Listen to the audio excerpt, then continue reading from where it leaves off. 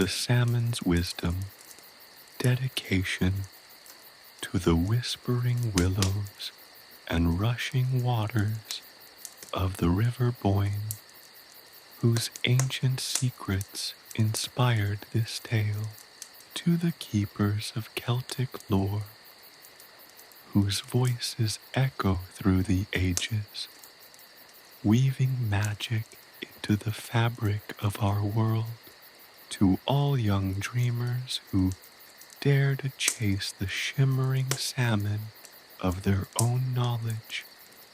May your journey be filled with wonder, courage, and the enduring power of belief. This story is dedicated to you, the brave hearts who seek the wisdom hidden within the heart of the world, and the even greater wisdom hidden within yourselves. May your path be illuminated by the shimmering scales of understanding, leading you to the shores of self-discovery and the boundless ocean of your own potential. This is a dedication not only to the land of ancient myths and legends, but also to the ever-evolving spirit of youth, which is as boundless as the river itself and as deep as the mysteries it holds. May the echoes of the Boyne's whispers guide you always, and may you find strength in the whispers of the ancient tales, for they hold the keys to unlocking your own destinies. May the legacy of the Salmon of Knowledge continue to inspire you to seek knowledge, not just for its own sake, but for the betterment of the world. And finally, this is for every young person who has ever felt the tug of a powerful dream, the pull of an unknown path, and the exhilaration of a quest that calls to the very soul. For it is in the following of these dreams that we find our truest selves, our greatest strengths, and the wisdom that allows us to change the world. May this story be a reminder of the boundless magic within you, and may it inspire you to embrace your own unique path, guided by your own inner salmon of knowledge, to catch the shimmering scales of wisdom and understanding, and to share the bounty of that wisdom with the world around you. For it is through sharing this wisdom that we truly find our place in the grand tapestry of life and legend. Whispers of the ancient druid. The air hung heavy with the scent of damp earth and ancient trees, a perfume both earthy and ethereal that clung to the folds of the valley cradling the River Boyne. Young Fionn, barely a man, but with eyes that held the restless spirit of a seasoned adventurer, stood at the edge of the whispering woods, his gaze fixed on the shimmering ribbon of water that snaked its way through the emerald heart of Ireland. He wasn't merely looking at the river. He felt its pulse, its ancient heartbeat resonating within his own chest. The Boyne, they said, was more than just a river. It was a vein of magic, a conduit to the other world, a place where the veil between realms thinned to the sheerest gossamer. Tonight, The river seemed to whisper secrets only he could hear. A low, murmuring wind stirred the leaves of the ancient oaks. Their branches gnarled and twisted like the limbs of forgotten gods, weaving a tapestry of shadows that danced in the fading light. It was a wind carrying more than just the scent of rain. It carried a prophecy, a song sung on the breath of ages. The prophecy came to him not in a grand, booming voice, but in a series of cryptic rhymes delivered on the rustling breath of the wind, each word a seed planted in the fertile ground of his imagination. He heard it woven into the sighing of the reeds, the croaking of the frogs, even in the rhythmic lapping of the water against the river bank. The words were ancient, shrouded in the mist of time, yet they resonated with a clarity that pierced his very soul. Seek the salmon, silver-scaled and wise, the wind whispered, its voice like the rustling of silk. In Boyne's embrace, where magic lies, a single scale, a taste divine, will grant you wisdom, knowledge thine. The verses spoke of a journey fraught with peril, a quest for the legendary Salmon of Knowledge, a creature of myth and magic said to hold the wisdom of ages within its shimmering scales. The prophecy hinted at trials that would test his courage, his wit, and the very core of his being, but it also spoke of transformation, of a destiny yet unwritten, waiting to be revealed in the heart of the ancient river.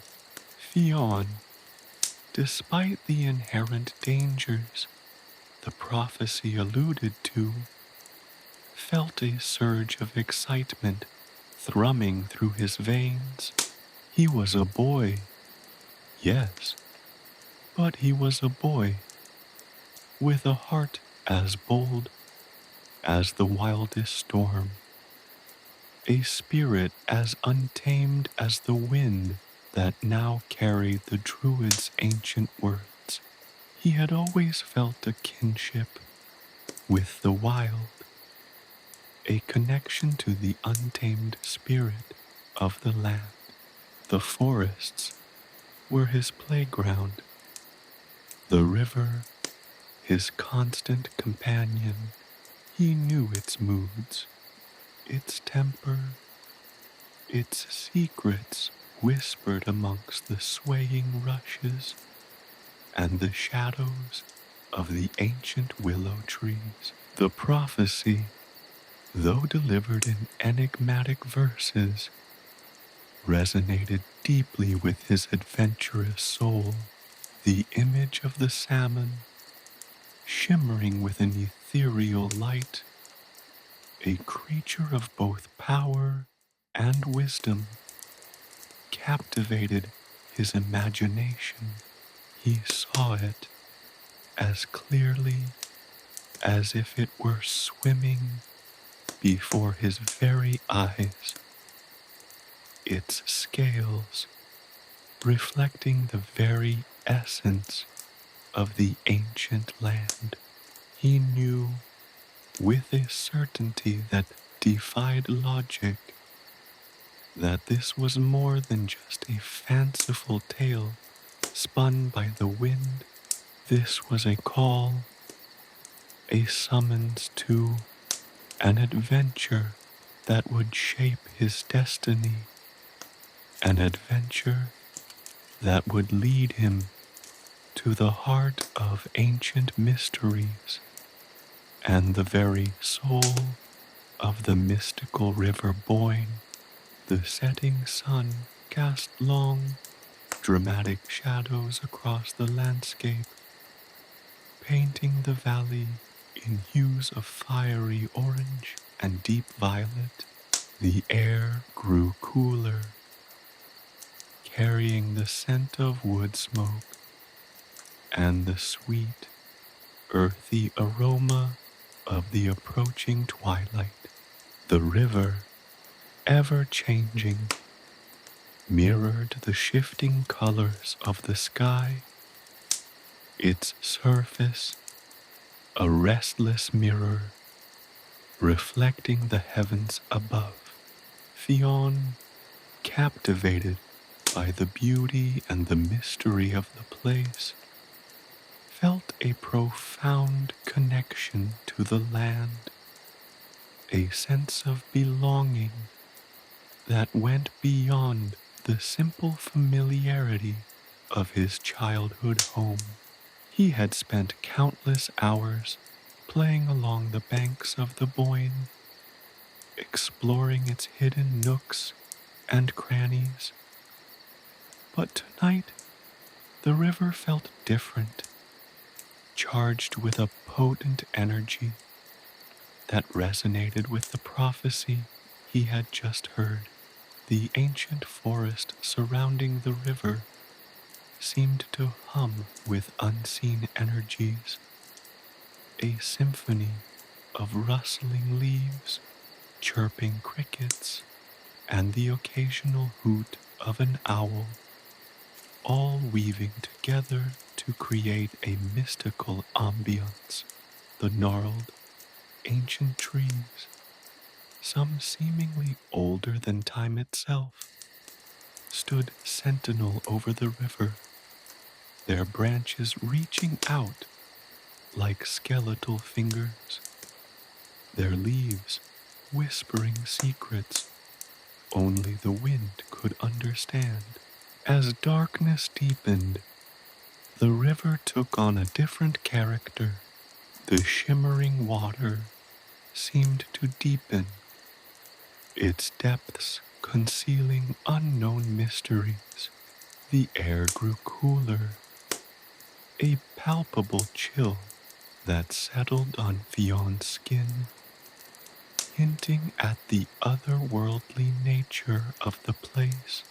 The wind, now carrying a mournful sigh, seemed to carry the weight of centuries, whispering stories of forgotten heroes and magical creatures. He pictured the salmon, its silver scales reflecting the moonlight, its form a blur of motion beneath the surface, a creature both elusive and powerful. He imagined the challenges that lay ahead, the guardians of the river, the treacherous currents, the mystical obstacles that would test his courage and his resolve.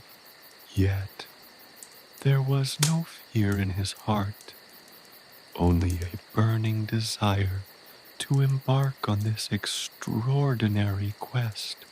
The call of the Boyne, carried on the wind, had awakened something deep within him, a longing for adventure, a thirst for knowledge, a determination to unravel the mysteries that lay hidden in the heart of the ancient river. He knew, with a certainty that transcended doubt, that he was ready to answer the call. He turned his back on the familiar comfort of his village, the familiar faces of his family and friends, and stepped into the shadows of the ancient forest, his heart beating with the rhythm of the river, his spirit as untamed as the wind that carried the whispers of the ancient druid. The path ahead was uncertain, perilous even, but the allure of the unknown, the promise of wisdom, and the call of the legendary Salmon of Knowledge spurred him onward.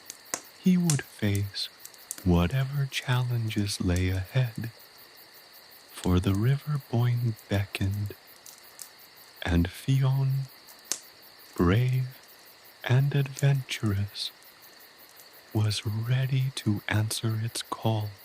The journey to the Salmon of Knowledge was about to begin. The river's enchantment. The river, initially a shimmering ribbon of silver under the fading light, now revealed itself as a far more complex entity. As Fionn ventured closer, its gentle murmur transformed into a powerful susurrus, a symphony of rushing water and swirling currents that seemed to pulse with an almost sentient energy. The air vibrated with the river's might, a tangible force that both thrilled and intimidated him. He felt a strange kinship with its untamed spirit, a connection that resonated deep within his soul. He knelt at the water's edge, his fingers tracing the cool smoothness of the stones. The water, initially clear and inviting, deepened into shades of emerald and sapphire, hinting at the unseen depths below.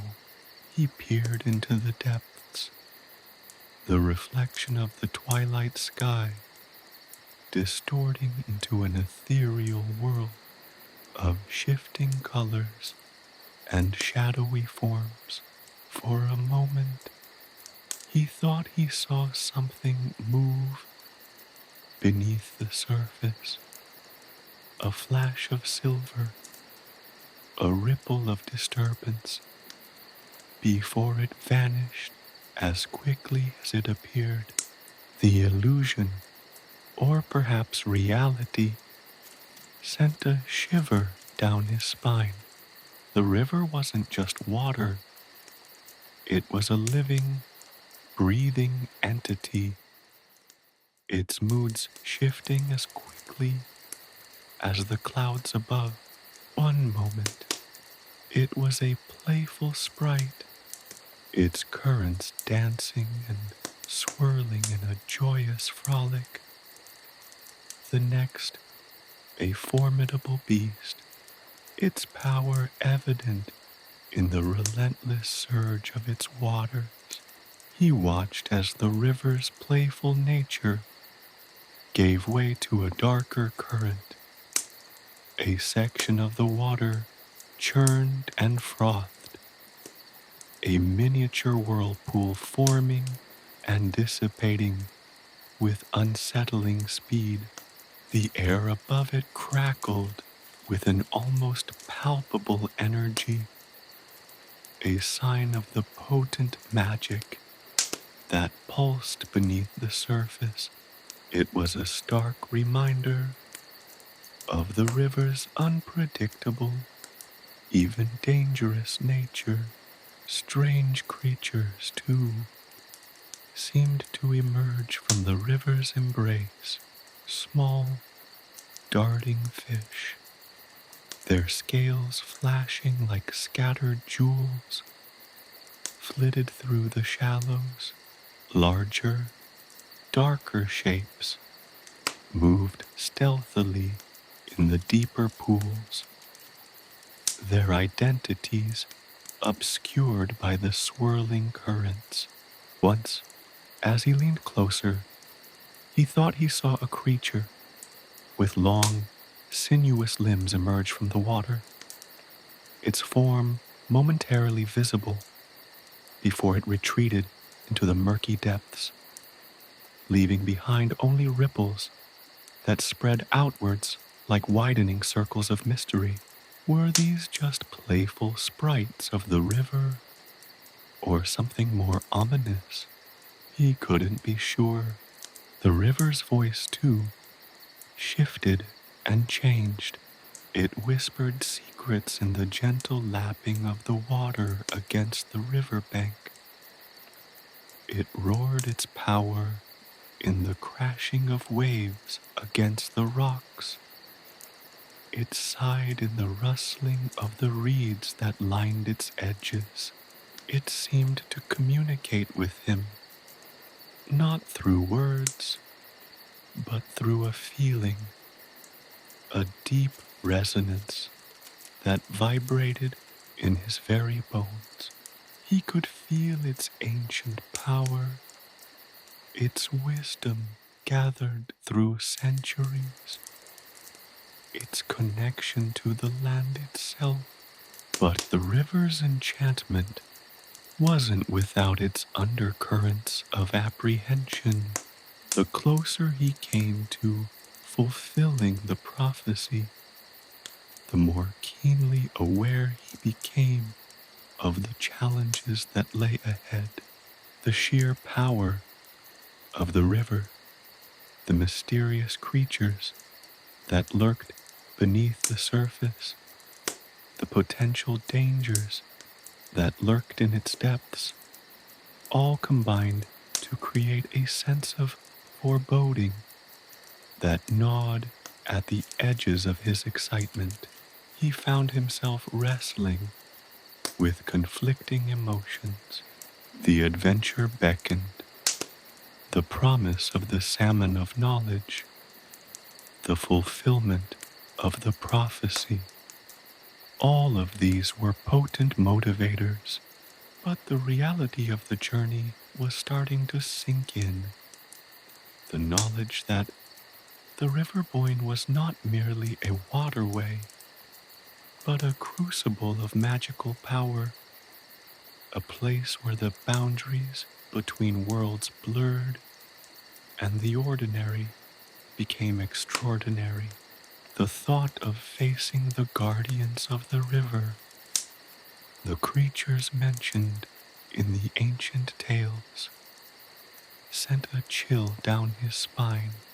He imagined their formidable forms, their power, and their determination to protect the Salmon of Knowledge.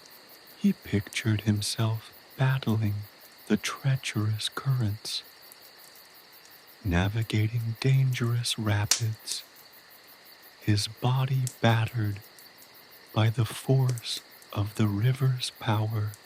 He wondered what skills and courage it would require to overcome these obstacles.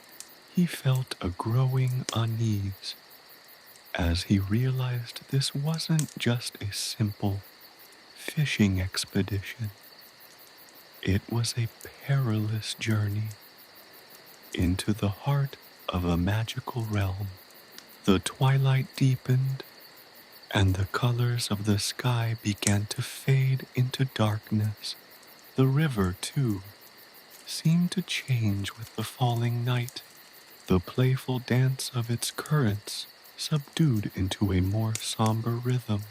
The playful glimmer of its surface deepened into an enigmatic darkness, concealing its secrets beneath a black, mirroring veil. The air grew colder, carrying the scent of damp earth and the chilling breath of the approaching night. The ancient trees that lined the riverbank loomed over him like shadowy sentinels, their branches reaching out like skeletal fingers into the gathering gloom. Yet, despite the growing sense of apprehension, a spark of determination burned bright within him. The call of the salmon of knowledge, the promise of wisdom and understanding, outweighed his fear.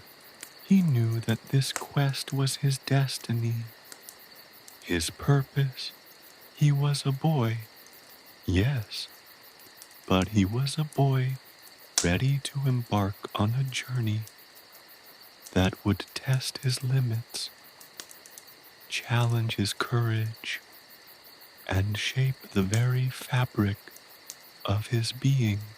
He felt the river's energy pulsing within him, mirroring the beat of his own heart. It was a connection deeper than blood, older than time, a bond forged in the ancient heart of the land. He felt the magic of the river, the mystical power that thrummed through its waters, and he knew with an unwavering certainty that he was ready to face whatever lay ahead.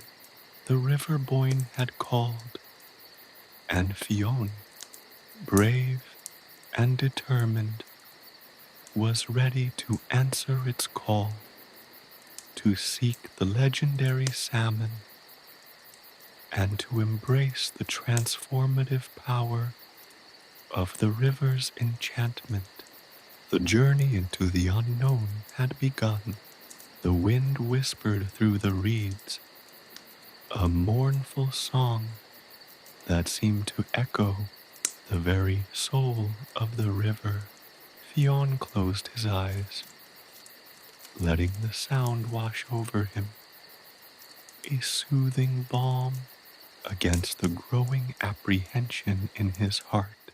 He breathed deeply, filling his lungs with the damp, earthy scent of the night, the smell of the river itself, a fragrance both ancient and intoxicating.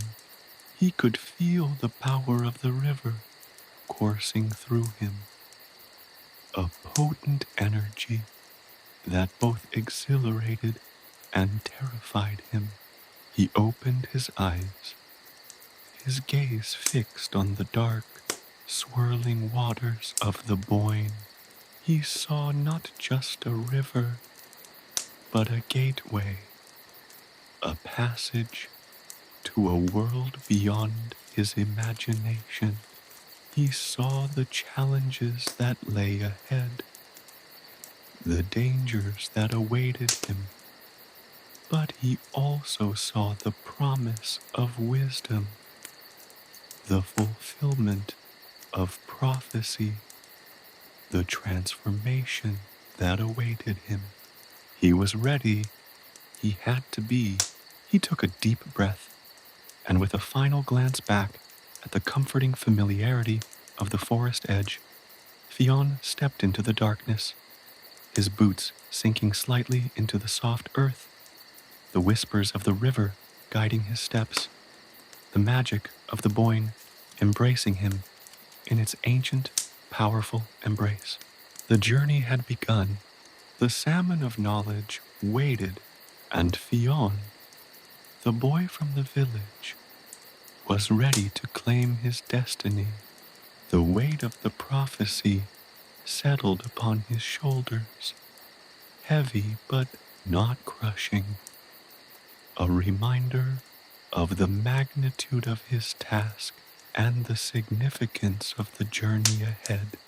The whispers of the river, once a soothing lullaby, now sounded like a battle cry, urging him forward into the night, into the heart of the magical river, and into the unfolding of his own extraordinary tale. The journey was long, the path uncertain, but the call of the Boyne echoed in his heart, a persistent drumbeat driving him onward towards the shimmering scales and the wisdom of ages preparing for the quest. The druid's words, etched in Fionn's memory, like runes carved into ancient stone, were both a map and a riddle. Seek the whispering reeds, where the moon kisses the water. Find the stone that holds the sun's warmth, and braid the willow's tears into your journey. These cryptic clues formed the foundation of Fionn's preparations, a quest that involved not just gathering supplies, but also a deeper, more profound inner journey. His first stop was his grandmother's cottage, a haven of warmth and ancient lore nestled at the edge of the whispering woods. His grandmother, a woman whose wisdom rivaled the oldest trees, understood the language of the river better than anyone. She listened patiently as he recounted the druid's prophecy, her eyes twinkling with a knowing light. From her, he received a small, intricately carved wooden box, its surface polished smooth by years of handling. Inside, nestled amongst fragrant herbs, was a length of strong, supple rope, woven from the fibers of the river reeds themselves, and a smooth gray stone, warm to the touch, that seemed to pulse with a faint inner light. The river whispered secrets, she said, her voice low and resonant. But it also tests courage. This rope will aid your journey, and the sunstone will guide you when the path grows dark. Next, he sought the counsel of the village elder, a man named Cormac, known for his encyclopedic knowledge of the Boyne's legends. Cormac, his face a roadmap of wrinkles etched by time and experience, spoke of the river's capricious nature, of the guardians that protected its secrets, and of the trials that awaited those who dared to challenge its power. He recounted tales of mischievous water sprites, of the fearsome eel-like creatures that guarded the deepest pools, and of the swirling currents that could trap even the most seasoned rivermen. He spoke of the river's moods, how it could shift from a gentle lullaby to a raging tempest in the blink of an eye, its currents capricious and its power unpredictable. Cormac's words, though painting a picture of considerable danger, infused Fionn with a sense of awe and respect for the river and its inherent power. This respect was just as crucial to the success of his quest as any physical preparation. The Boyne is not to be trifled with, lad, Cormac warned, his voice gravelly with age. It demands respect, not conquest. Understand its rhythms, heed its warnings, and perhaps, just perhaps, it will share its secrets. He presented Fionn with a small leather pouch containing several smooth gray stones, each marked with a different symbol. These are river runes, Cormac explained. Use them wisely and they may offer guidance when you're lost. His physical preparations were as meticulous as the gathering of lore. He sharpened his small knife, the only weapon he possessed, ensuring its edge was keen enough to slice through the toughest reeds. He collected dried berries and nuts, provisions to sustain him on his journey, carefully storing them in a waterproof pouch fashioned from deerskin. He practiced his swimming, strengthening his arms and legs, understanding that the river's currents would test his strength to its limits.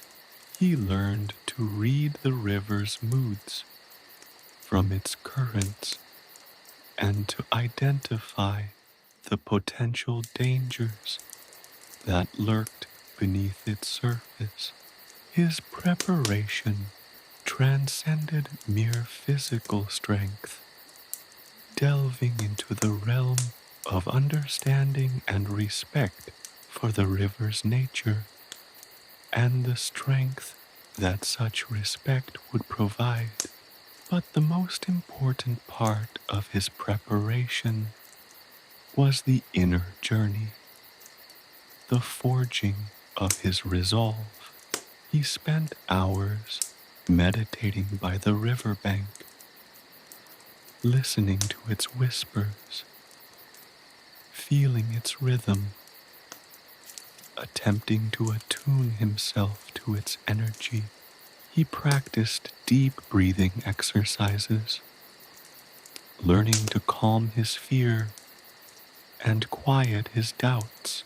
He focused his mind, striving to develop the mental fortitude necessary to face the challenges that lay ahead. He learned to trust his instincts, to interpret the signs and signals the river might send his way.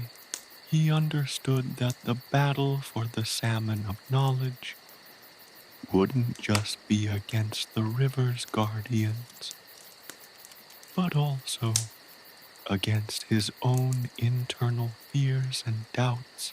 As the day of his departure approached, a palpable tension hung over the village. The women prayed for his safe return. The men offered words of encouragement laced with concern, and the children watched with wide, awestruck eyes. The atmosphere felt heavy with the weight of unspoken fears and the profound significance of his quest. This wasn't just a boy's adventure. It was a pivotal moment in the village's history, a moment that could shape their future. The evening before his departure, Fionn climbed to the highest point overlooking the village, the wind whipping through his hair, the setting sun painting the sky in hues of fiery orange and deep purple. He looked down at his home, the familiar thatched roofs and smoking chimneys, a picture of tranquility that would soon be replaced by the unknown. A wave of emotion washed over him. Fear, excitement, determination, and a profound sense of responsibility. He was a boy, yes, but the weight of his quest felt heavy on his young shoulders. He closed his eyes and felt the river's energy flowing through him, a potent force that filled him with a sense of purpose. he returned to his home, his heart both heavy and light. He embraced his parents, his words of reassurance, feeling inadequate against the unspoken anxieties that filled the room. He shared stories of the river with his younger siblings, creating an adventure that they could also participate in. The small act of sharing eased some of his own anxieties, providing a tangible link to the life he was leaving. He checked his supplies one final time. The rope, the sunstone, the river runes. He felt a sense of peace. He was prepared, not just physically, but spiritually and emotionally. He was ready to meet the challenges that awaited him. As darkness descended, Fionn slipped away silently. He moved through the sleeping village, the only sound his own footsteps on the dew-kissed grass. He carried with him not only the practical tools for his journey, but also the blessings of his family, the wisdom of his elders, and the unwavering conviction in his own heart. The moon hung high in the sky, its ethereal light guiding his steps toward the River Boyne.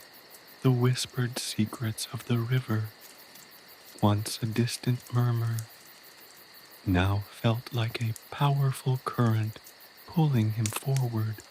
He was no longer just a boy. He was a seeker, a warrior, a champion on a perilous quest. The call of the Boyne had been answered. The journey into the unknown had begun in earnest. The weight of the prophecy, once heavy, now felt like a mantle of purpose, a cloak of courage that wrapped him in its protective embrace. Encountering the guardians, the reeds whispered secrets as Fionn pushed deeper into the heart of the Boyne.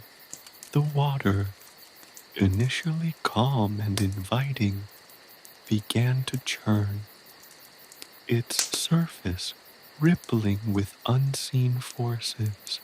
The air grew heavy, thick with the scent of damp earth and something else, something ancient and untamed.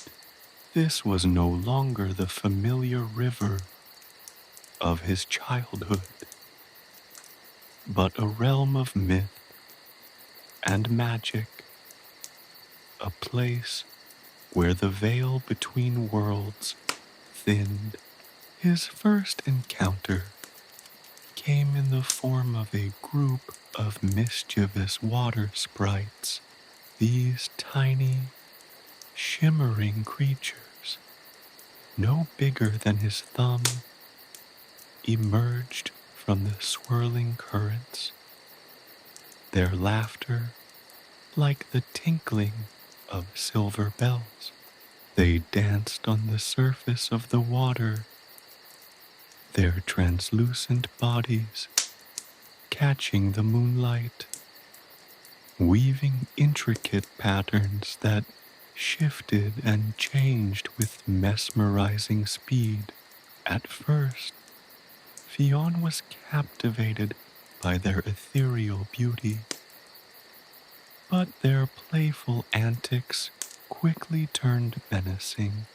They tugged at his clothes, trying to pull him off balance, their laughter turning sharp and mocking as they attempted to lead him astray. Fionn remembered Cormac's warning about the river's capricious nature, he remained calm, resisting the urge to panic. He recalled his grandmother's words about the river's tests of courage. He steadied himself, focusing on his breathing, remembering the deep breathing exercises he had practiced. His heart pounded, but his mind remained clear. He reached into the pouch Cormac had given him and selected a rune, a symbol of calm and steadfastness. He held it aloft, its gray surface reflecting the moonlight. The sprites paused, momentarily mesmerized by the rune's subtle glow.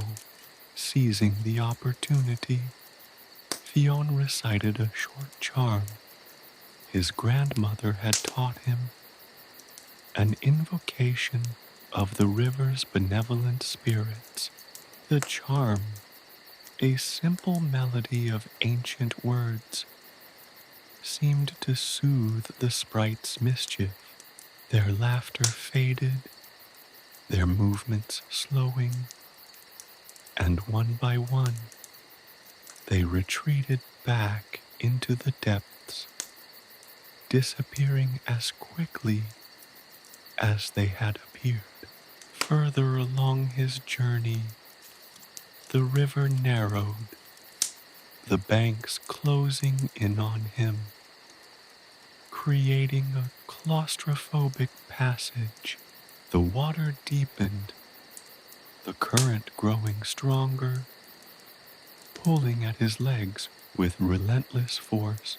As he struggled against the powerful flow, a shadowy form emerged from the depths, its eyes glowing like embers in the darkness. It was a kelpie, a shape-shifting water horse, its body long and sinuous, its coat the color of midnight. Its mournful whinny echoed through the narrow passage, a sound that sent shivers down Fionn's spine. The kelpie was a creature of immense power, its presence filling him with both terror and awe. He knew from Cormac's tales that the kelpie could lure travelers to their deaths, its enticing calls masking its deadly intention. But Fionn also knew that the kelpie was not simply a force of evil. It was a guardian, a protector of the river's secrets. He had to show respect and find a way to pass without incurring its wrath. Instead of fighting, he showed his respect. He bowed his head, murmuring a prayer to the ancient spirits of the river, acknowledging the kelpie's power and the importance of his mission. He spoke to the kelpie, explaining his quest, emphasizing his respect for the river and the knowledge he sought. His words, spoken with sincerity and respect, seemed to resonate with the kelpie. The glowing eyes softened slightly, the whinny becoming less mournful, more a low hum.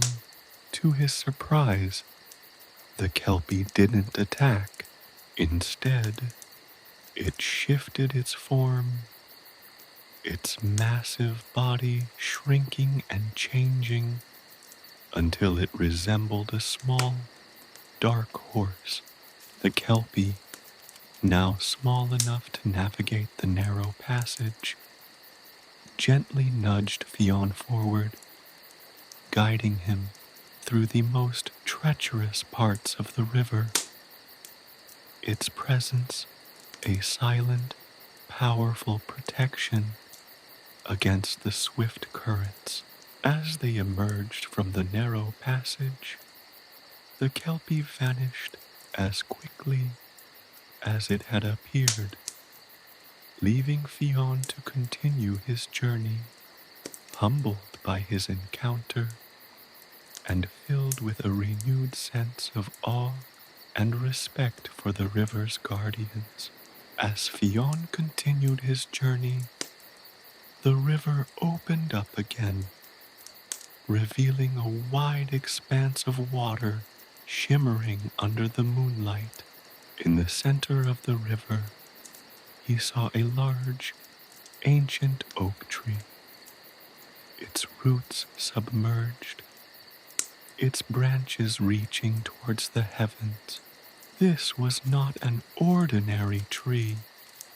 It was a sacred grove, a place where the veil between the worlds was particularly thin.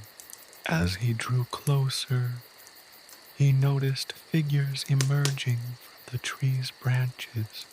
They were the Fir Gorta, the creatures of famine, gaunt and skeletal beings with eyes that burned with hunger. They represented the dangers of unchecked ambition and the harsh realities of nature. Unlike the kelpie, their intent was clear. They were testing his resolve. They encircled him, their whispers chilling, promising him knowledge and power if he would only abandon his quest, tempting him to succumb to despair and accept their offer. Fionn, remembering Cormac's stories of the river's trials, knew he could not yield. He had prepared himself, not only physically, but mentally and spiritually. He had learned to trust his instincts, to discern the truth from the illusion. He drew upon the wisdom he had gathered from his elders, the strength he had found within himself during his meditative practices. He recognized these figures as an embodiment of his own fears and doubts, the inner demons he needed to conquer. He stood firm, his gaze unwavering. He knew that true knowledge came not from surrendering to temptation, but from overcoming adversity. He refused their insidious whispers, his voice ringing with conviction. He reminded himself of his purpose, to seek the salmon of knowledge, not for personal gain, but to serve his people. His determination seemed to break the Fir Gorta's hold. Their whispers faded, their forms becoming less distinct. With a final sigh, they dissolved back into the branches of the ancient oak, leaving Fionn to continue his journey, strengthened by his resilience and fortified in his resolve. His journey continued, each encounter shaping his character and preparing him for the trials ahead. He met small, helpful creatures too, the water spirits who warned him of hidden rocks and shifting currents. Sharing their knowledge freely, he learned to interpret the river's language, to understand its moods and its rhythms. respecting its power and its mysteries. These were not mere encounters, but lessons, trials that tested his courage, his wit, his resilience, and ultimately his worthiness to claim the Salmon of Knowledge. The river was not just a physical obstacle, but a crucible forging him into a young man, strong and capable, ready to face the greater challenges that still lay ahead. The journey was far from over, but Fionn felt increasingly confident, his heart filled with purpose, his spirit tempered by the river's trials. He was prepared. He was ready. The call of the Boyne was a summons to adventure, a test of spirit, a journey into the very heart of Celtic myth. He had answered that call. The first glimpse of the salmon, the current eased, the river widening into a tranquil pool, hidden amongst a curtain of weeping willows that seemed to whisper secrets only the wind could understand. The air hummed with an almost palpable energy, a thrumming vibration that resonated deep within Fionn's chest.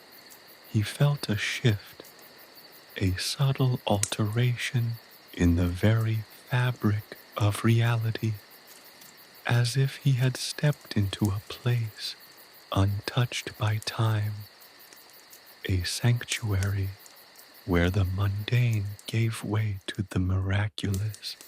He was no longer simply navigating a river. He was entering a sacred space, a liminal realm between the world of mortals and the world of myth. Here, bathed in the ethereal glow of the moon, the water held a different quality. It seemed to shimmer, to breathe, its surface rippling with an inner light that hinted at the wonders hidden beneath. The willows themselves seemed to sway in rhythm with an unseen music, their branches gracefully dipping and rising as if bowing to some unseen presence.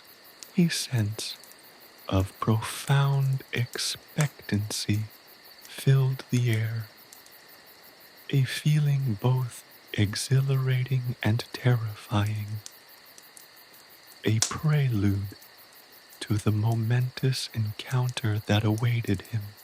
He moved slowly, cautiously, his every step measured and deliberate. He had come so far, faced so many trials, and yet the anticipation of meeting the Salmon of Knowledge felt as if it were the true test of his journey. Every fiber of his being tingled with a mixture of awe and trepidation. The whispers of the river, once a source of guidance, now felt hushed, respectful, almost reverent. Then he saw it. At first it was only a flash of silver, a glint of light in the deepest part of the pool, a fleeting shimmer that might have been a trick of the moonlight. But as his eyes adjusted to the ethereal luminescence of the hidden pool, the image solidified. resolving itself into a creature of breathtaking beauty and unearthly power, the Salmon of Knowledge. It was larger than any fish Fionn had ever seen, its scales shimmering with an iridescent light that shifted and changed with every movement. Each scale seemed to hold a universe of its own, a constellation of colors and patterns that defied description. The light that emanated from its body was not merely reflective, it was intrinsic, a radiant energy that illuminated the pool and cast a magical glow upon the surrounding willows. The fish moved with an almost balletic grace, its movements fluid and effortless, a perfect harmony of power and elegance. It seemed to glide through the water rather than swim, its passage leaving no ripples, no disturbance in the tranquil surface of the pool. Its fins, delicate yet strong, pulsed gently, propelling it with an almost supernatural ease. Its eyes, large and luminous, seemed to hold the wisdom of ages, gazing out at Fionn with an ancient, knowing look. Fionn felt a wave of emotion wash over him. Wonder, awe, fear, respect, all mingled together in a potent cocktail of feelings.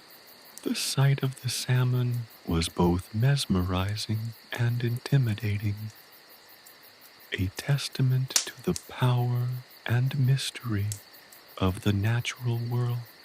The air thrummed with an almost tangible energy, a presence that made the hairs on the back of his neck stand on end. This was more than a fish. This was a creature of myth, a being of pure magic, a living embodiment of ancient lore. He felt a profound connection to the salmon, a sense of kinship that transcended the boundaries of species. It was as if the creature understood his quest, his yearning for knowledge, his longing to unlock the secrets of the past. Yet, at the same time, he felt an overwhelming sense of insignificance, a humbling awareness of his own limitations in the face of such immense power. The salmon seemed to sense Fionn's presence, its luminous eyes fixated upon him. It paused its graceful dance, hovering in the water like a jewel suspended in time.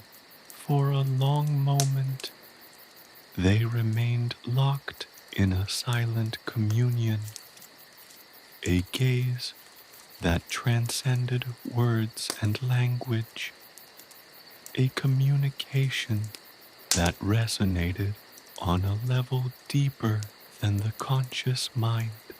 The silence stretched, broken only by the gentle whisper of the willows and the soft gurgle of the water, creating an atmosphere of sacred anticipation.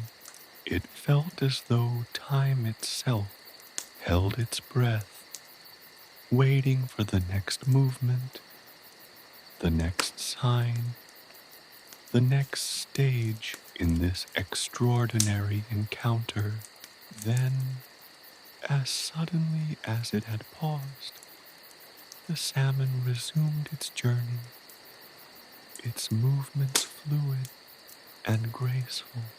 It circled the pool once, twice, then vanished into the depths, leaving Fionn alone in the pool's ethereal glow, his heart pounding, his mind buzzing with the intensity of the encounter. The air seemed charged, thick with residual magic, the very essence of the salmon lingering in the space it had occupied. He stood there for a long time, absorbing the afterglow of the encounter, trying to comprehend what he had witnessed. He understood now that the journey wasn't simply about capturing the fish, but about encountering the essence of knowledge itself. The Salmon of Knowledge wasn't just a creature of flesh and scales. It was a symbol, a representation of the boundless wisdom that lay hidden within the world, awaiting discovery. The experience had changed him.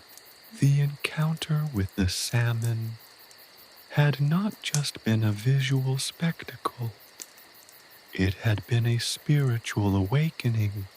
He felt cleansed, purified, his mind sharper, his senses heightened. The journey to the Salmon of Knowledge was not just a quest for a magical object, it was a journey within himself. He had learned that courage wasn't the absence of fear, but the triumph over it. That wisdom came not from simply possessing knowledge, but from understanding its significance and integrating it into one's life. The river, once a challenge, had become a teacher, guiding him towards self-discovery and a deeper understanding of the world. As the moon climbed higher, casting long shadows across the water, Fionn realized the salmon's absence was not an end, but a beginning. He had seen the Salmon of Knowledge, and that vision alone had changed him irrevocably. He felt a surge of confidence, a renewed sense of purpose, a certainty that his quest was far from over, but that the greatest reward lay not in the possession of the salmon's scale, but in the transformation it had wrought within him. He rose, leaving the pool, the memory of the salmon's ethereal light imprinted upon his soul.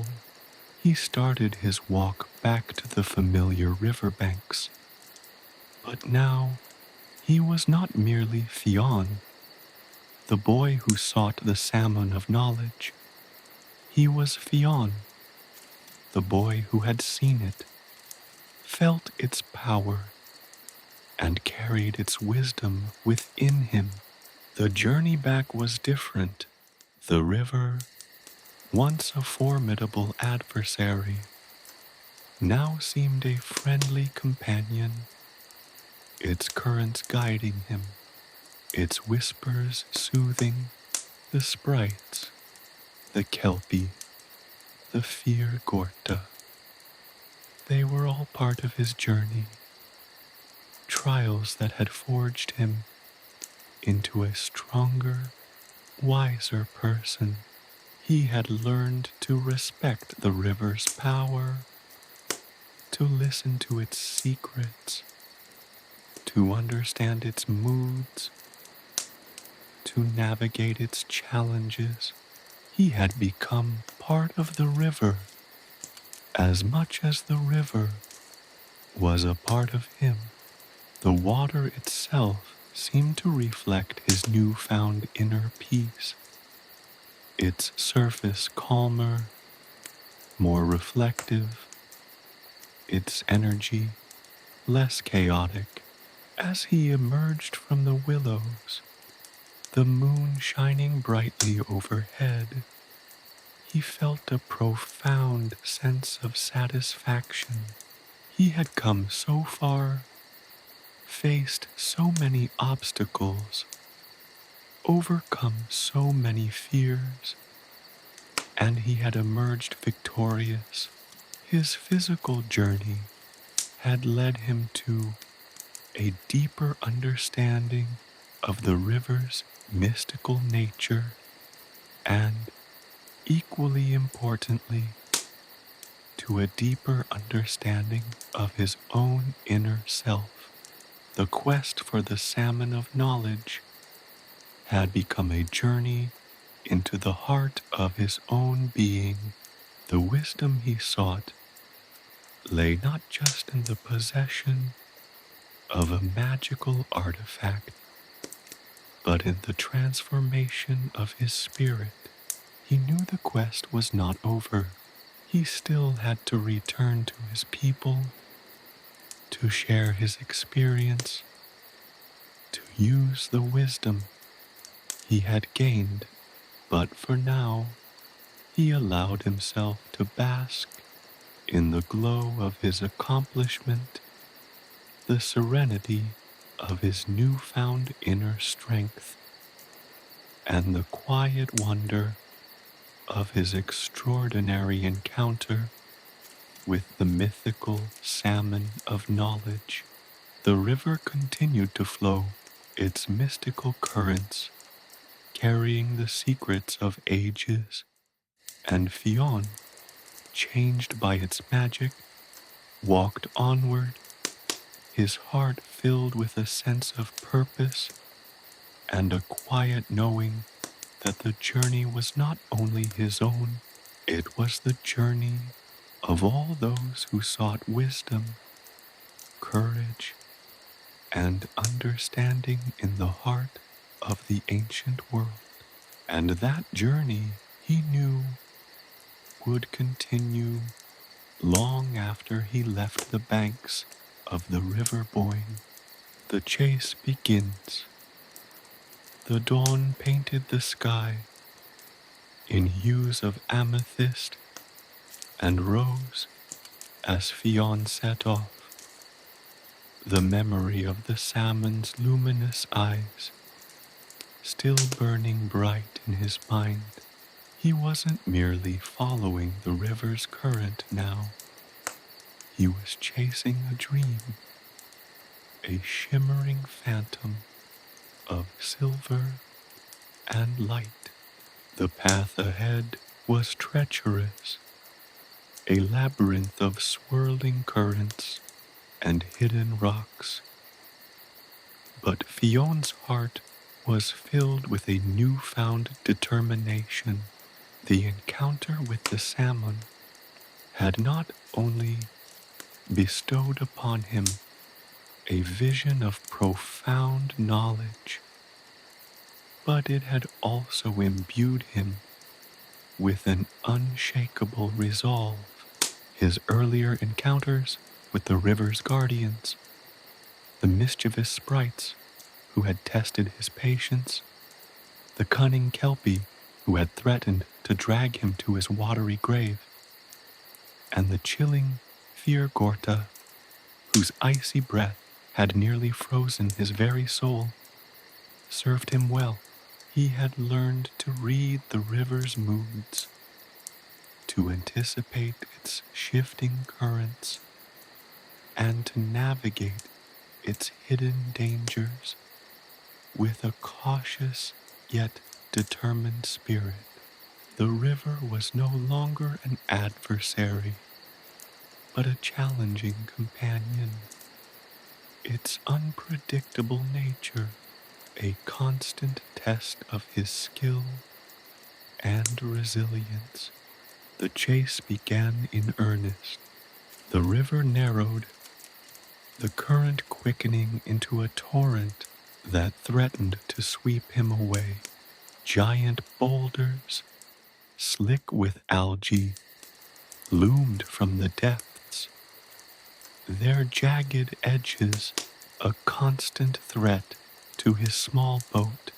Fionn paddled with unwavering strength, his muscles burning, his breath catching in his throat.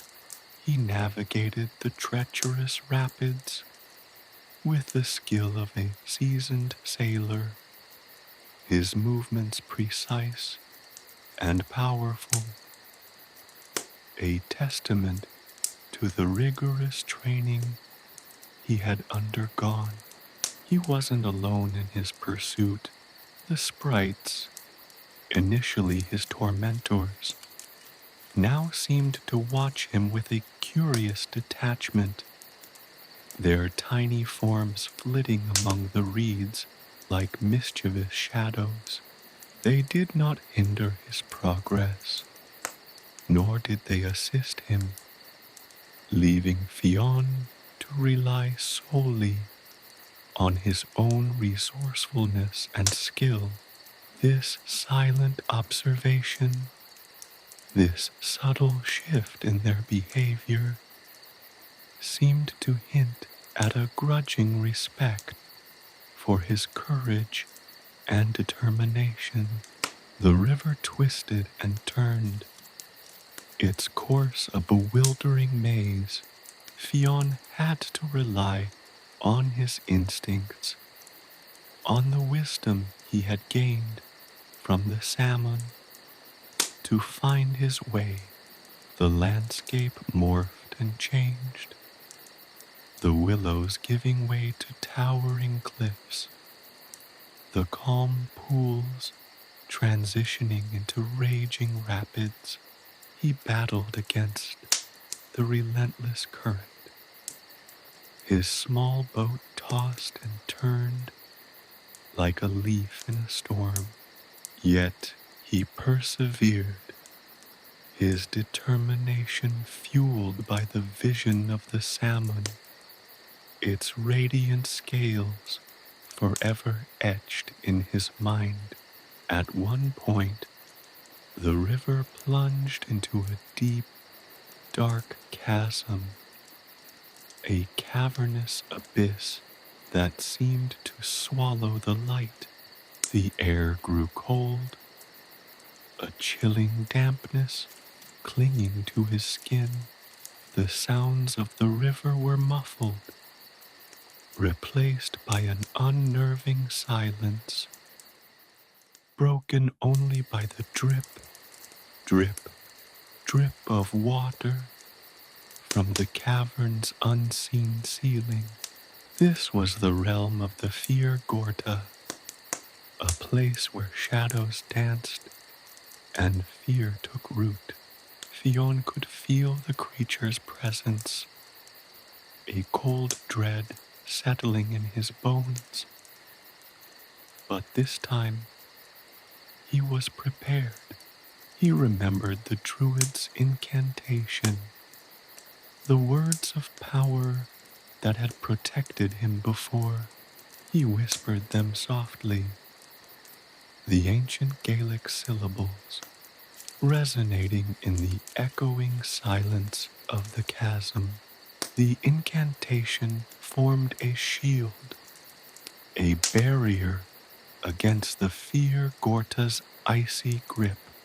He felt a surge of protective energy, a warmth spreading through his body, countering the chilling presence that threatened to engulf him.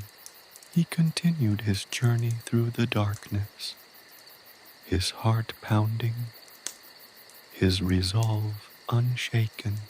Emerging from the chasm, Fionn found himself in a hidden lagoon, a tranquil oasis in the heart of the wild river. The water here was still and clear, reflecting the sky like a mirror. The air was filled with the scent of wildflowers and the gentle murmur of the breeze. He felt a sense of relief wash over him, the tension of the chase momentarily easing. This was a moment of respite, a chance to gather his strength for the final leg of his journey. But the respite was short-lived. As he continued his pursuit, the river became increasingly treacherous, the currents growing stronger, the obstacles more numerous. He faced whirlpools that threatened to capsize his boat, submerged rocks that scraped against its hull, and swirling eddies that tugged at him with unrelenting force. Each challenge tested his skills, his strength, his courage, and his unwavering determination. He passed waterfalls that cascaded down sheer cliffs, their roar deafening, their spray chilling. He navigated narrow channels where the slightest mistake could have sent him plummeting into the depths. He dodged fallen trees, their branches snagged in the current, their decaying wood a testament to the river's relentless power. But through it all, Fionn persevered, his spirit unbroken, his resolve strengthened by every obstacle overcome. Finally, after what seemed like an eternity, he reached the final stretch of the river, a serene pool nestled amongst a grove of ancient oak trees.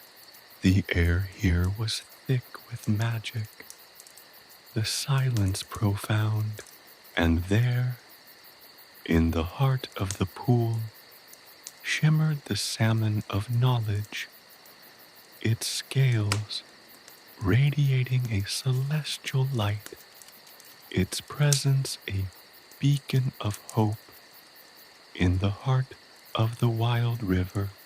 This wasn't the end of the chase, but it was a culmination of it. The physical pursuit had been a trial, a test of Fionn's endurance, his skill, and his unwavering belief in his quest.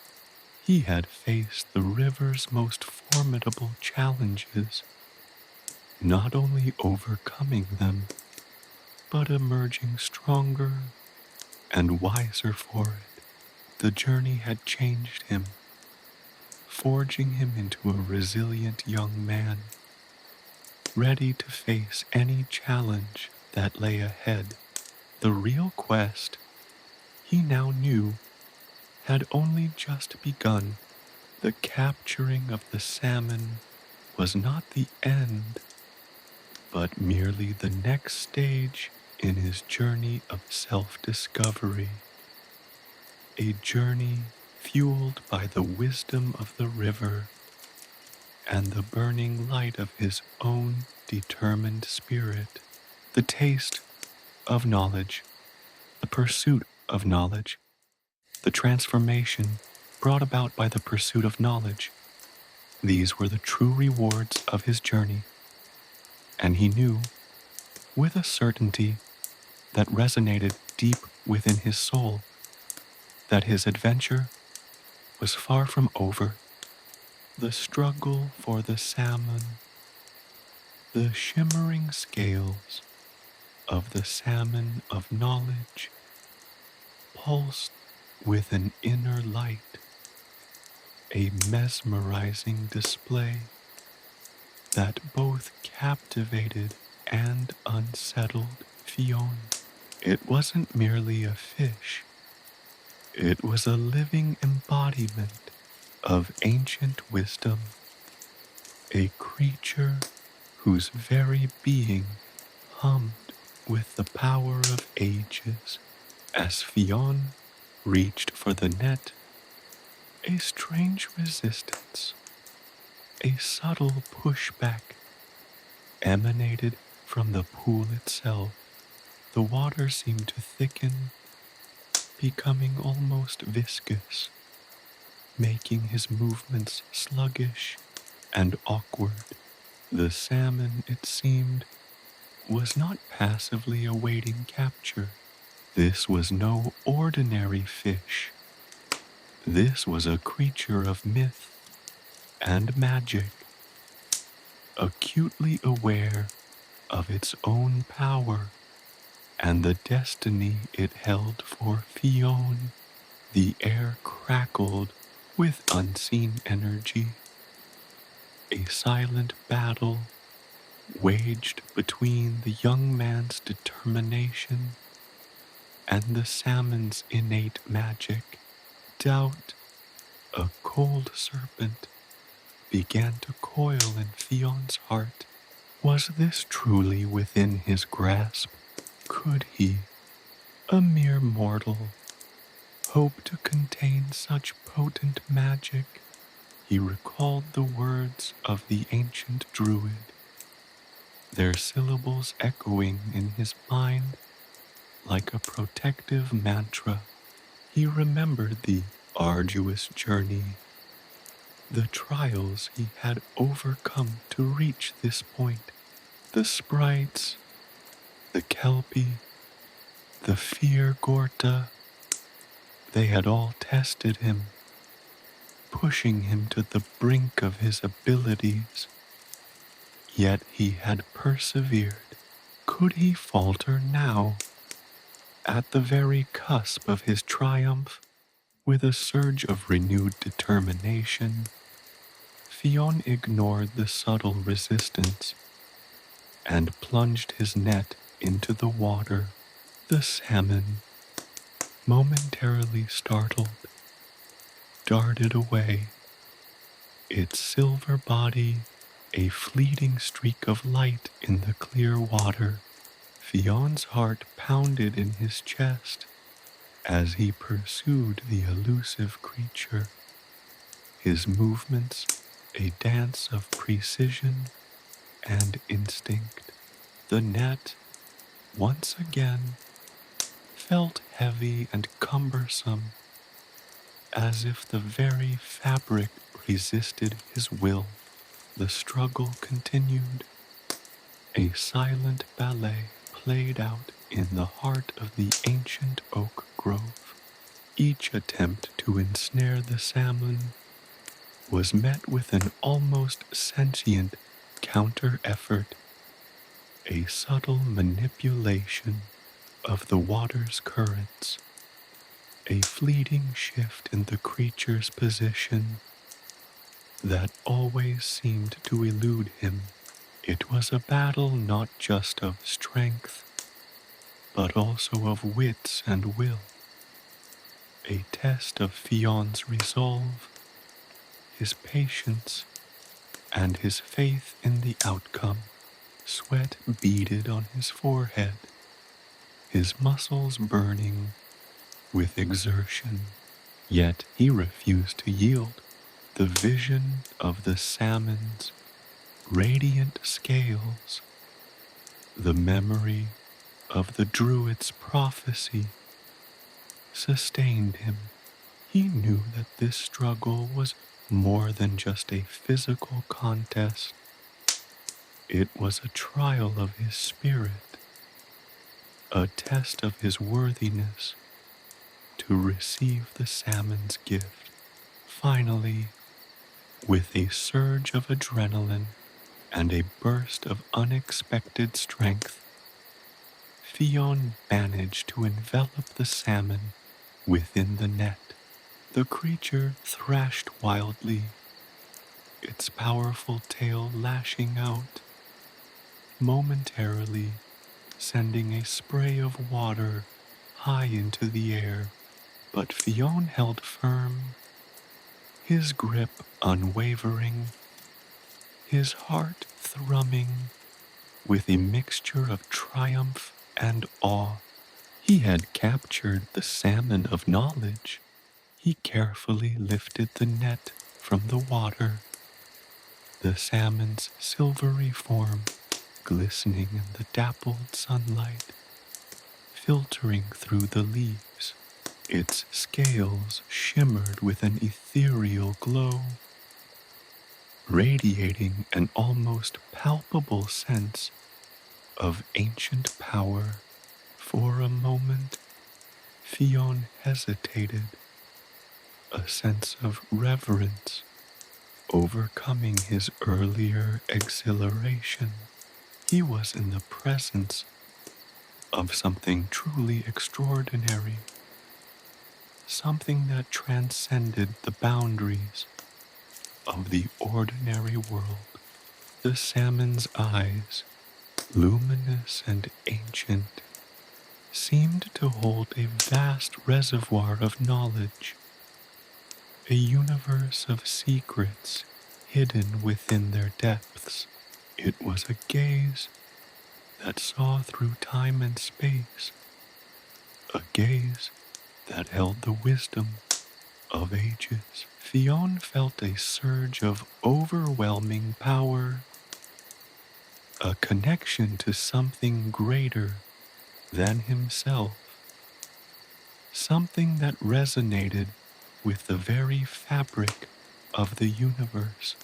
He knew in that moment that the true challenge was not in the capturing, but in the tasting.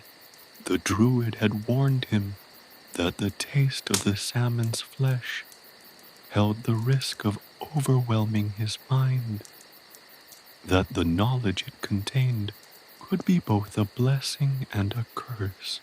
With trembling hands, Fionn carefully removed a single scale from the salmon, the iridescent surface cool and smooth against his fingertips. He had no need to kill the creature. This scale was a symbol and a vessel of the profound knowledge he sought. His heart filled with a mixture of anticipation, apprehension, and awe, he gently placed the scale on his tongue. A wave of intense energy washed over him, an explosion of images and sensations that flooded his senses. He saw visions of ancient battles, of legendary heroes, of forgotten kingdoms, rising and falling. He witnessed the creation of the world, the birth of the stars, the unfolding of time itself. The past, the present, and the future coalesced into a single, unbroken narrative. His mind expanded, his understanding deepened, his perspective shifted, revealing the intricate tapestry of existence in all its breathtaking complexity. It was an overwhelming experience, a torrent of information that threatened to overwhelm his senses. He felt as though he was simultaneously everywhere and nowhere, existing within the flow of time itself, a silent witness to the grand cosmic drama. But despite the intensity of it, a sense of profound understanding permeated it all. He was connected to the ancient heart of the world, to the mystical rhythms of existence, to the profound interconnectedness of all things. The taste faded, leaving behind a lingering sense of exhilaration, a profound understanding of his place in the universe. The knowledge he had gained was not simply intellectual, it was an experience that transformed him, shaping his perceptions, reshaping his destiny. He was no longer the same Fionn who had embarked on this quest. He was Fionn, son of Cumhal, bearer of the salmon's wisdom, a young man forever changed by the taste of knowledge and ready to face whatever fate might hold. The physical struggle had ended, but the true adventure had just begun. The ritual of the scale. The salmon, still thrashing weakly within the net, pulsed with a faint, ethereal light. Fionn, his breath ragged, knelt beside the river bank. The cool earth, a grounding presence against the tremor in his hands.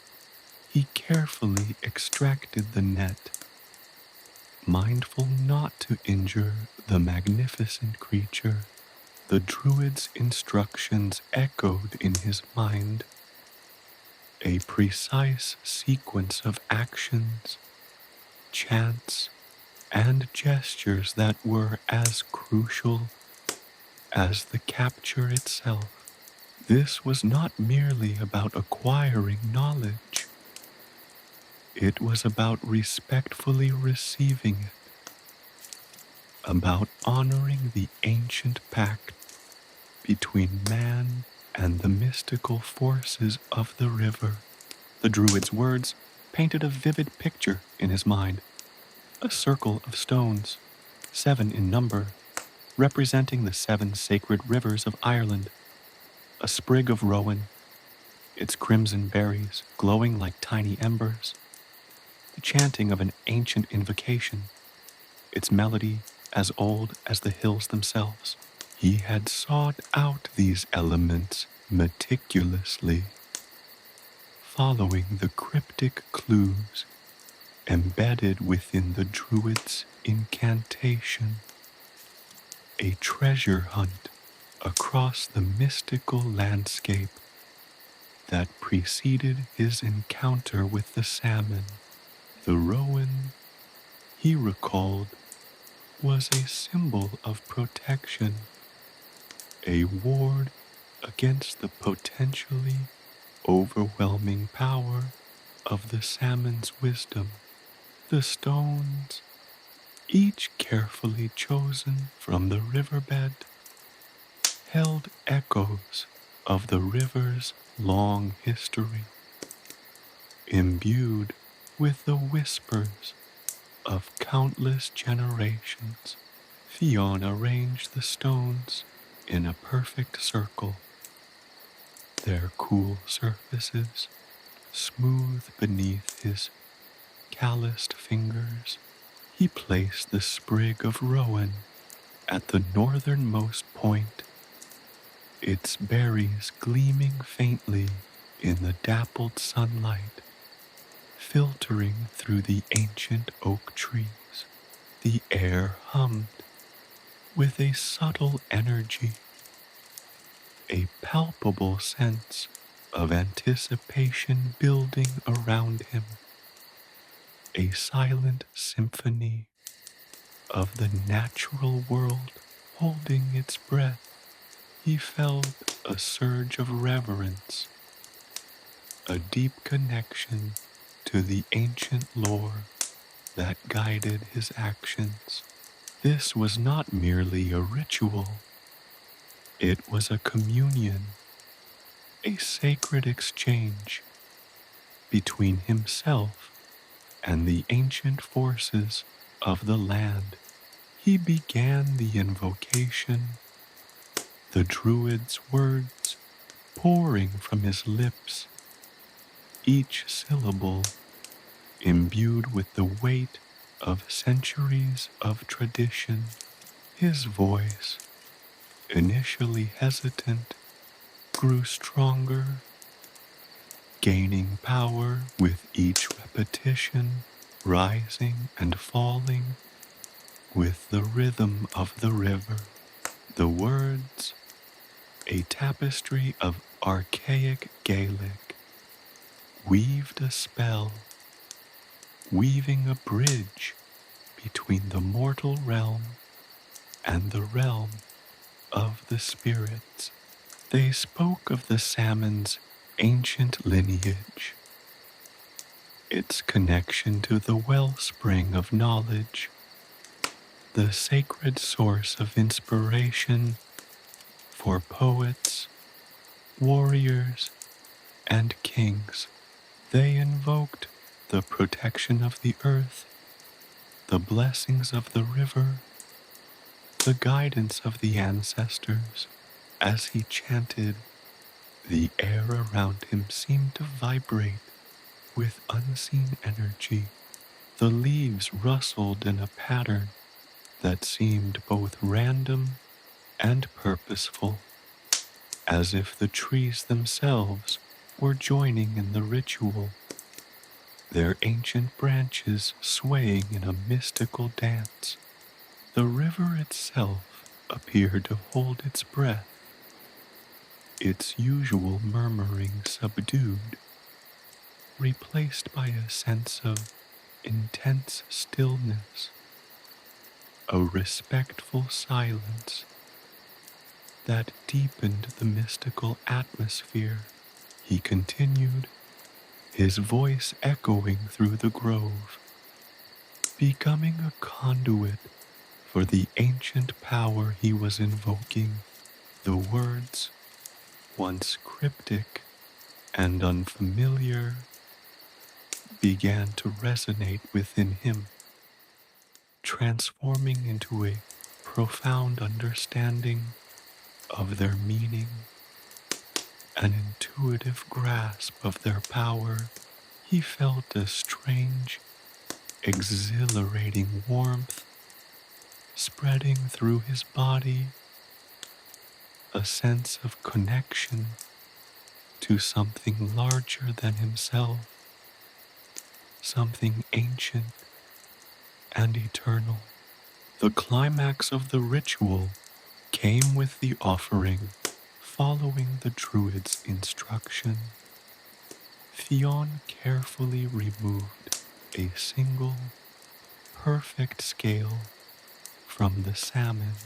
It shimmered with an ethereal light, reflecting the dappled sunlight like a captured rainbow. He held it aloft, his fingers trembling slightly, offering it as a tribute to the ancient forces, a gesture of respect and gratitude. The scale, a physical embodiment of the salmon's wisdom, pulsed with a gentle warmth, resonating with the energies he had invoked. He placed the scale on a flat stone, the smooth surface contrasting with the intricate patterns etched into its heart. Then, precisely according to the ancient rites, he uttered a final incantation, a short, powerful phrase that served as a key, unlocking the gateway to the salmon's wisdom. As the final word left his lips, the scale began to glow with an even more intense radiance, filling the small clearing with a brilliant light. The light intensified, Becoming almost blinding, Fionn closed his eyes, bracing himself for the experience. The air thrummed with energy, the very ground beneath his feet vibrating. He felt a surge of power, a torrent of knowledge flowing into him, overwhelming yet exhilarating.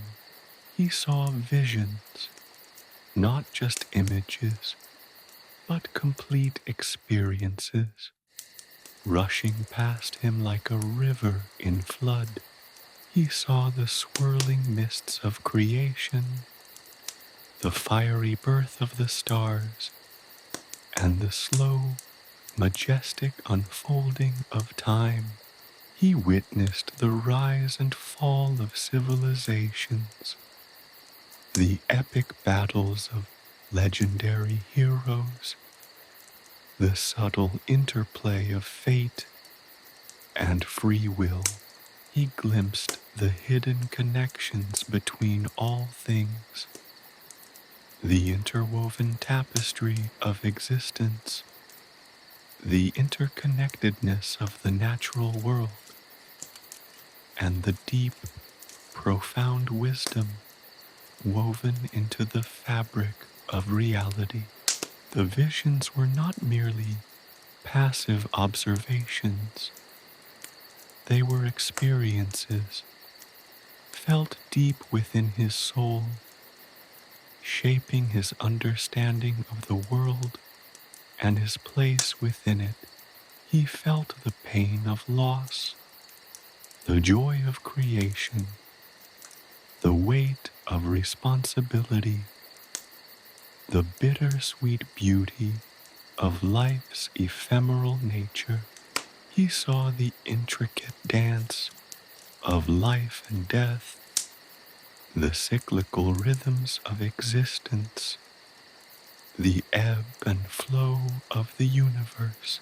The experience was breathtaking, exhausting, and utterly transformative.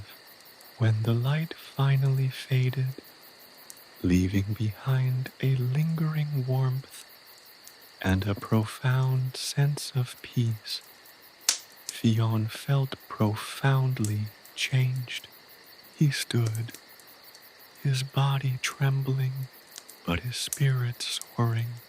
He was no longer the same Fionn who had entered the grove. He had been touched by the wisdom of ages, reshaped by the ancient power of the salmon. The ritual of the scale had succeeded. He was the bearer of knowledge, ready for whatever challenges lay ahead. The river whispered its approval, the trees swayed gently, and the ancient grove seemed to breathe a sigh of contentment. His journey had truly begun. The taste of wisdom. The taste wasn't a taste at all, not in the way one might savor honey or feel the bite of a wild berry. It was a sensation that bypassed the tongue, a direct infusion into the very core of his being. The moment his lips brushed the scale, a wave of pure, incandescent energy surged through him, a river of light and knowledge that threatened to overwhelm his senses. His vision blurred, not into darkness, but into a kaleidoscope of swirling colors, emerald greens that mirrored the depths of the Boyne, sapphire blues that echoed the summer sky, and fiery oranges that hinted at the sun's primal energy. Sounds bombarded him, not as chaotic noise, but as a symphony of the universe, the whispered secrets of the wind rustling through ancient trees, the rhythmic pulse of the river flowing towards the sea, the distant rumble of thunder echoing through the ages. He felt the earth beneath him, a solid, grounding presence, but also felt the very fabric of the planet tremble with the pulse of life. A billion heartbeats beating in unison. The smells were equally overwhelming. The earthy scent of the riverbank, the sharp tang of the rowan berries, the sweet aroma of wildflowers blooming unseen in distant meadows, all blending into a rich tapestry of scent that spoke of timelessness. Time itself seemed to dissolve. He wasn't just observing the past, he was living it. He saw the first blush of dawn on a world still forming, witnessed the slow, deliberate dance of tectonic plates shaping the very landscape he now stood upon. He felt the primal energy of the earth, a raw, untamed power that birthed mountains and carved canyons. He walked with early humans, their faces etched with wonder and fear as they gazed at the stars, their lives as fleeting as the fireflies that danced in the twilight.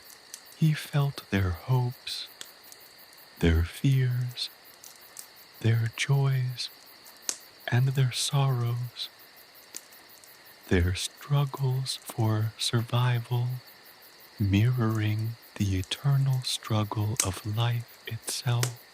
Then, as if turning a page in a colossal book of ages, the scene shifted. He saw the arrival of the Celts, their painted bodies gleaming in the sun as they built their lives around the land's mysteries. He witnessed the construction of magnificent stone circles, each stone a silent sentinel, guarding the wisdom of generations. He stood with the bards and storytellers, their voices weaving tales that echoed across centuries, preserving the knowledge of the past. He felt the weight of their words, understanding the power of storytelling to shape destinies and preserve memory. The rhythm of their songs filled his ears, speaking of heroes and gods, of love and loss, of triumph and defeat, the eternal struggles of humanity. He saw the Roman legions march across the land, leaving their mark on the landscape and changing the course of history. He experienced the ebb and flow of civilizations, the rise and fall of kingdoms, and the relentless passage of time, eroding the monuments built by those who came before. He witnessed the impact of faith, the subtle shift of beliefs, and how societies flourished and crumbled under the weight of their choices. He saw the rise of Christianity and the gradual blending of pagan beliefs into the new faith. He felt the clash of cultures, the fusion of ideas, the slow evolution of human societies. The visions weren't static pictures.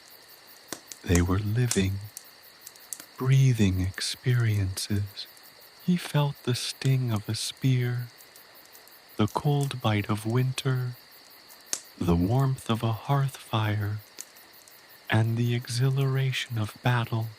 He walked in the footsteps of kings and queens, scholars and warriors, and felt the full weight of their triumphs and tragedies. He felt the weight of their crowns, the sharpness of their swords, and the warmth of their love. He felt the icy grip of betrayal, the scorching flames of revenge, and the quiet, persistent strength of hope.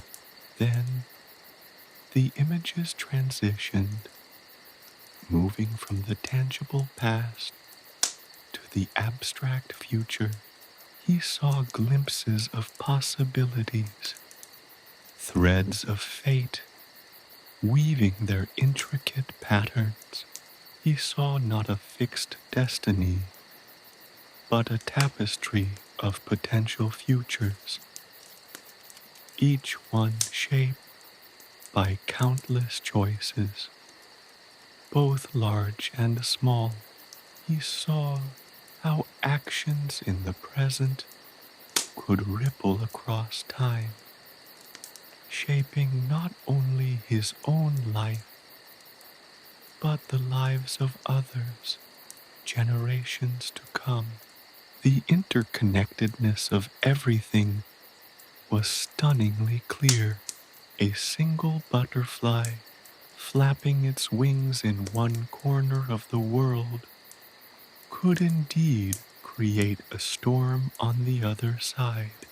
He understood with an absolute certainty that resonated deep within his soul, that every choice he made, every breath he took, was part of this vast, interconnected web. He was not isolated. He was connected to everything and everyone, a thread in the infinite tapestry of existence. He saw the delicate balance of nature, the intricate relationships between all living things, and the profound consequences of disrupting this balance. He glimpsed the future, not as a predetermined outcome, but as a series of possibilities dependent upon the choices he and others would make.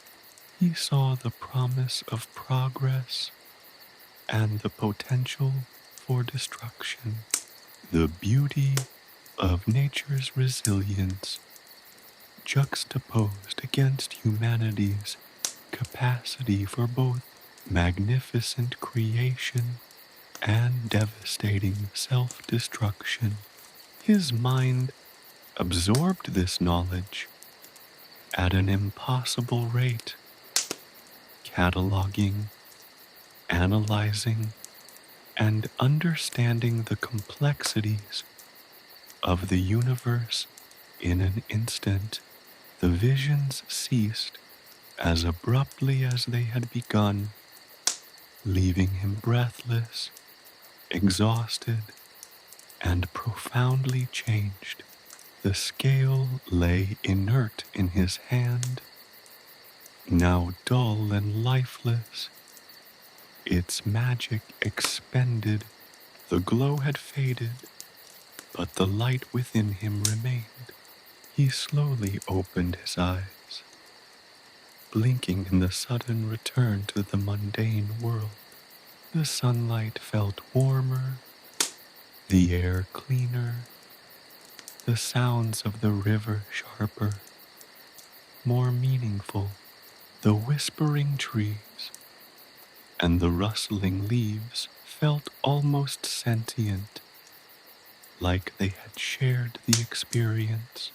He felt the weight of the knowledge he had received, the profound responsibility it placed upon him. It wasn't simply knowledge, it was wisdom, a deep understanding of the interconnectedness of all things, a responsibility towards the world, and an intuitive grasp of his own potential. He stood, his legs shaky, but his spirit soaring, and looked back at the swirling waters of the Boyne, no longer a mere river, but a mystical conduit connecting the past, present, and future, a living testament to the relentless passage of time and the enduring power of nature's wisdom. He had tasted the knowledge, and it had irrevocably changed him. The world felt different now, vibrant with unseen energies and hidden connections. The ordinary had become extraordinary, imbued with a new depth and meaning. His journey, he knew, had only just begun. The river murmured its approval, the sun warmed his face, and he was ready. He had tasted the wisdom, and it was a taste that would linger on his soul forever.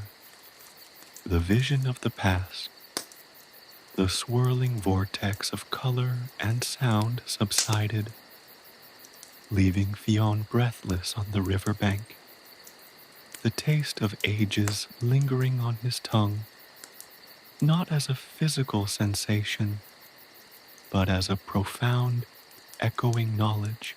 The world, once sharp and defined, now shimmered with an ethereal luminescence. The mundane had become extraordinary. Each blade of grass, each pebble on the river bank, pulsing with untold stories. The vision, however, hadn't ended.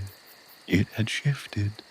The chaotic energy of creation, the slow march of geological time, the rise and fall of civilizations, these had given way to a different kind of spectacle, focused narrative unfolding before his very eyes, woven from the very essence of the River Boyne itself. He saw the river not as the placid stream before him, but as a silvery serpent winding through time, its waters a living tapestry of stories. He witnessed the ancient Tuatha De Danann, the mythical beings of Irish folklore, their ethereal forms shimmering as they danced along the banks, their laughter echoing through the ages. He saw them weaving spells from the river's magic, their fingers tracing patterns in the water that mirrored the constellations in the night sky. They were not menacing, but guardians, protectors of the sacred river and all its secrets. Their clothing resembled spun moonlight and woven starlight, intricate patterns depicting scenes of creation and destruction, mirroring the cyclical nature of life itself. Their eyes held the wisdom of millennia, their voices the murmur of the river itself. Then the vision shifted, the river's current carrying him further back in time. He saw the river as it once was, a powerful, untamed force, carving its way through the primordial landscape. Towering trees, their branches stretching to the heavens, lined the banks, their roots entwined with the very fabric of the earth. He saw creatures unlike any he'd ever imagined. Colossal deer with antlers, like the branches of ancient trees, their eyes gleaming with an ancient intelligence. Giant salmon, the ancestors of the one he had captured, leaped from the water, their scales flashing like 1,000 tiny suns. The air hummed with an almost palpable energy, the breath of the ancient earth. He witnessed the first human settlements springing up along the river banks. Crude huts nestled amongst the trees, smoke rising lazily into the air. He saw them fishing, hunting, and living in harmony with the natural world. Their lives inextricably linked to the river's rhythm. Their lives were simple, yet their connection to the earth was profound. Their understanding of the natural world far exceeding his own. He saw their ceremonies, their rituals, their reverence for the river, a sacred entity that sustained their lives and held the key to their spiritual existence. He could feel their joy in a successful hunt, the grief at a loved one lost, the wonder at the nightly display of stars. The vision then leaped forward through the centuries, showing him the changing face of the river, the impact of human civilization on its course. He saw the construction of ancient forts and settlements along its banks, the ebb and flow of human populations, their cultures flourishing and fading, their stories woven into the river's very fabric. He witnessed moments of both great beauty and unspeakable horror, reflecting the duality of human nature. He saw the rise and fall of kingdoms, the battles fought along its banks, the blood staining its waters, the echoes of conflict echoing through the ages. Yet, even through the darkest moments, the river endured, its flow a constant reminder of the enduring power of nature. He saw the druids, their faces solemn as they performed their sacred rituals beside the river, their voices chanting ancient prayers, their words echoing the whispers of the wind, their actions entwined with the natural cycles of life, death, and rebirth. He saw them performing rites to honor the river's spirits and maintaining the ancient balance between nature and humankind. He saw their sacred groves, their intricately carved symbols, their knowledge of herbs, and their ability to heal through the power of nature. Their connection to the river was almost mystical, their knowledge of its healing properties profound, their rituals a testament to the deep relationship between humankind and the natural world. The vision painted a vivid tapestry of life, death and rebirth, revealing the deep spiritual connection between the river and the people who lived beside it. It wasn't simply a chronicle of events. It was a visceral experience filled with the sounds, smells, and emotions of countless generations. He felt the chill of winter nights, the warmth of summer days, the sting of loss, the exhilaration of victory, and the comforting embrace of community.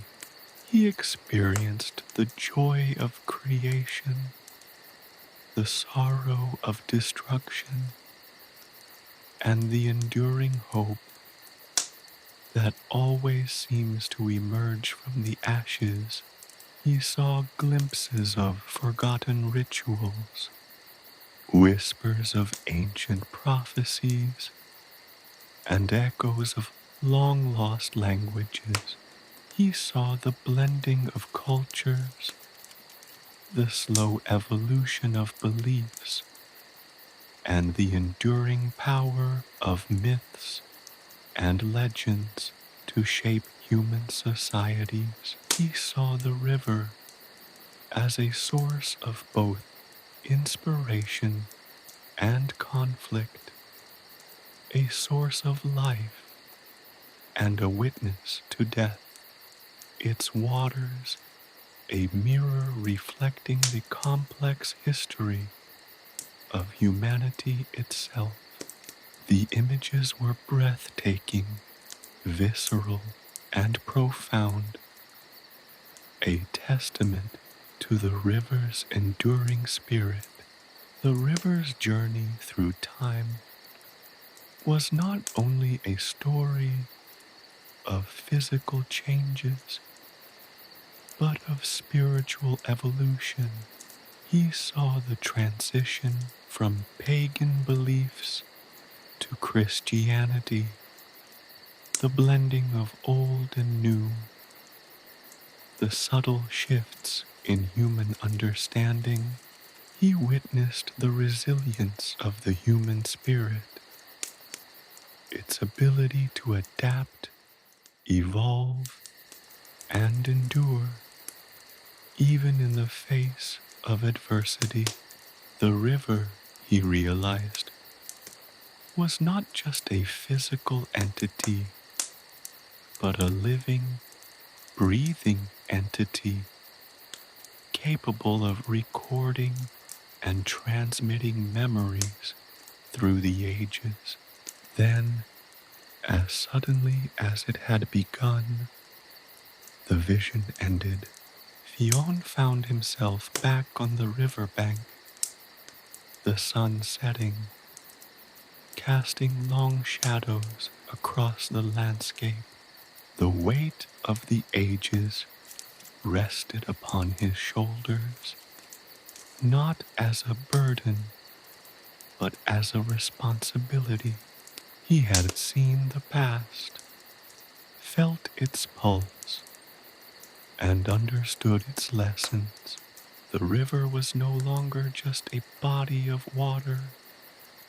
It was a living chronicle, a testament to the enduring power of nature and the intricate relationship between humankind and the natural world. The taste of the scale, the vision it had bestowed, was not merely knowledge, but wisdom, a profound understanding of the past, a responsibility towards the present, and a deep appreciation for the future. He knew with an unshakable certainty that his journey had only just begun. The whispers of the river still echoed in his ears, guiding him towards a destiny as yet unknown. His quest for knowledge was far from over. the River Boyne forever etched in his soul, the river's embrace. The sun dipped below the horizon, painting the sky in hues of fiery orange and deep violet. Exhaustion, both physical and mental, washed over Fionn. He sank to the river bank, the soft grass cushioning his weary body, the weight of the ages, the burden of centuries of history pressed down upon him. Yet it felt strangely comforting, like the warm embrace of an old friend. He closed his eyes, intending merely to rest for a moment, but sleep claimed him swiftly, pulling him into a realm beyond the waking world. The transition was seamless, a gentle shift from the tangible to the intangible. One moment, he was lying on the cool grass. The next, he was floating, drifting on a current of shimmering light. The River Boyne transformed into a river of dreams. The water wasn't cold or wet. It was a fluid, ethereal substance. Its texture, like liquid moonlight, the air hummed with a soft, otherworldly melody, a lullaby woven from the whispers of the wind and the murmur of the river's ancient soul. The dreamscapes that unfolded before him were surreal and breathtaking, a kaleidoscope of images and sensations that defied logic and reason. He found himself walking through forests of silver birch trees, their branches laden with stars that shimmered and pulsed with an inner light. The ground beneath his feet was soft and yielding, like moss-covered earth, and the air was filled with the sweet scent of honeysuckle and wildflowers. The trees seemed to whisper secrets in an ancient tongue, a language he understood not through words, but through the very essence of their being. He encountered creatures from the edge of reality. Will-o'-the-wisps danced around him, their lights casting flickering shadows on the surrounding trees. He saw graceful water sprites with hair like spun seaweed, their laughter echoing through the silent forest. He met a wise old woman, her face etched with the wrinkles of time, her eyes gleaming with ancient wisdom, who offered him cryptic riddles and insights into the nature of existence. She seemed to know his deepest thoughts, his most secret fears and desires. Her voice resonated with the ancient power of the river, her words echoing through time. She spoke of destinies intertwined, of paths that crossed and recrossed, of the enduring power of choice. Then the landscape shifted again. He found himself standing on a windswept plain, the sky above him a swirling vortex of colors, each hue representing a different era In the river's long history, the wind carried the voices of countless generations, their joys, sorrows, triumphs, and defeats, a cacophony of human experience woven into the very fabric of the dream. He felt the weight of their emotions, their hopes, their fears, all intertwined like the threads of a vast tapestry. He journeyed through cities of shimmering light, where buildings were constructed from moonlight and starlight, their architecture reflecting the evolution of human civilization. He saw ancient Celtic settlements, their circular huts nestled amongst the trees, magnificent Roman villas, their marble columns reflecting the sunlight, and medieval castles, their imposing walls reflecting the glory and decay of empires. Each structure spoke of a specific time and the beliefs and culture of its inhabitants. Yet these dream cities weren't static. They pulsed with life, reflecting the changes and turmoil experienced by the civilizations that once inhabited the region. He saw the cities grow and expand, flourish and fall, their grandeur replaced by ruin. As empires rose and fell, their influence waxing and waning, shaped by events both internal and external, and the choices of generations. Each image and scene was a testament to the passage of time, the ephemeral nature of human ambition, and the river's constant, ever-flowing presence as a witness. He was sometimes a passive observer, drifting through scenes that played out like a silent film, absorbing the visual history unfolding before him. At other times, he was an active participant, interacting with the dream inhabitants, engaging in conversations that blurred the lines between dream and reality.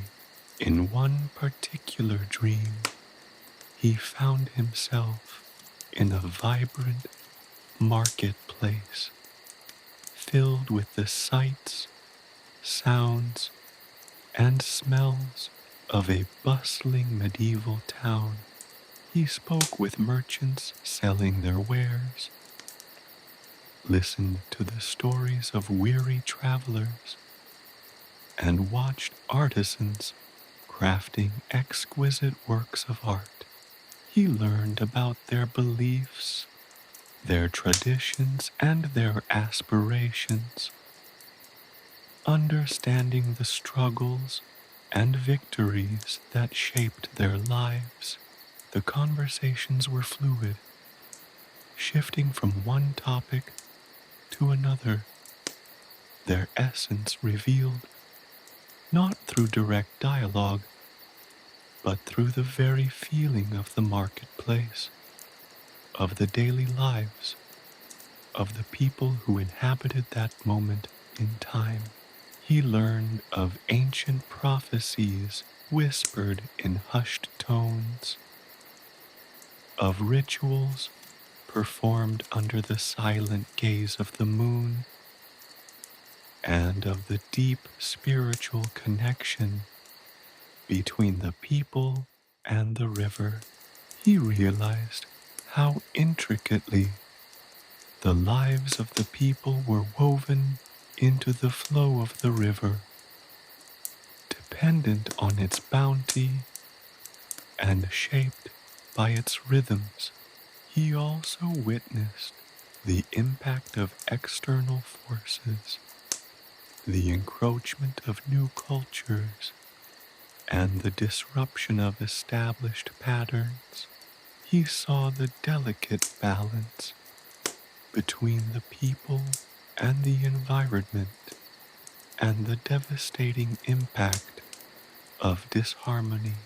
Another dream showed him the mystical aspects of the River Boyne, its depth teeming with otherworldly creatures and supernatural energies.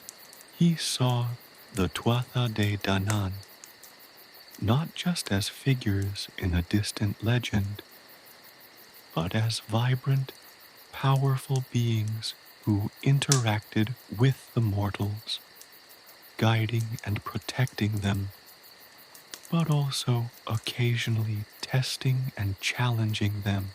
The dreamscapes culminated in a vision of the future, a glimpse into a world where the river was threatened by pollution and neglect. He saw the consequences of humanity's actions, the devastating impact on the environment, and the potential loss of the river's unique magic and power. This vision left him with a profound sense of responsibility, a feeling that the knowledge he had gained was not just for his own personal enlightenment, but for the protection and preservation of the river and the balance between humankind and nature. He awoke with a gasp, the sun shining brightly on his face.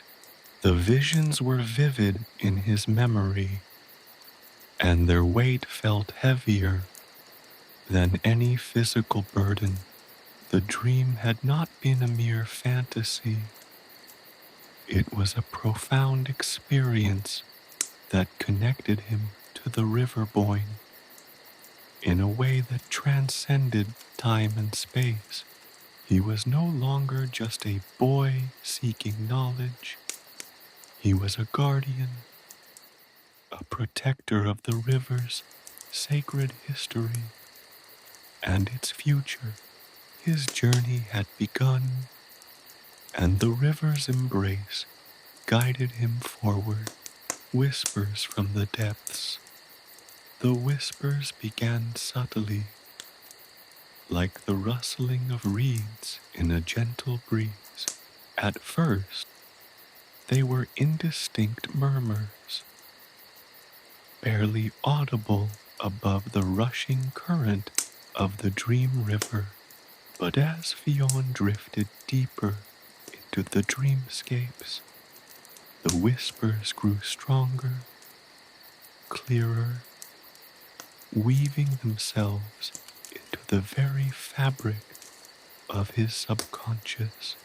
They were not words in any language he knew, but rather a direct transmission of knowledge, feelings, and ancient memories, pouring into his mind like a torrent of liquid starlight. He found himself in a cavern beneath the river, its walls shimmering with an opalescent light. Strange, bioluminescent flora illuminated the cavern, casting an ethereal glow on the smooth, water-worn stones. The air thrummed with a low, resonant hum, a vibration that seemed to emanate from the very heart of the earth. Here, the whispers were most potent, swirling around him like ethereal tendrils, revealing fragments of forgotten lore. He learned of the Tuatha De Danann, not as the mythical beings of legend, but as real, powerful entities who had once walked the earth. The whispers painted vivid pictures of their arrival in Ireland, their magical feats, and their eventual retreat into the other world. He saw them as they were, vibrant, complex beings, not merely symbols of folklore, but ancient forces that still shaped the land and its people. He glimpsed their struggles, their triumphs, their joys, and their sorrows, understanding their motivations and their impact on the course of history. The whispers explained how their magic was entwined with the river itself, how it pulsed through the water, influencing the tides and the very flow of time. The whispers also revealed secrets of the river's ancient power. They spoke of sacred wells hidden deep within its depths, wells that held the memories of centuries, and springs that pulsed with potent magic. He saw visions of druids performing ancient rituals, invoking the river's power for healing, prophecy, and protection. He saw the reverence with which the people treated the river, understanding its importance not just as a source of life, but as a sacred entity worthy of respect and protection. The whispers revealed a profound connection between the people and the natural world, a bond that had been broken over time, but could potentially be restored.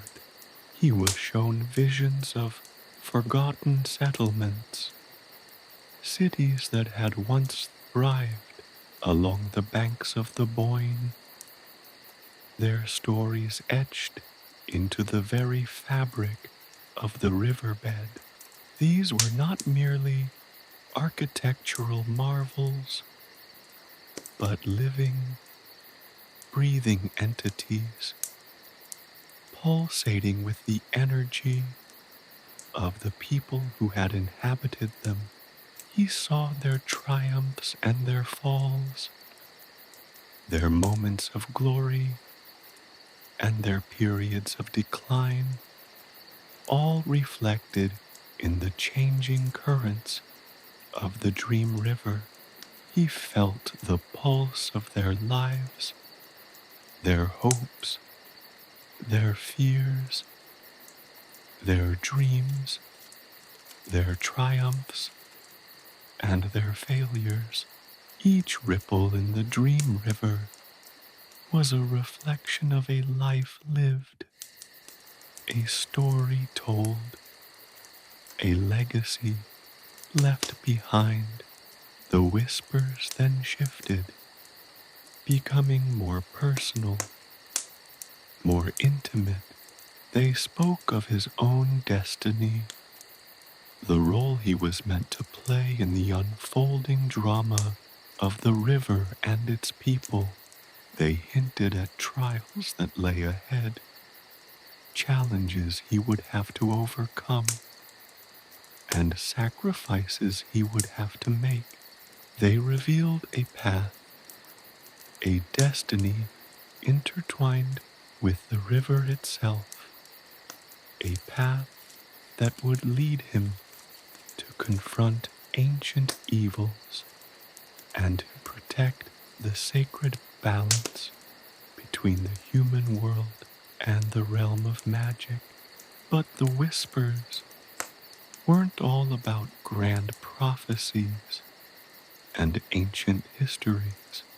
They also revealed the small, intimate details of lives lived along the river's banks, the joys and sorrows of ordinary people who found solace and inspiration in its waters.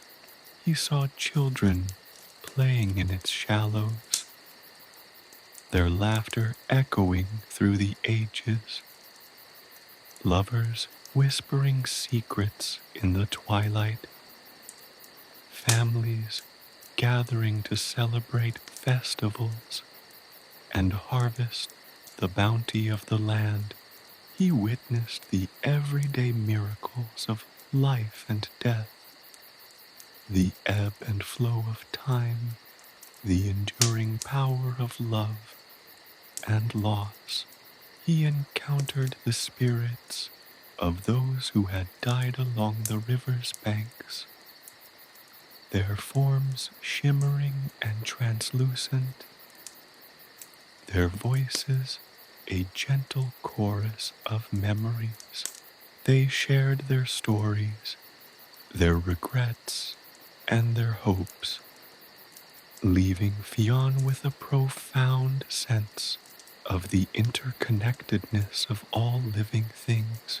They revealed a deep, profound sense of the continuity of life, the way in which the past, present, and future were all inextricably linked, a seamless tapestry interwoven with the flow of the river itself. The whispers spoke of a looming threat, a darkness that threatened to engulf the river and all who depended on it. He saw visions of pollution and destruction, the desecration of sacred sites, and the disruption of the ancient balance between humanity and nature. The whispers urged him to act, to use the wisdom he had gained to protect the river and its people from this encroaching darkness. He saw the potential for destruction, a vision of the river choked with pollution, its lifeblood poisoned, its magic extinguished. This vision of a bleak future fueled his determination to protect the river and fulfill the destiny revealed to him in these mystical dreams. The whispers intensified, becoming a powerful torrent of knowledge that threatened to overwhelm him. Images flashed before his eyes, ancient battles, magical rituals, and moments of both intense beauty and heartbreaking loss. The sheer volume of information was staggering, a weight that pressed down on him, threatening to crush his spirit. Yet, he felt a strange sense of exhilaration, a feeling of being connected to something vast and powerful, something that transcended time and space. The river itself seemed to be alive, breathing, pulsing with an energy that resonated within him, filling him with a sense of purpose and strength. He was not merely a witness to these events. He was a participant, an integral part of the river's long and complex history. His destiny was intricately woven into the fabric of the river's very being, a destiny he could no longer ignore. He understood that he was not just a boy who had tasted the salmon of knowledge. He was a guardian, a protector of this sacred place, a champion of the river, tasked with preserving its magic and its people. As the whispers faded, a profound sense of peace settled over him. He knew he had much to do, many challenges to overcome, but he was no longer alone. The river, its spirits, and the echoes of the past were with him, guiding him, supporting him, empowering him to face whatever lay ahead. He emerged from the cavern, the dream river swirling around him, its currents carrying him toward the dawn, towards a future that was both perilous and exhilarating. Future shaped by the whispers from the depths of the Boyne, whispers that would forever guide his path. He awoke once more, the sun streaming through the trees, the real river rushing past, its current as full of secrets as the dream. He knew his quest was far from over. His journey had only just begun, encountering spectral beings. The whispers morphed, their ethereal nature shifting into something more tangible, more corporeal. The opalescent light of the cavern pulsed, and from the shadows, figures began to coalesce. They were not solid, not entirely real, yet they possessed an undeniable presence, their forms shimmering like heat haze rising from sun-baked stones. These were the beings of myth, the Tuatha De Danann, not as legends whispered around crackling fires, but as beings of breathtaking beauty and terrifying power. One figure, tall and slender, with hair like spun moonlight, and eyes that held the wisdom of centuries, approached Fionn. This was a figure of immense grace and power, radiating an aura of ancient magic. She introduced herself as Ain, a goddess of summer, and her voice was like the chime of distant bells, resonating deep within Fionn's soul. She spoke not in words, but in images, feelings, and sensations, a direct transfer of knowledge that flooded his mind. He saw visions of her reign, of bountiful harvests and joyful celebrations, of the land flourishing under her benevolent care. But he also saw the shadow of her sorrow, the inevitability of the seasons turning, the bittersweet passage of time. She spoke of the delicate balance between life and death, creation and decay, a balance that was central to the river's very essence. Another being materialized, a powerful warrior with a stern expression and a shimmering spear that crackled with energy. This was Nuada, the king with a silver hand, a symbol of resilience and leadership. He communicated through a series of potent symbols, flashes of battle, of courage, and of sacrifice. Fionn saw visions of great conflicts, of victories hard won, and losses deeply felt. Nuada spoke not of glory, but of the responsibility that came with power, the weight of leadership, and the need to protect the innocent.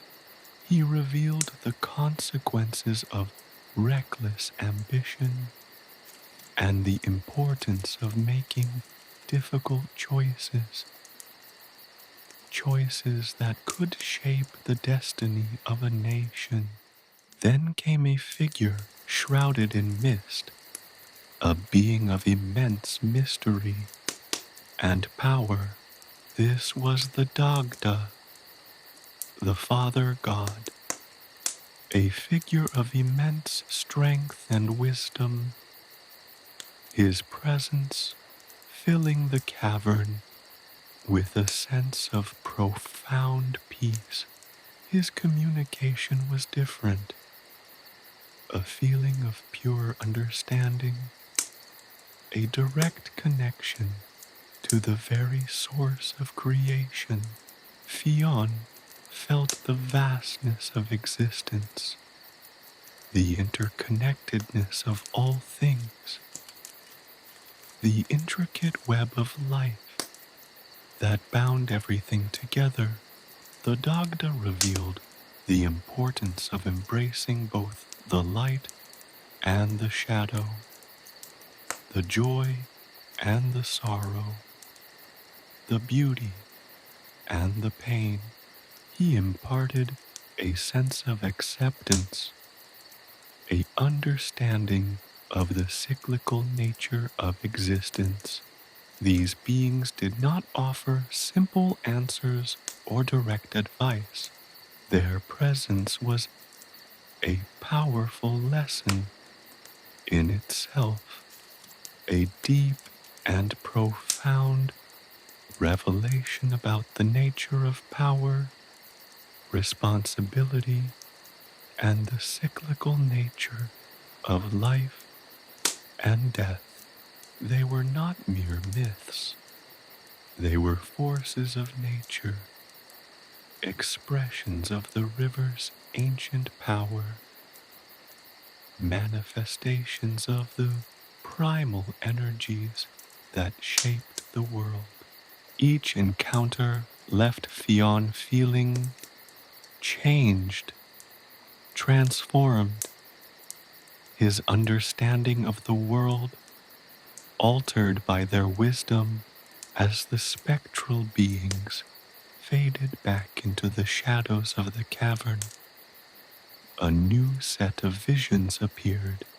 He saw not individuals, but a collective consciousness, a chorus of voices rising from the riverbed itself. These were the spirits of those who had lived and died along the Boyne, their collective memory etched into the very fabric of the river's flow. They were not ghosts in the traditional sense, but echoes, refractions of lives lived, their experiences woven into the river's eternal current. He saw a farmer tending his fields, his hands weathered and worn, his face etched with the wisdom of generations. He felt the farmer's pride in his work, his connection to the land, and his simple joy in the rhythm of the seasons. Then the vision shifted, and he saw the same farmer's death, a quiet passing in the winter months, his body returning to the earth, his spirit becoming one with the river. He saw a young woman, her laughter echoing across the water, her heart full of dreams and aspirations. He felt the intensity of her first love, the thrill of her youthful passion, the poignant ache of her heartbreaks. Then the vision shifted again, showing the woman as an old woman, her features lined and tired, but her eyes still glowing with inner wisdom and contentment. He witnessed countless lives, each one a tiny ripple in the grand current of the river's existence. He saw their triumphs and failures, their joys and sorrows, their hopes and fears. He felt the pain of loss, the bittersweet joy of remembrance, the deep-seated longing for connection. The spirits were not lamenting, rather they were celebrating the continuity of life, the cyclical nature of existence, the endless flow of the river that connected all living things. These visions were not mere entertainment, but profound lessons. Each life was a testament to the enduring power of human experience, the relentless pursuit of connection, the search for meaning.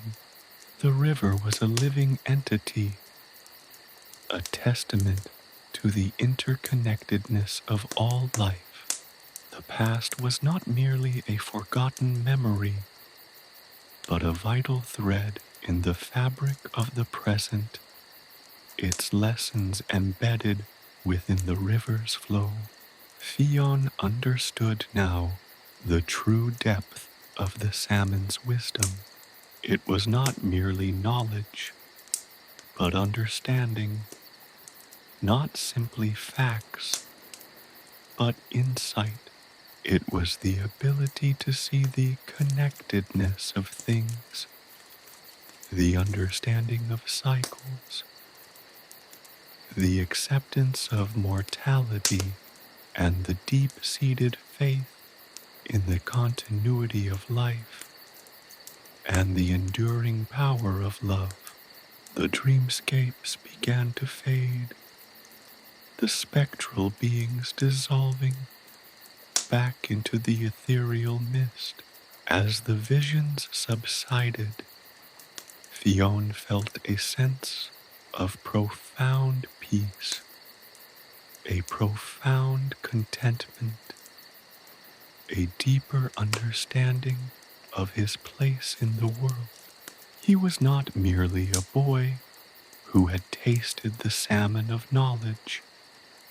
He was a part of something larger, something ancient and enduring, something sacred and powerful. The river, in all its mystical grandeur, had revealed itself to him not as a source of information, but as a source of understanding.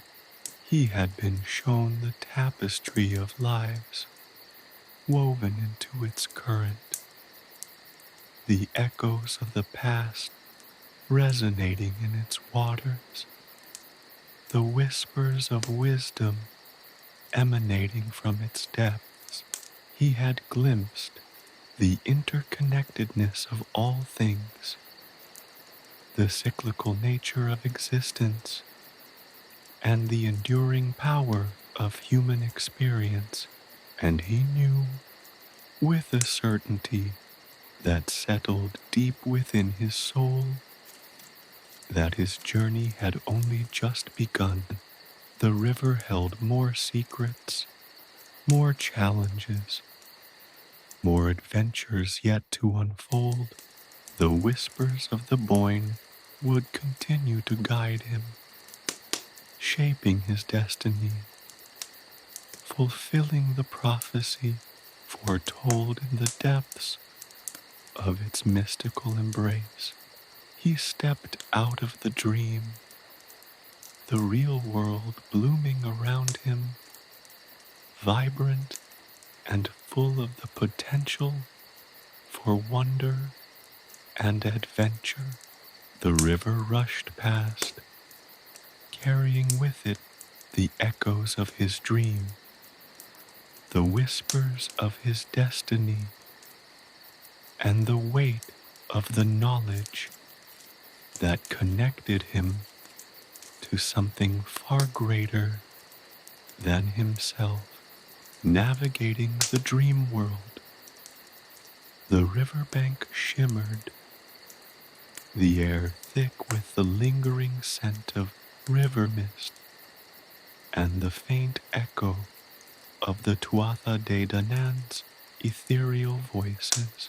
Fionn awoke, not to the familiar sounds of the waking world, but to a landscape woven from the threads of his own subconscious.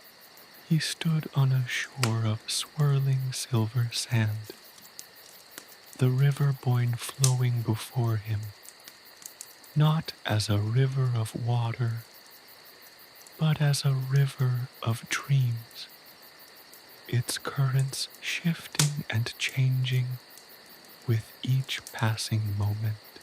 The dream river flowed with a strange, hypnotic rhythm, its surface reflecting a myriad of images, fleeting scenes from his past, glimpses of futures yet to be, and enigmatic symbols that pulsed with an unsettling light.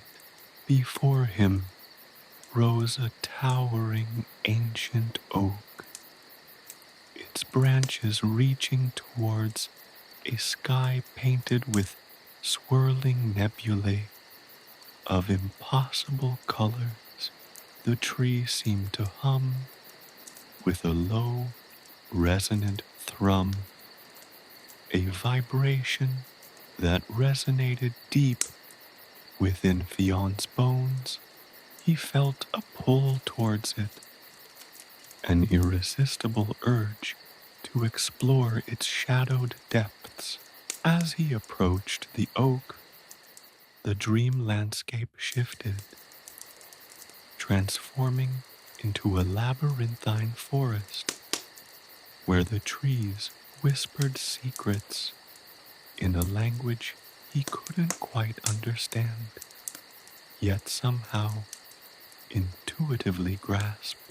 Paths twisted and turned, disappearing into the emerald gloom, only to reappear unexpectedly, leading him in circles, testing his sense of direction, his ability to remain focused amidst the swirling chaos of his own mind. The forest itself seemed alive, its branches reaching out like grasping claws, its shadows shifting and reforming into grotesque shapes that seemed to both beckon and threaten. One path, brighter than the others, beckoned him forward. He followed it, finding himself at the edge of a vast, shimmering lake. The water mirrored the sky above, reflecting the nebulae in distorted, unsettling patterns. Across the lake, on a small, windswept isle, stood a solitary stone circle, ancient and mysterious. To reach it, he needed to cross the lake, but the lake was not static. Its surface pulsed with unseen currents, creating eddies and whirlpools that threaten to drag him beneath the surface into the dark and unknowable depths of his subconscious. He hesitated, feeling a surge of fear, a prickling of unease at the edges of his awareness. But the memory of the salmon's scale, the taste of wisdom, bolstered his courage. He remembered the lessons of the Tuatha De Danann, the understanding of balance, and the acceptance of cyclical nature of existence. He took a deep breath, focusing on his inner strength, and plunged into the swirling waters. The lake's depths were filled with strange and wondrous creatures, phosphorescent fish that swam in schools of impossible colors, playful river spirits that danced in the underwater currents, and shadowy shapes that darted and weaved through the water, their intentions unclear. But Fionn pressed on, his will guiding him through the treacherous waters, his intuition leading him to the safest path. He battled not with physical foes, but with the anxieties and uncertainties that lurked within his own heart. He confronted his fears, acknowledging them, accepting them, and ultimately overcoming them. He finally reached the isle and the stone circle, its ancient stones radiating a palpable sense of age and power. As he stepped within the circle, the dream landscape transformed once more. He was no longer in a forest, nor by a lake, but standing atop a windswept hill, overlooking a vast rolling plain. A herd of majestic white horses galloped across the plains, their manes and tails flowing in the wind, their movements graceful and powerful. But amidst the herd, a single black horse stood apart, its eyes gleaming with an unsettling intensity. The black horse represented a challenge, a test of his judgment and decision-making abilities. He felt a compulsion to approach it, an instinctual need to understand its purpose.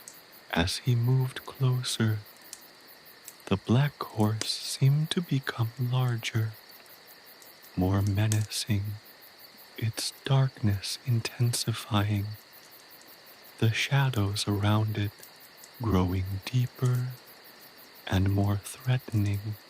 He understood this wasn't a physical confrontation, but a test of his own inner strength, his ability to make difficult choices and to stand firm in the face of adversity. He did not try to dominate or subdue the black horse.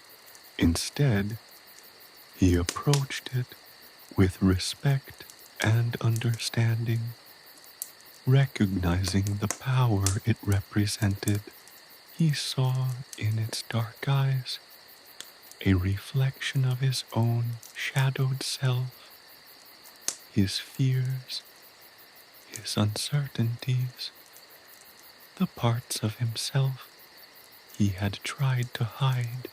He spent time observing the horse, understanding its loneliness within the herd, its isolation, its power. A bond formed between them in the silence and stillness of the dream plain. The horse, now less menacing, seemed to lower its head in acknowledgement before disappearing as mysteriously as it had appeared. The landscape once more shifted, revealing a vast, starlit sky. The stars formed constellations unlike any he'd ever seen, patterns shifting and reforming, revealing ancient stories, forgotten myths, and glimpses into the universe's vastness. Each constellation represented a different aspect of wisdom, a different lesson to be learned. He spent time interpreting their message, spending countless hours traversing across the cosmos. He was learning not only the knowledge of the stars, but also the intricate dance between the stars and his own path. As dawn approached, the dreamscapes began to fade. The silver sands dissolved, the forest receded, the lake evaporated, leaving Fionn standing on the familiar riverbank, the sun rising above the horizon, casting its golden light across the waters of the Boyne. He had journeyed through the surreal landscapes of his own mind, facing challenges that mirrored the trials he would inevitably face in the waking world.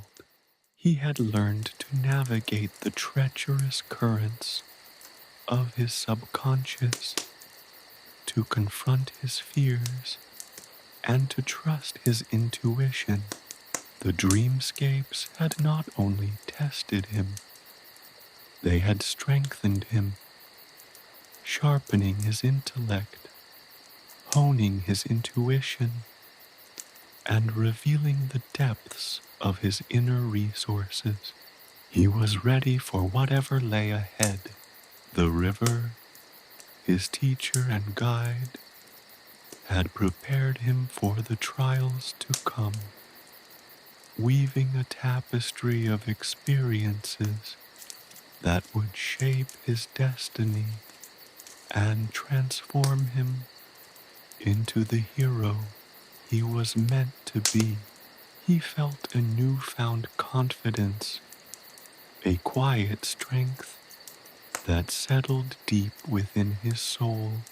His journey had brought him closer to the Salmon of Knowledge's true wisdom, not just knowledge of the past, but the wisdom to navigate the future. The river, he realized, held infinite possibilities, both frightening and thrilling. The adventure, he knew, had only just begun. The lessons of the dreams, the sun, a molten coin rising above the horizon, painted the River Boyne in hues of gold and rose. Fionn awoke, not with a start, but with a gentle easing back into the waking world. The lingering echoes of his dreams still resonating within him. He sat up, the damp grass cool beneath his hands. Gone were the swirling silver sands, the whispering forest, the phosphorescent lake, and the starlit sky. Yet, the impact of his dreams remained, a profound and lingering impression etched upon his soul. He felt different, stronger, clearer. The memory of the black horse, once a symbol of menacing darkness now appeared as a representation of his own hidden potential.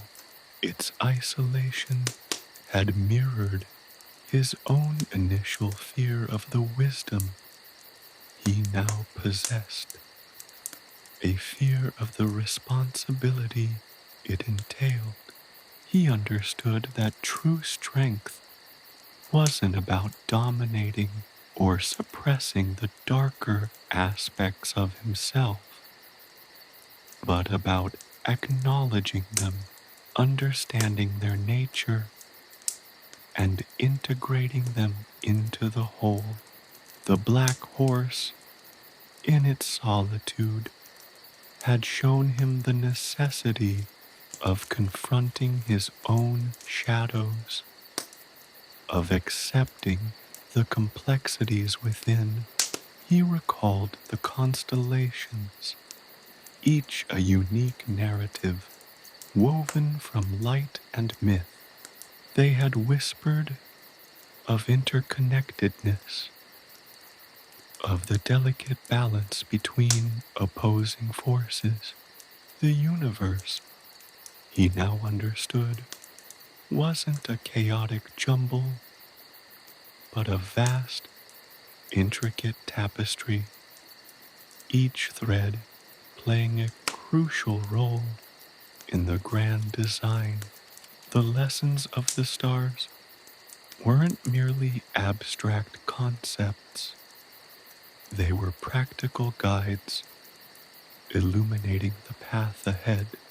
He rose, a renewed sense of purpose settling within him. The taste of the salmon's scale still lingered, not just on his tongue, but in his very being, a constant reminder of the wisdom he possessed. He wasn't just Fionn anymore. He was Fionn, bearer of the salmon's knowledge, a vessel for the ancient lore. The weight of this responsibility did not crush him. It empowered him. The river, reflecting the dawn's light, seemed to shimmer with approval. It had tested him, pushed him to his limits, forced him to confront his deepest fears. It had acted as a mirror, reflecting back to him the facets of his character, both light and shadow. But it had also been his guide, nurturing him, leading him towards a deeper understanding of himself and his place in the world. The river was not merely a body of water. It was a teacher, a mentor, a source of both challenge and comfort. As he walked back towards the village, a newfound confidence guided his steps. The familiar sights and sounds of his everyday life took on a new meaning. He saw the interactions between villagers, the anxieties and joys, the intricate web of relationships.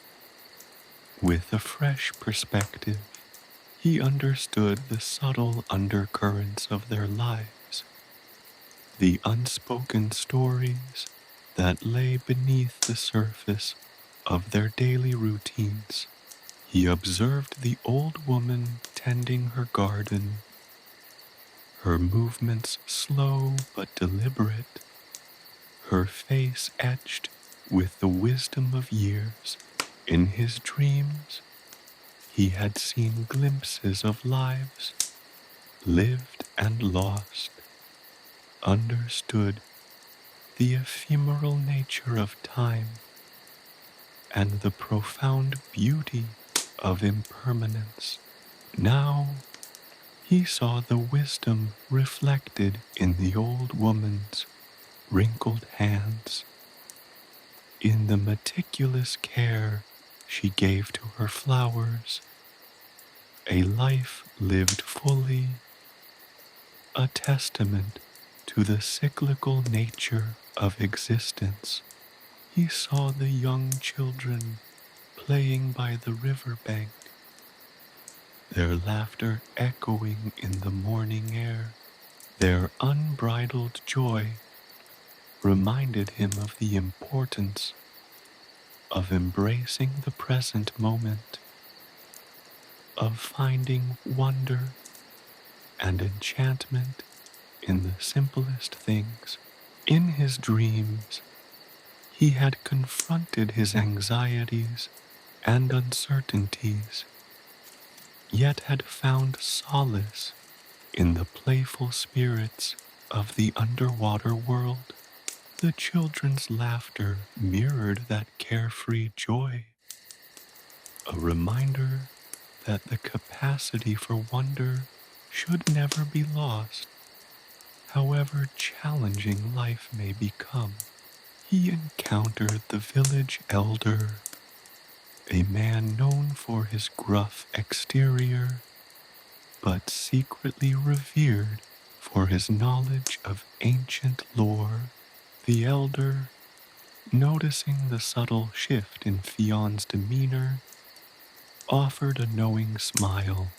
There was no need for words. The understanding passed between them, a silent acknowledgement of the transformative journey Fionn had undertaken. In his dream, he had navigated the labyrinthine forest, a journey symbolic of the complexities of life and the challenges of self-discovery.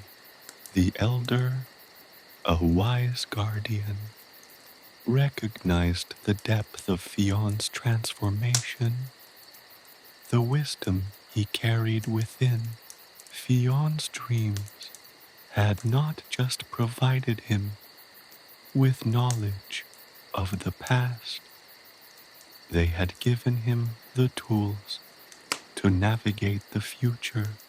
He understood that life would present its challenges, its moments of darkness and uncertainty, but he was now equipped to face them, not with fear, but with a quiet strength, a deep-seated confidence in his own abilities and intuition.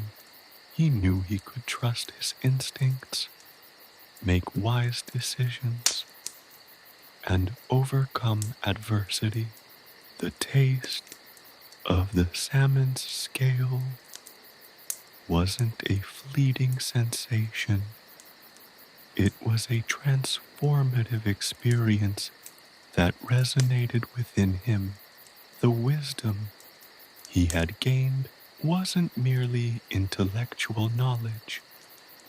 It was an understanding of the interconnectedness of all things, of the balance between light and shadow, and of the cyclical nature of existence. He was no longer merely a boy seeking knowledge. He was a young man embracing his destiny, carrying the weight of his newfound wisdom with grace and humility. His dreams had shown him the power of self-reflection, the importance of confronting his inner demons, and the necessity of accepting the complexities of life. They had revealed the beauty of the unseen world, the magic hidden within the everyday, and the profound wisdom to be found in the simplest things. He had learned to listen to the whispers of his intuition to trust his instincts, and to embrace the lessons that life had to offer. Fionn's journey had just begun. The River Boyne held infinite possibilities, both thrilling and challenging, and he was ready to face them.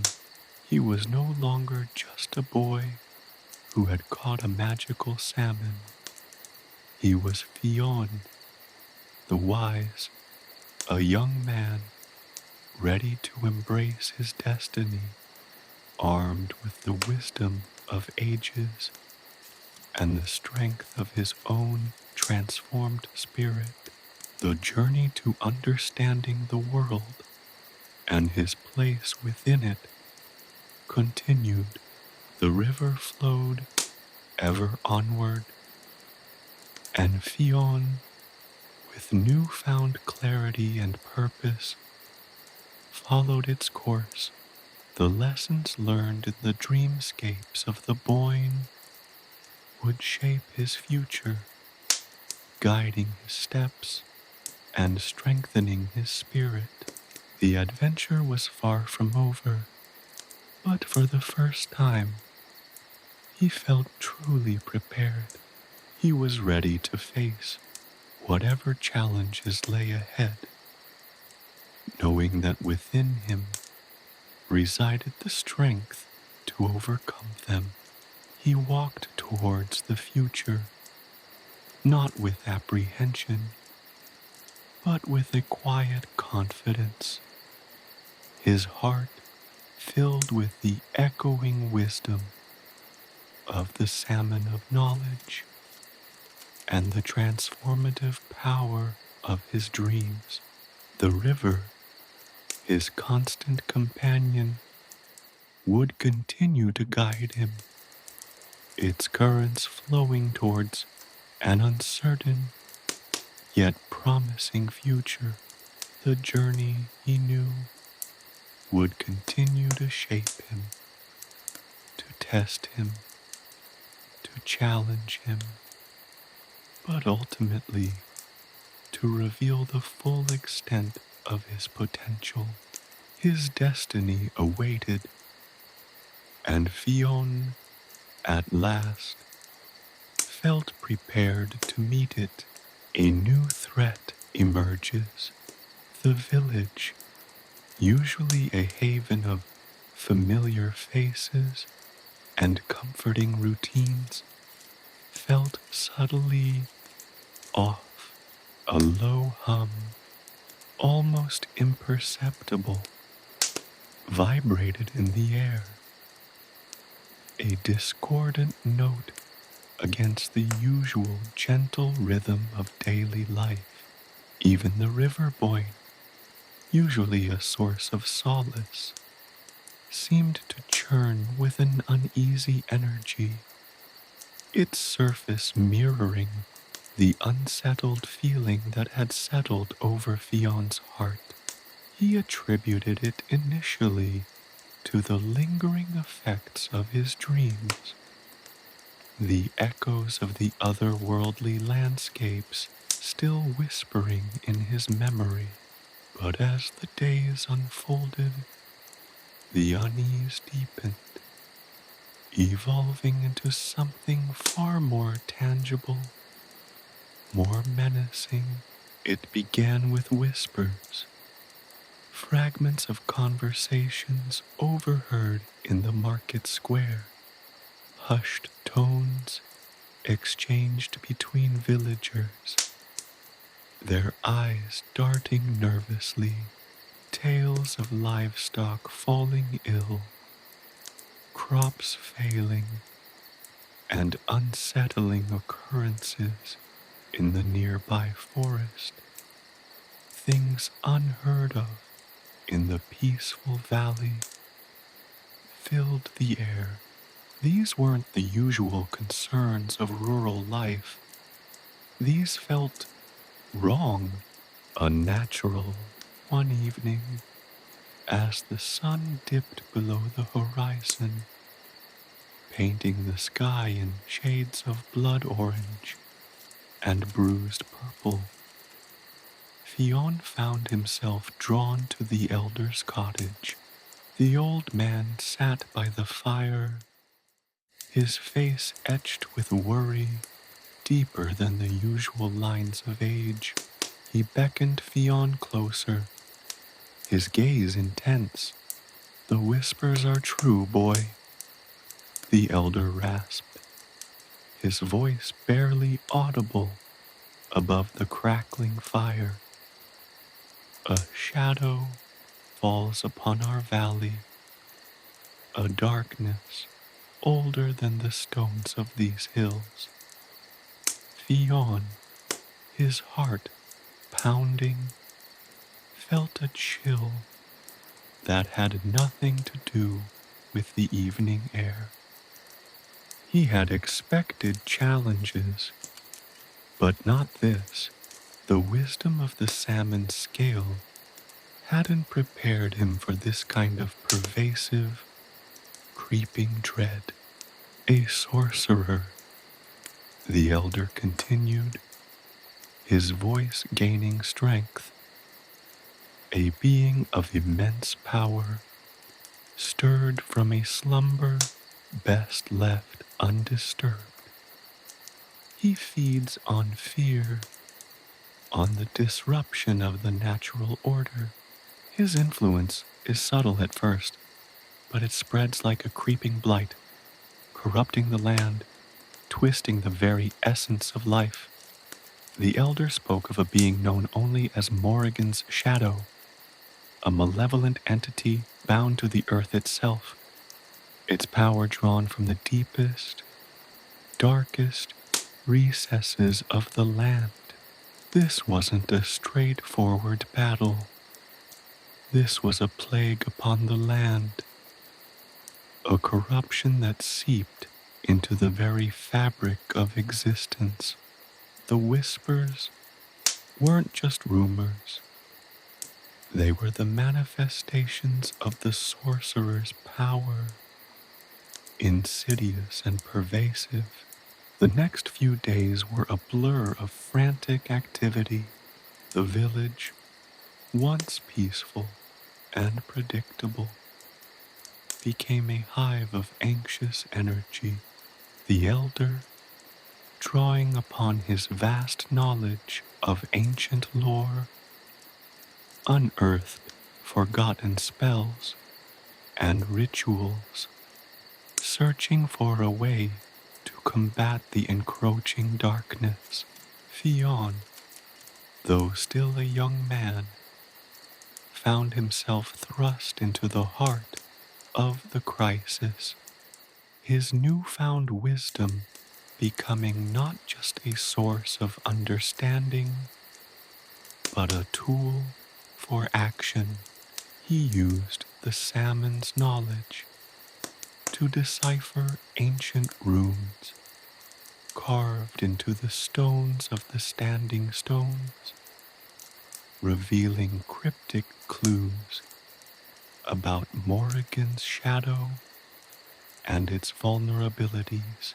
He found himself utilizing his understanding of the interconnectedness of nature, interpreting the subtle shifts in the land's energy, the way the wind blew, the way the plants withered, to trace the shadow's influence. It was a detective work of a different kind, one where the clues were not found in dusty books, but in the very rhythm of nature, now distorted by the encroaching darkness. He discovered that the sorcerer's power wasn't just destructive. It was parasitic. It fed on the fear and despair of the villagers, growing stronger with each act of desperation, each whispered prayer. The more the villagers feared, the more powerful Morrigan's shadow became. Its influence spreading like tendrils through the land. Fionn realized he couldn't fight the sorcerer directly. He had to address the source of the sorcerer's power, the fear itself. He began to work with the villagers, not just as a leader, but as a friend and confidant. He shared his vision, not of impending doom, but of the interconnectedness of all things, the delicate balance of nature, and the resilience of the human spirit. He used his newfound wisdom to understand and address their individual fears, patiently allaying their anxieties, helping them find strength in unity. He organized the villagers, teaching them to work together, channeling their fear into collective action. They cleared the forest paths, fortified the village boundaries, and created a network of watchers, communicating through ancient signal fires.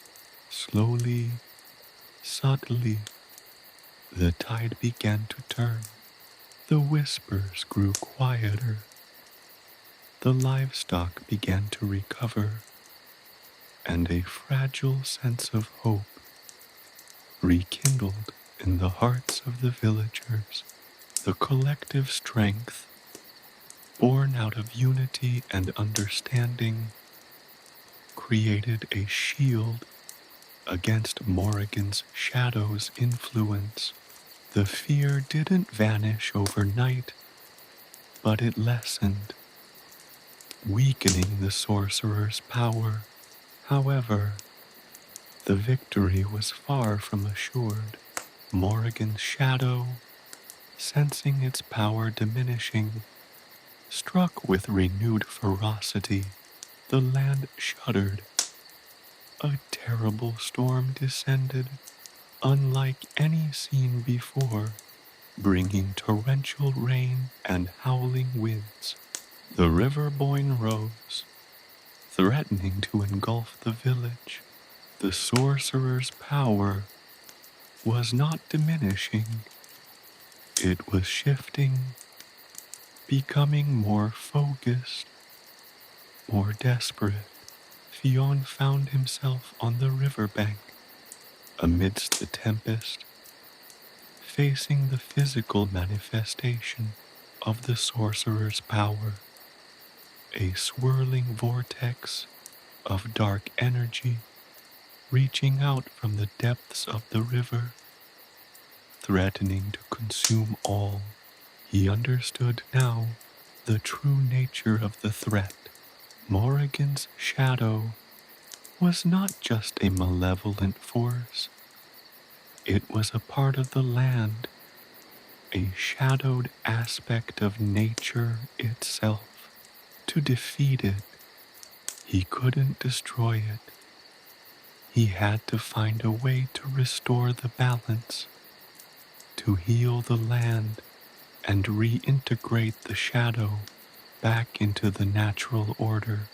In the heart of the storm, guided by the wisdom of the salmon, Fionn understood he couldn't fight the shadow with force.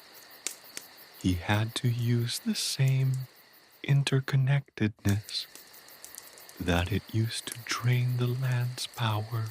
He drew upon the very energy of the storm itself, the raw, untamed power of nature, channeling it through the ancient runes he discovered, creating a countercurrent of light and energy.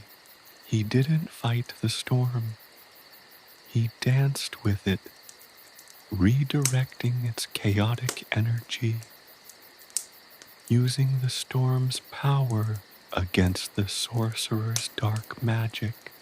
The battle was long and arduous, a dance between chaos and order, darkness and light. But with each surge of the storm, with each channeled rune, Fionn felt the vortex of darkness weaken. He wasn't just fighting Morrigan's shadow, he was healing the wounded land, restoring the balance of nature, and bringing peace back to the river and the valley. As the storm subsided, the vortex of dark energy dissipated, dissolving back into the river, leaving only the gentle murmur of the waters. The land, though scarred, was not broken. A quiet peace descended, a sense of renewal replacing the fear. The villagers emerged from their homes, their faces etched with relief and gratitude. Fionn stood amidst them, exhausted but victorious, his heart filled with the quiet satisfaction of a task well done. The shadow had been reintegrated, the balance restored. His journey had tested him, pushed him to his limits, but he had emerged stronger, wiser, and more deeply connected to the land and its mystical forces. The adventure had changed him, sharpening his abilities, deepening his wisdom, and solidifying his place as a protector of his valley and the ancient lore within. His quest for knowledge had brought him face to face with immense darkness, and his actions had illuminated the path towards light and healing, teaching him that the greatest wisdom lies not in power, but in balance. The River Boyne flowed onward, carrying with it the echo of the storm and the promise of a new beginning. Seeking guidance, the quietude that followed the storm was deceptive, while the immediate threat of Morrigan's shadow seemed quelled. A deeper unease lingered in Fionn's heart. The land had healed, but the shadow hadn't vanished entirely. It had simply retreated, its malevolent energy absorbed back into the earth, leaving behind a lingering sense of instability. The wisdom of the salmon, while vast, offered only glimpses of the truth, leaving many questions unanswered. He knew, instinctively, that this wasn't the end, but merely a pause in a larger, more complex struggle. He sought guidance, not in the familiar comforts of his village, but in the unexplored reaches of the land. The salmon's scale pulsed faintly against his skin, guiding him towards the whispering cairns, a collection of ancient burial mounds nestled deep within the whispering woods, far from the familiar paths. Legends spoke of the cairns as a nexus of power, a place where the veil between worlds thinned, allowing communication with the ancient spirits of the land. His journey led him through tangled thickets, where sunlight struggled to pierce the dense canopy, and across streams that gurgled with secrets older than time, the air hummed with an otherworldly energy, a tangible buzz that prickled his skin, a constant reminder of the unseen forces at play. He wasn't alone. A spectral wolf, its eyes gleaming with an ethereal light, padded silently at his heels, a silent guardian, a manifestation of the land's protective spirits.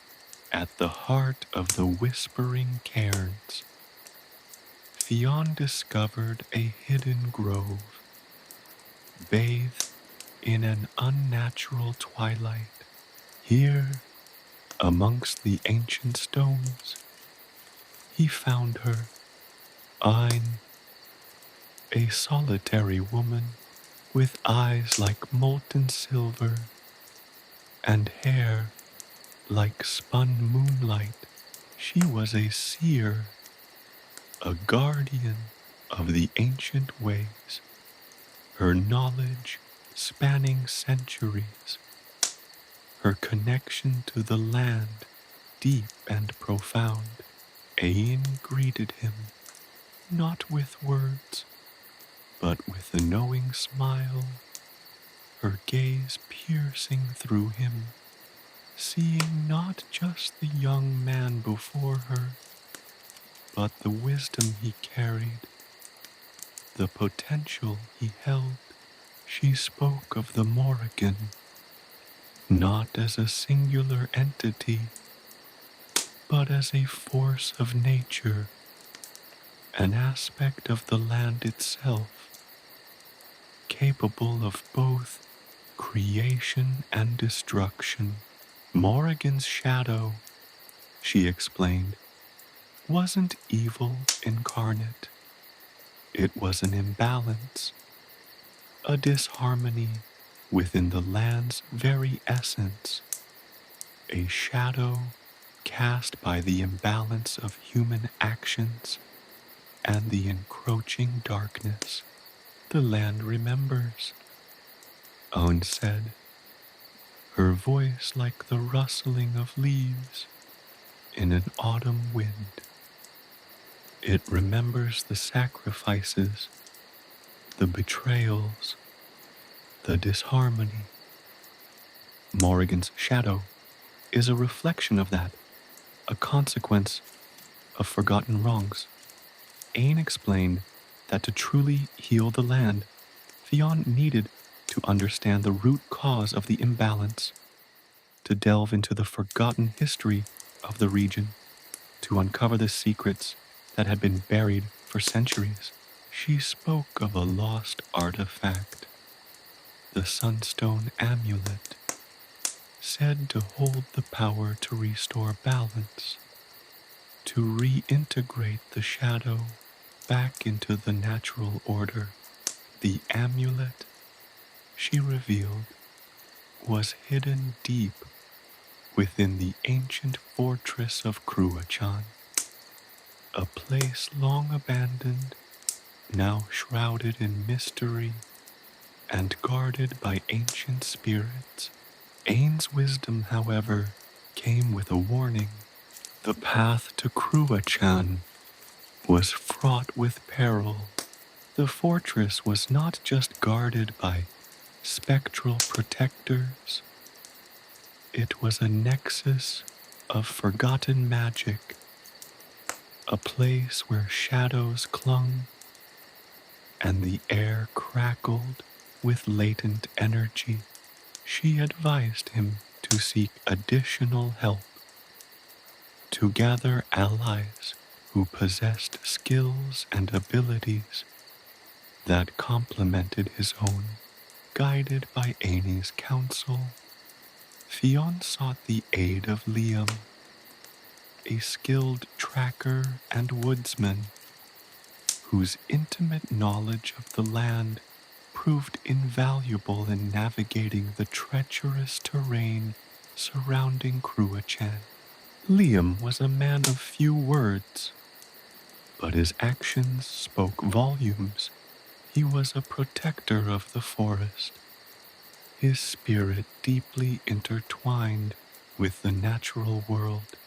His understanding of the land's subtle nuances proved vital in avoiding unseen dangers and interpreting the cryptic signs that marked the path. Then there was Saoirse, a spirited young woman, skilled in the ancient art of healing and the interpretation of dreams. Saoirse possessed an uncanny ability to sense the subtle shifts in energy, to identify the sources of imbalance, and to mend the wounds of both the land and its people. Her gift provided Fionn with invaluable insights, particularly in understanding the emotional and spiritual aspects of the problem. She could help him interpret the dreamscapes that sometimes still haunted him, fragments of the salmon's wisdom, showing him the path forward. Together, this unlikely trio embarked on the perilous journey towards Cruachan. Their skills, Fionn's wisdom, Liam's tracking expertise, and Saoirse's healing touch complemented each other perfectly, allowing them to overcome the challenges that lay ahead. Their journey led them through dense forests, across treacherous mountains, and past haunted bogs, each step testing their skills and courage. Along the way, they encountered various challenges, spectral guardians who tested their resolve, ancient riddles that unlocked hidden pathways, and trials of courage and selflessness that strengthened their bonds. Liam, with his uncanny sense of direction and survival skills, guided them through treacherous terrains, avoiding deadly pitfalls and outwitting cunning spirits. Saoirse's gift of healing not only mended their physical wounds, but helped them restore the balance of the natural world along their path, mending the land's wounds where they could. Fionn, utilizing his knowledge of ancient runes and the salmon's wisdom, deciphered cryptic messages carved into ancient stones, revealing clues about the amulet's location and the challenges that lay ahead. He understood now that this journey was not merely a quest for an artifact. It was a pilgrimage, a journey of self-discovery and spiritual growth. As they approached Cruachan, the fortress loomed before them, a formidable structure of weathered stone and shadow, a palpable sense of age and power emanating from its depths. The air thickened with the weight of centuries of history and magic. The path ahead was unclear, but their resolve was firm.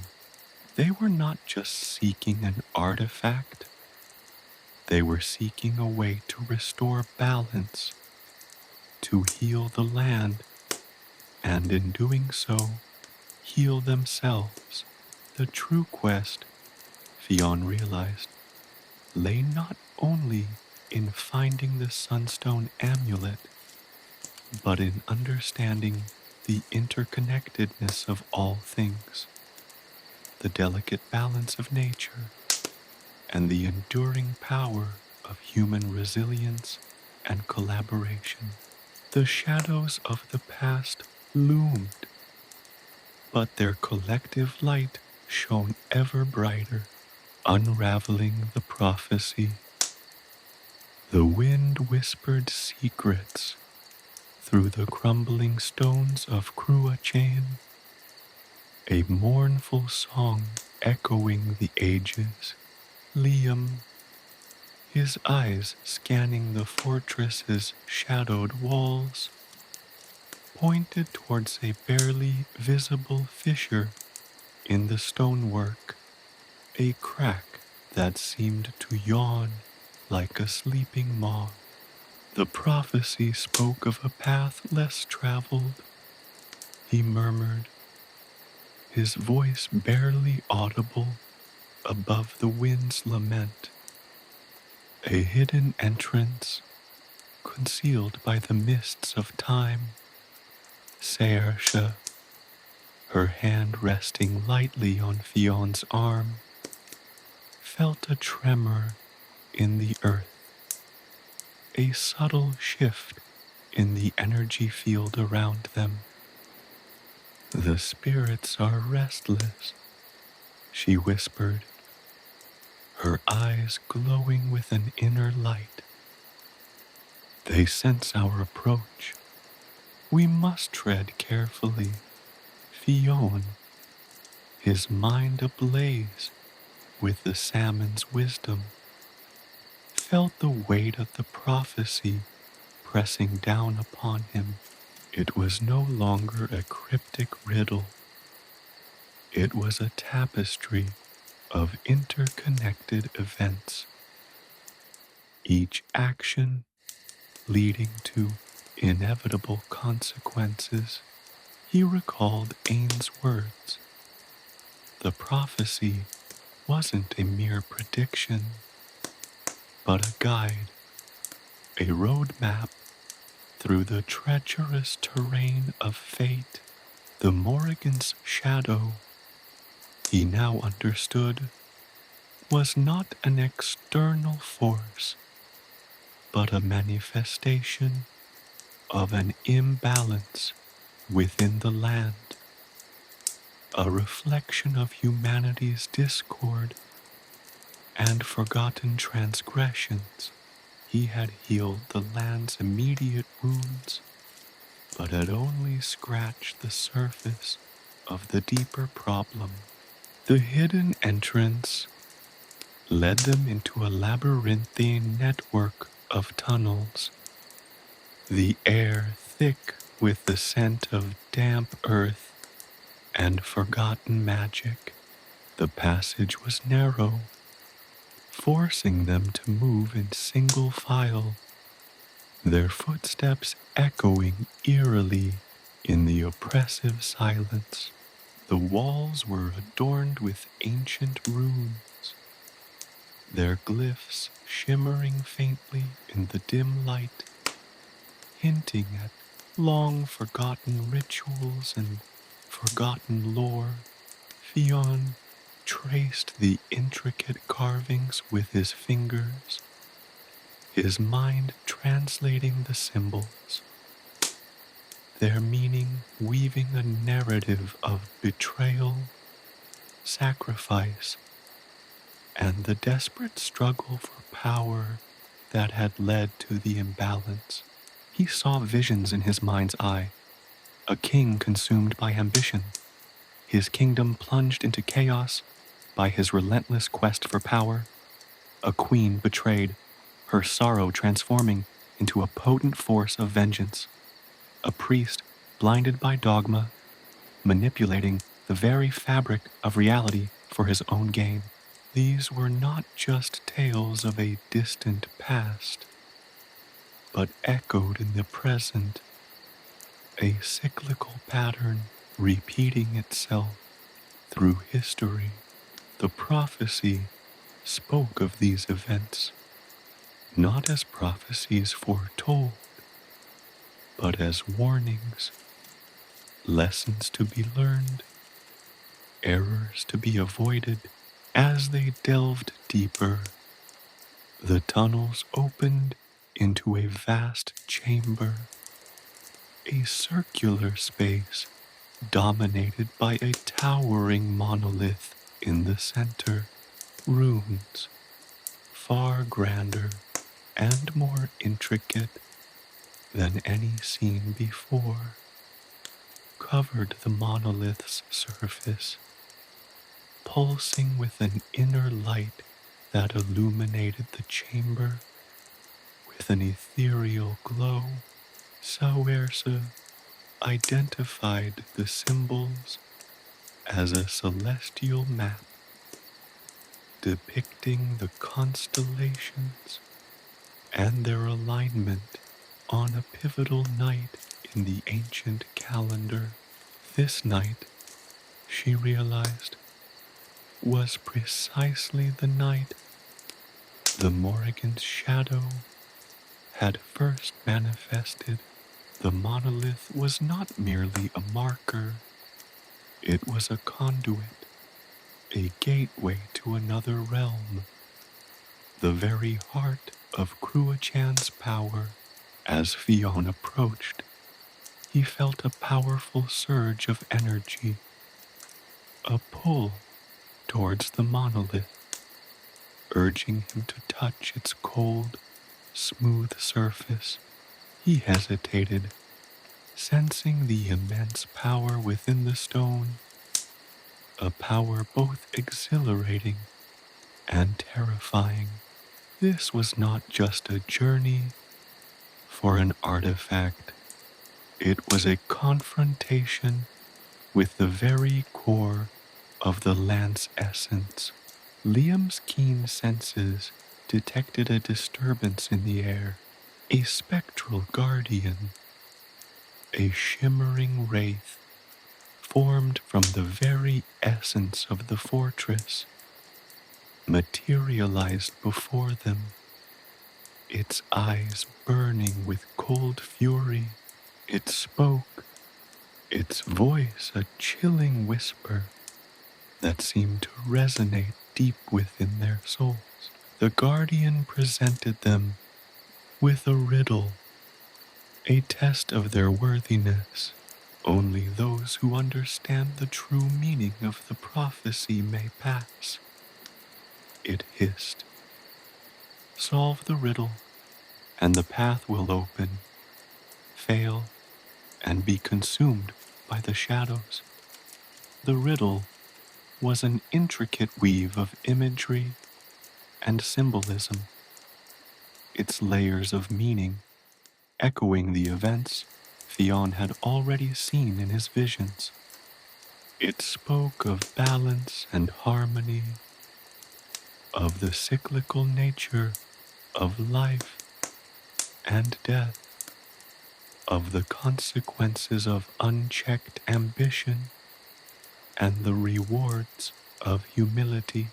It was a test not of physical strength, but of wisdom and understanding.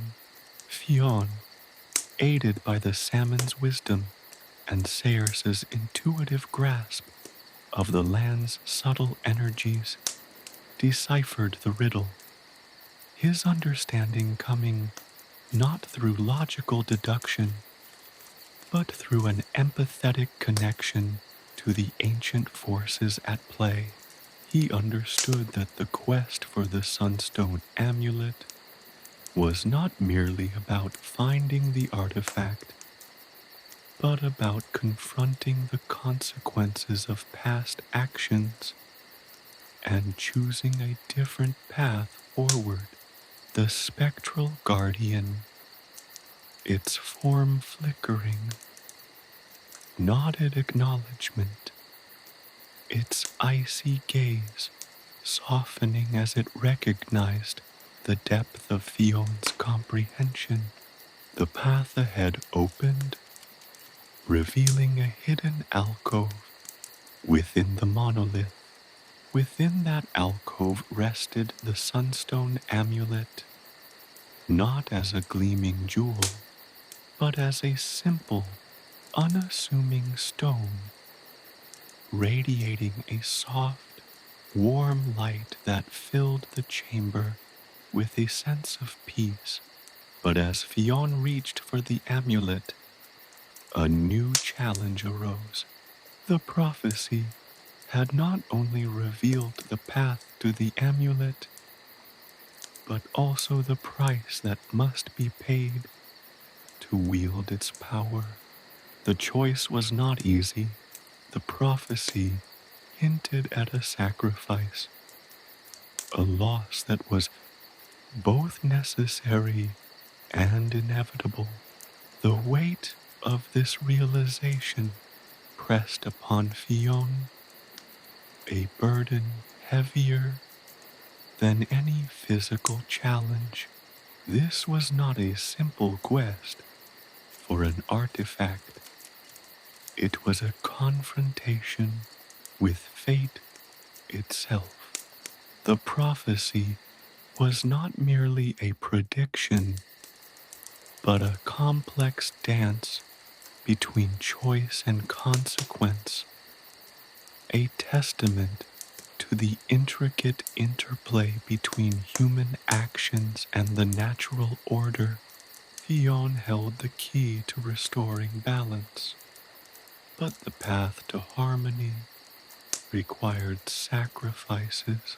The wisdom of the salmon had prepared him.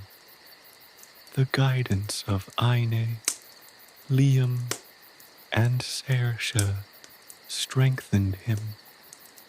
But the ultimate decision rested solely on him. The weight of the land, the burden of the prophecy, rested on his young shoulders. The shadow of fate had loomed large, but in the heart of the ancient fortress, a new dawn was breaking. The true journey had only just begun. Confronting the enemy, the air in the alcove vibrated with a low hum, a palpable energy that prickled Fionn's skin. The sunstone amulet, nestled within a bed of shimmering moss, pulsed with a gentle, warm light, a stark contrast to the cold stone of the monolith. It wasn't the glittering jewel of legend, but something far more profound. A simple, unassuming stone, yet radiating an aura of ancient power. As Fionn reached for it, a voice, ancient and chilling, echoed through the chamber. It wasn't the spectral guardian. This voice was deeper, older, resonating from the very heart of Cruachan itself. The amulet is yours, child of the Boyne.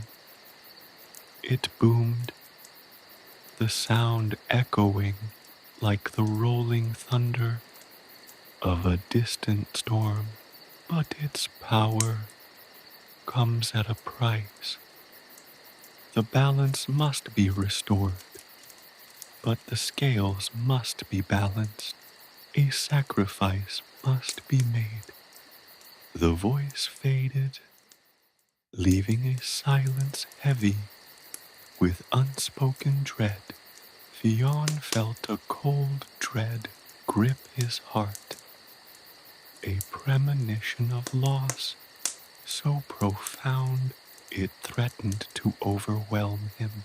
He knew instinctively that this sacrifice was not a simple offering, but a profound act of relinquishment, a severing of ties that would forever alter the course of his life.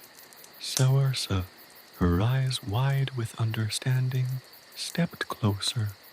The prophecy hinted at this, she whispered, her voice barely audible above the humming of the amulet. A sacrifice, a part of you, given in exchange for the power to heal the land. Liam, ever practical, moved to Fionn's side, his hand resting reassuringly on the younger man's shoulder. "What do you see, Fionn?" he asked, his voice low and steady. "The salmon's wisdom. What does it reveal?" Fionn closed his eyes, drawing upon the potent memories bestowed by the Salmon of Knowledge. He saw visions swirling before him, a vast, desolate landscape, devoid of life, the Morrigan's shadow, now a tangible entity spreading its tendrils across the land, consuming all in its path. But he also saw a glimmer of hope, a single spark of resistance, growing stronger, fueled by the power of the amulet. The sacrifice, he realized, was not a random act of violence, but a necessary exchange, a balancing of the scales to gain the power to heal. He must surrender something precious, something integral to his very being. He looked at his friends, their faces etched with concern and understanding. He saw the unwavering loyalty in Liam's eyes, the profound empathy in Saoirse's gaze, the weight of their shared journey, their trust in him, pressed down upon him, intensifying the agony of his decision. The sacrifice wasn't just about restoring the land. It was about relinquishing a part of himself to ensure the survival of those he loved. The vision shifted, revealing the nature of the sacrifice. It wasn't a physical offering, but a mental one, the relinquishment of his prophetic visions, the salmon's gift, the unparalleled wisdom it bestowed, was the price he must pay to wield the amulet's power. He must surrender the ability to see the future, the burden of knowing the intricate dance of fate. A wave of sadness washed over him, a profound sense of loss. The gift, once a source of immense power and understanding, would now become a memory. But in that sadness, a newfound clarity emerged. He understood the profound nature of the choice. The sacrifice wasn't about losing something. It was about choosing something, choosing to heal the land, to protect his friends, to safeguard the future. It was a trade of knowledge for hope, of foresight for action. With a deep breath, he reached for the amulet. The moment he touched the smooth, cool stone, a wave of energy surged through him, intense, and overwhelming. His vision blurred, the visions swirling around him, a kaleidoscope of futures, both possible and impossible. Then, as quickly as it began, the torrent subsided. The visions, the ability to glimpse into the unfolding tapestry of fate, vanished. He felt a profound emptiness, a void where once existed a boundless understanding of time and events. A single tear traced a path down his cheek, a silent tribute to the sacrifice made, to the knowledge surrendered. Yet, in the stillness that followed, he felt something new emerge, a sense of peace, a quiet confidence. He had made a choice, a difficult one, yet necessary.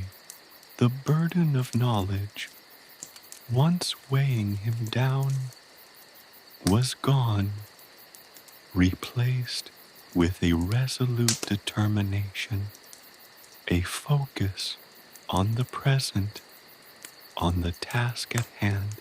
The amulet pulsed in his hand, a source of pure, unadulterated energy, no longer burdened by visions of the future. He was free. The spectral guardian reappeared, its form now serene, its eyes radiating a gentle luminescence. It extended a spectral hand toward Fionn, a gesture of acknowledgement and acceptance. The guardian's voice, now soft and soothing, spoke words of ancient wisdom. The balance is restored, child of the Boyne. The path is clear, the Morrigan's shadow will recede, but the vigilance must remain. With the amulet secured, Fionn, Saersa, and Liam retraced their steps through the labyrinthine tunnels. The air now lighter, the shadows less menacing. The runes on the walls seemed to glow with a renewed intensity, their ancient wisdom now resonating within Fionn's soul, not as prophecies, but as lessons learned. As they emerged from the hidden entrance, the sun broke through the clouds, casting a warm golden light upon Cruachan. The fortress, once a symbol of oppression and darkness, seemed to stand tall, imbued with a renewed sense of purpose. The land surrounding them, once shrouded in the Morrigan's oppressive shadow, appeared refreshed, invigorated by the restored balance. Fionn had faced the enemy not with brute force, but with courage, intelligence, and the profound wisdom gained through sacrifice. The quest for the Sunstone amulet was complete, but Fionn knew this was not an ending, but a new beginning. His journey of self-discovery, his understanding of the interconnectedness of all things, had reached a profound milestone. The sacrifice made, the wisdom gained, and the knowledge surrendered, all served as testaments to his growth, shaping him into the hero he was destined to become. The shadow of fate had been lifted, but the work of restoring harmony was far from over. The true test, Fionn knew, lay in the future, in his ability to use the amulet's power wisely, to guide his people towards a path of peace and prosperity. The journey had only just begun.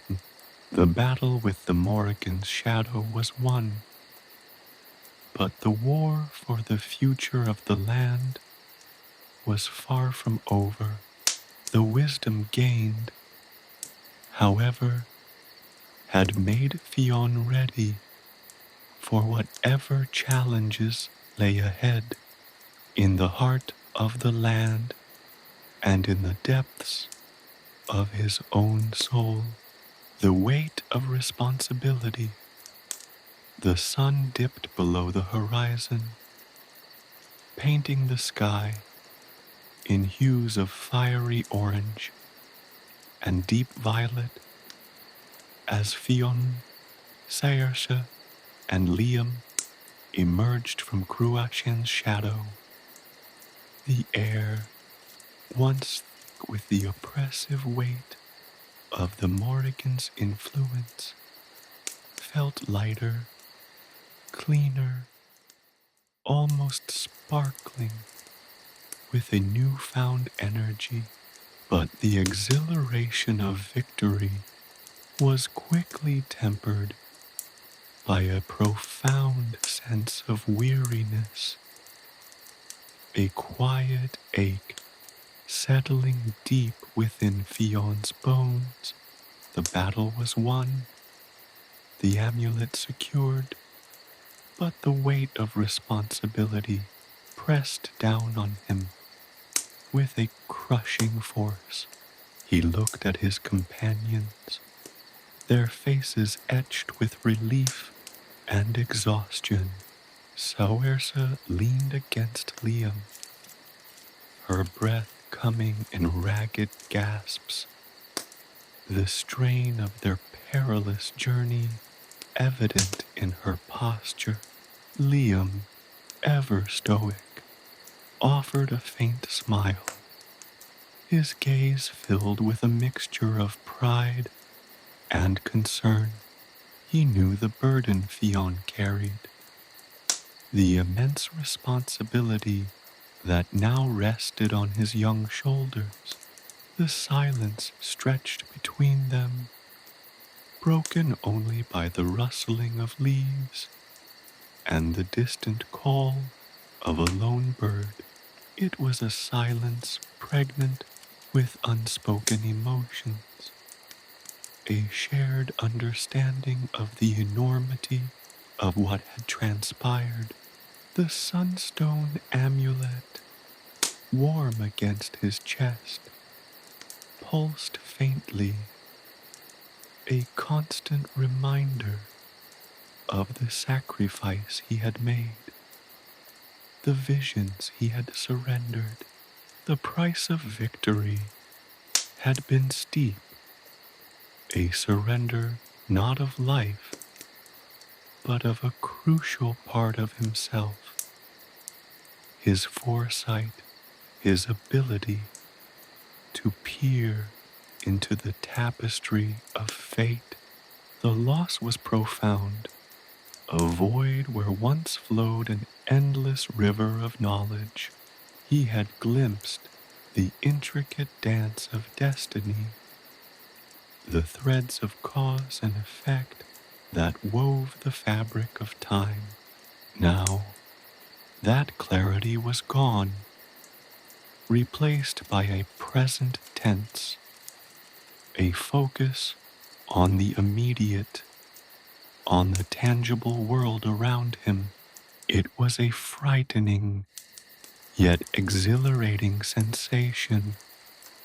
This newfound dependence on the here and now, the future, once a map spread before him, was now a blank canvas, its potential both terrifying and liberating. As they walked, the weight of his new reality settled upon him. He was no longer just Fionn, the boy who had sought the Salmon of Knowledge. He was Fionn, the keeper of the amulet, the wielder of a power capable of shaping the destiny of the land. The simple act of walking felt different. Each step carried the weight of expectation, the responsibility of wielding such immense power. The whispers of the wind seemed to carry the burdens of the land, the hopes and fears of his people. The wisdom bestowed by the salmon had not only revealed the path to victory, but had also illuminated the complexities of leadership, the burden of responsibility that came with power. He understood now, with a clarity born from sacrifice, that true leadership was not about wielding power, but about guiding others, about fostering unity, about using wisdom not for personal gain, but for the collective good.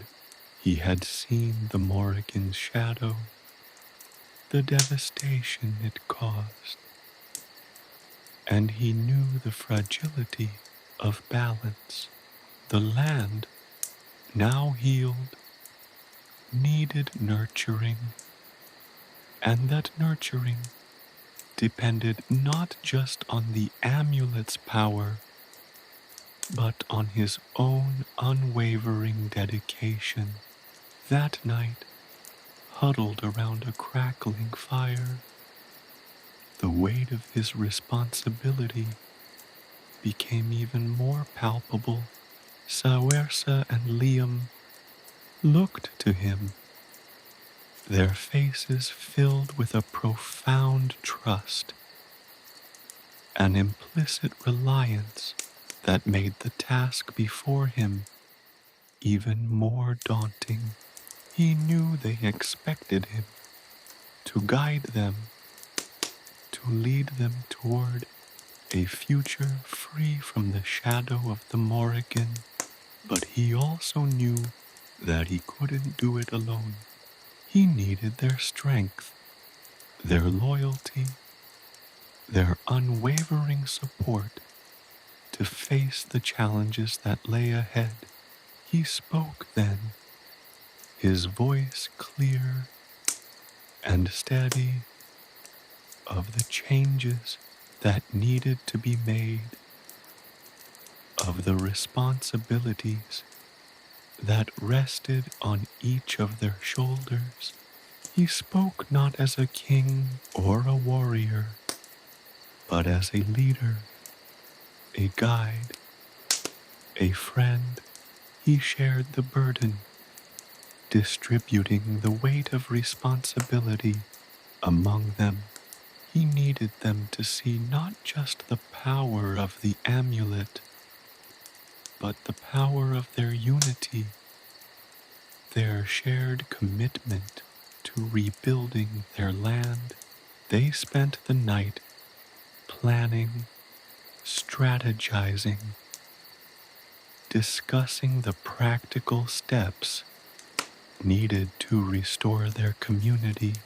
The conversation was far removed from the mystical visions and spectral guardians of Cruachan.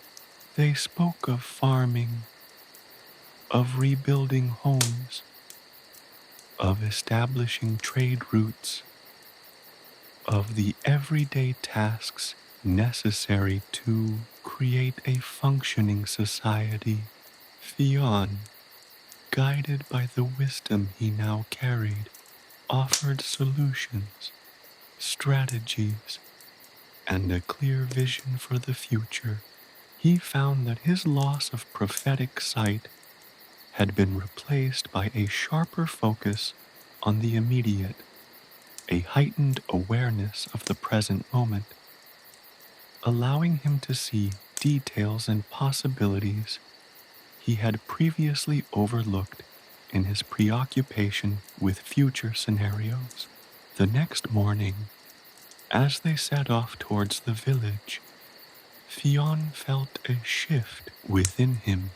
The weight of responsibility was still there, but it was no longer crushing. It had become a part of him, an integral aspect of his being.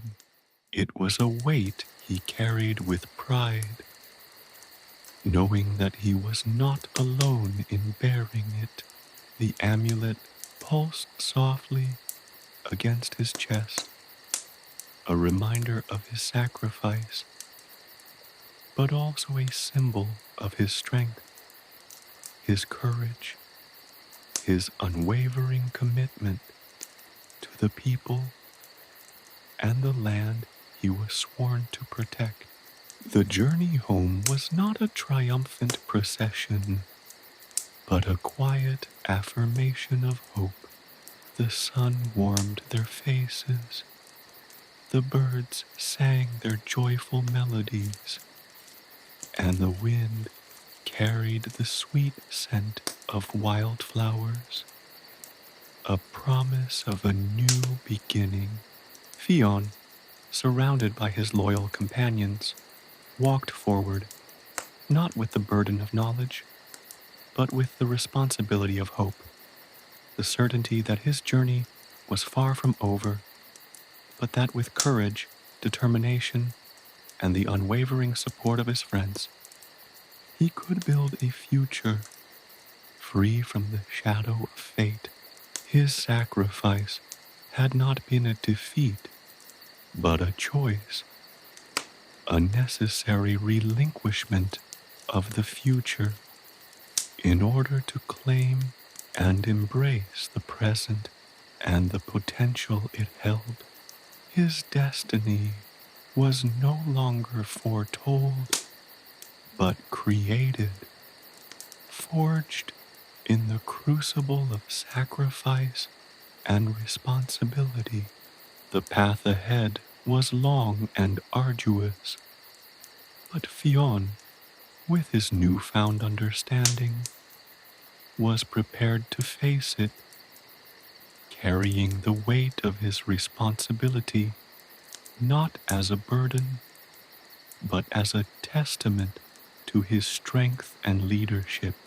The land was healed, but the work of building a better future was just beginning, and Fionn, the boy who had once sought the Salmon of Knowledge, was now the leader who would guide his people towards that brighter tomorrow. A choice must be made. The village of Twain lay nestled in a valley, its thatched roofs gleaming softly under the morning sun. Smoke curled lazily from chimneys, a comforting sight after the chilling winds of Cruachan. But the warmth of the hearth fires couldn't entirely dispel the lingering chill in Fionn's heart. The victory over the Morrigan felt distant, a dream from which he'd only just awakened. The tangible reality of rebuilding their shattered lives pressed down on him with a weight as heavy as any physical burden. He stood at the crossroads, not a literal intersection of paths, but a turning point in his life, a juncture where the familiar, well-trodden path diverged into several unknown trails, each leading to an uncertain destination.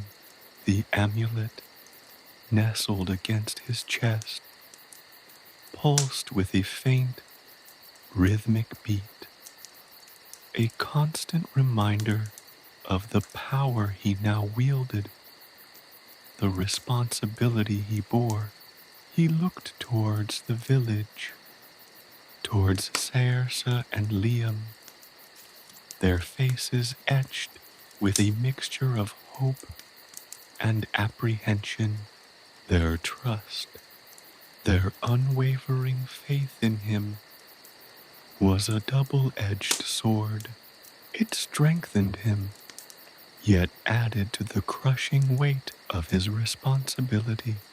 The choice wasn't an obvious one, a simple yes or no decision. It was a complex tapestry, woven from threads of duty, loyalty, and personal sacrifice. The Morrigan was vanquished, but her influence lingered, a subtle corruption in the very fabric of their society. The amulet's power could eradicate this lingering darkness, could cleanse the land, restore balance, and ensure the village's future prosperity. But the process was not without its price. A whisper of the ancient incantation, learned from the whispering reeds along the Boyne, echoed in his mind. A whisper of a ritual, a sacrifice of a personal kind, to fully cleanse the land, to erase the vestiges of the Morrigan's malevolent presence. He had to relinquish something precious, something irreplaceable, not a physical possession, but a fragment of his being, his very ability to connect to the land's mystical energy, the wellspring of his intuition and insight, the very thing that led him to seek the Salmon of Knowledge, the very thing that guided him through the labyrinthine passages of Cruachan, would be lost forever. The thought sent a cold shiver down his spine. He had already sacrificed his foresight, his ability to see the future, the threads of destiny. Now, he was being asked to sacrifice something even more profound, his connection to the mystical current that pulsed through the very heart of the land. He closed his eyes, picturing the faces of his people, their weary but hopeful eyes fixed on him. He saw the children, their laughter muted by the shadow of the recent conflict, and the elders' faces lined with the weight of past tragedies. He saw the scarred fields, the broken houses, the remnants of the chaos the Morrigan had wrought. He felt the pull of the ancient traditions, the weight of expectation from those who believed him to be destined for greatness. He had been chosen, hadn't he? The Salmon of Knowledge, the Amulet of Sunstone, the prophecies whispered in the ancient tongue, all pointed to him, a beacon of hope in the encroaching darkness. The path of destiny seemed clear, a preordained course he was obliged to follow, but a nagging voice within him, a voice born of the wisdom the salmon had imparted, whispered of another path, a path where fate was not a rigid, unyielding force, but a river, its course influenced but not dictated by the actions of those who sailed upon it. He opened his eyes, the sun catching the shimmering surface of the amulet, reflecting 1,000 shimmering possibilities. He saw not a single path, but a multitude of pathways branching out before him, each one offering a unique set of choices and consequences.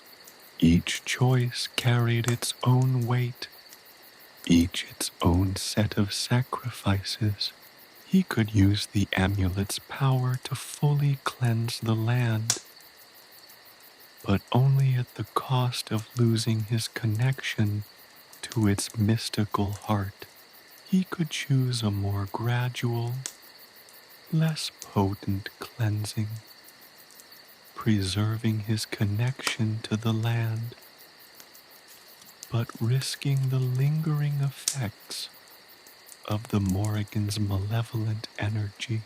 Or he could choose a different path altogether, one that didn't rely solely on the amulet, perhaps leveraging the collective strength of his community, employing other magical means, or seeking wisdom from ancient sources. The weight of this decision pressed heavily upon him. It wasn't a simple choice between good and evil, right and wrong. It was a choice between two potential futures, both containing elements of both gain and loss. He spent the day in quiet contemplation, walking the fields of his ancestors, the land now beginning to show signs of recovery.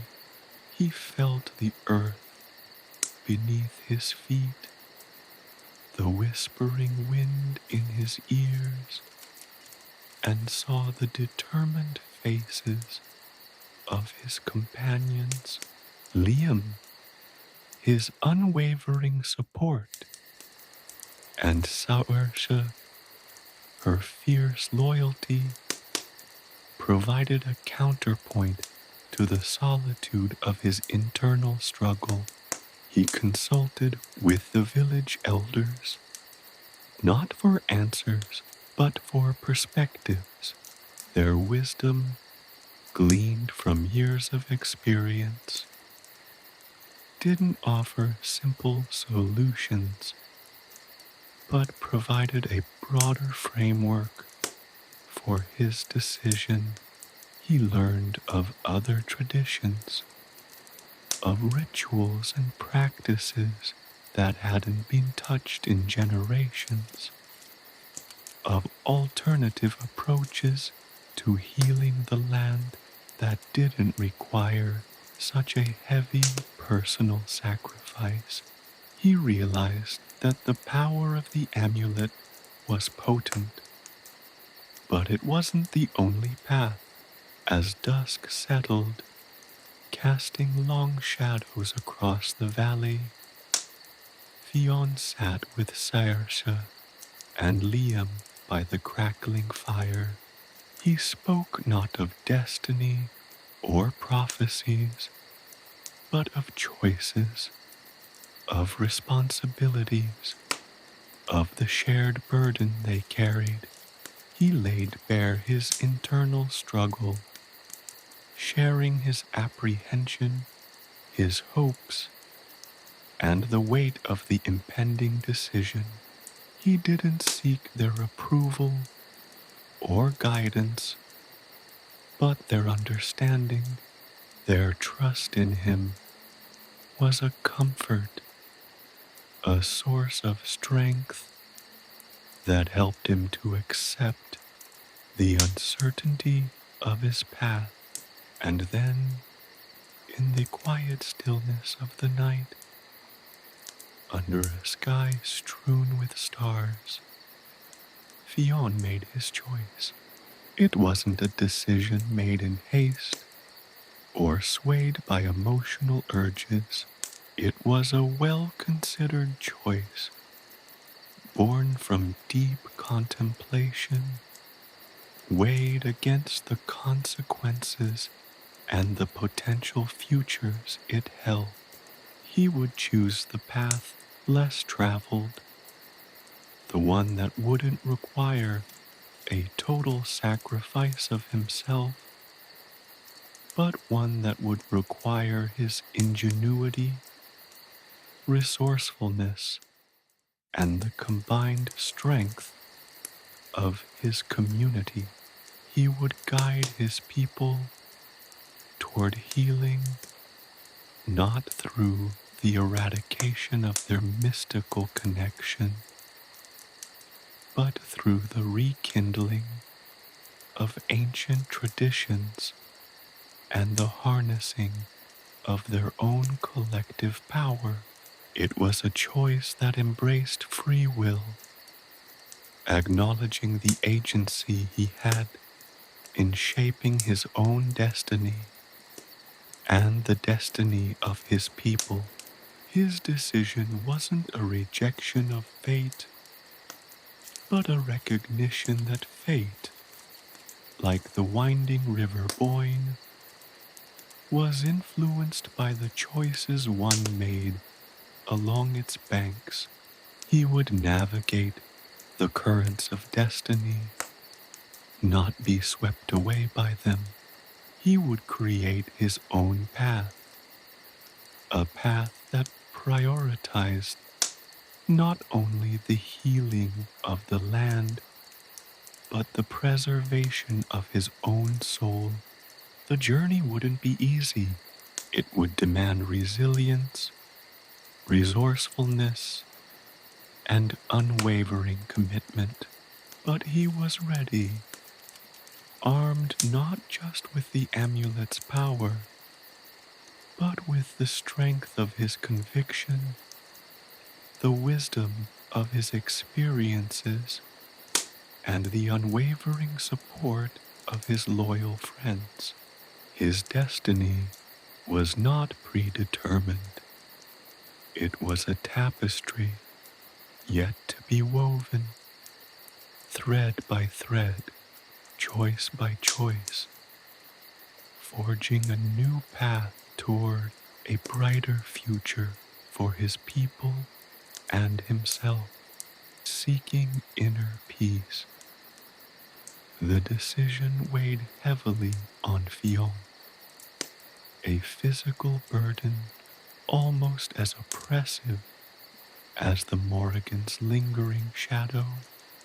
He needed time, not just to weigh the pros and cons of his choices, but to find a space within himself, a quiet sanctuary where he could hear the whispers of his own soul above the clamor of external pressures. He retreated to the ancient oak grove on the edge of the village, a place where generations of his ancestors had sought solace and communion with the land. The air hung thick with the scent of damp earth and decaying leaves, a fragrance both earthy and mystical. Sunlight filtered through the leaves, dappling the forest floor in shifting patterns of light and shadow. Here, surrounded by the ancient trees, their gnarled branches reaching towards the heavens like supplicating arms, Fionn felt a sense of peace begin to settle over him, a quietude that had been absent since his encounter with the Morrigan. He sat beneath the largest oak, its trunk so wide it took 2 two men to embrace, and closed his eyes. He breathed deeply, allowing the scent of the forest to fill his lungs, to cleanse his mind of the turmoil that had consumed him. He let the rhythmic rustling of leaves, the gentle murmur of the wind through the branches, wash over him, soothing his frayed nerves. The amulet nestled against his chest, pulsed with a faint, comforting rhythm. It was a constant reminder of the power he held, but also of the responsibility that came with it. He felt its warmth, a tangible connection to the mystical energy that flowed through the land, a bond he now understood. He was being asked to sever, at least partially, to save his people. Memories flooded back. The chilling winds of Cruachan, the battle against the Morrigan, the shimmering scales of the Salmon of Knowledge. He saw Liam's unwavering loyalty, Saers's fierce spirit, the faces of the villagers, etched with a mixture of fear and hope. Each memory was a lesson, a facet of the multifaceted gem that was his experience.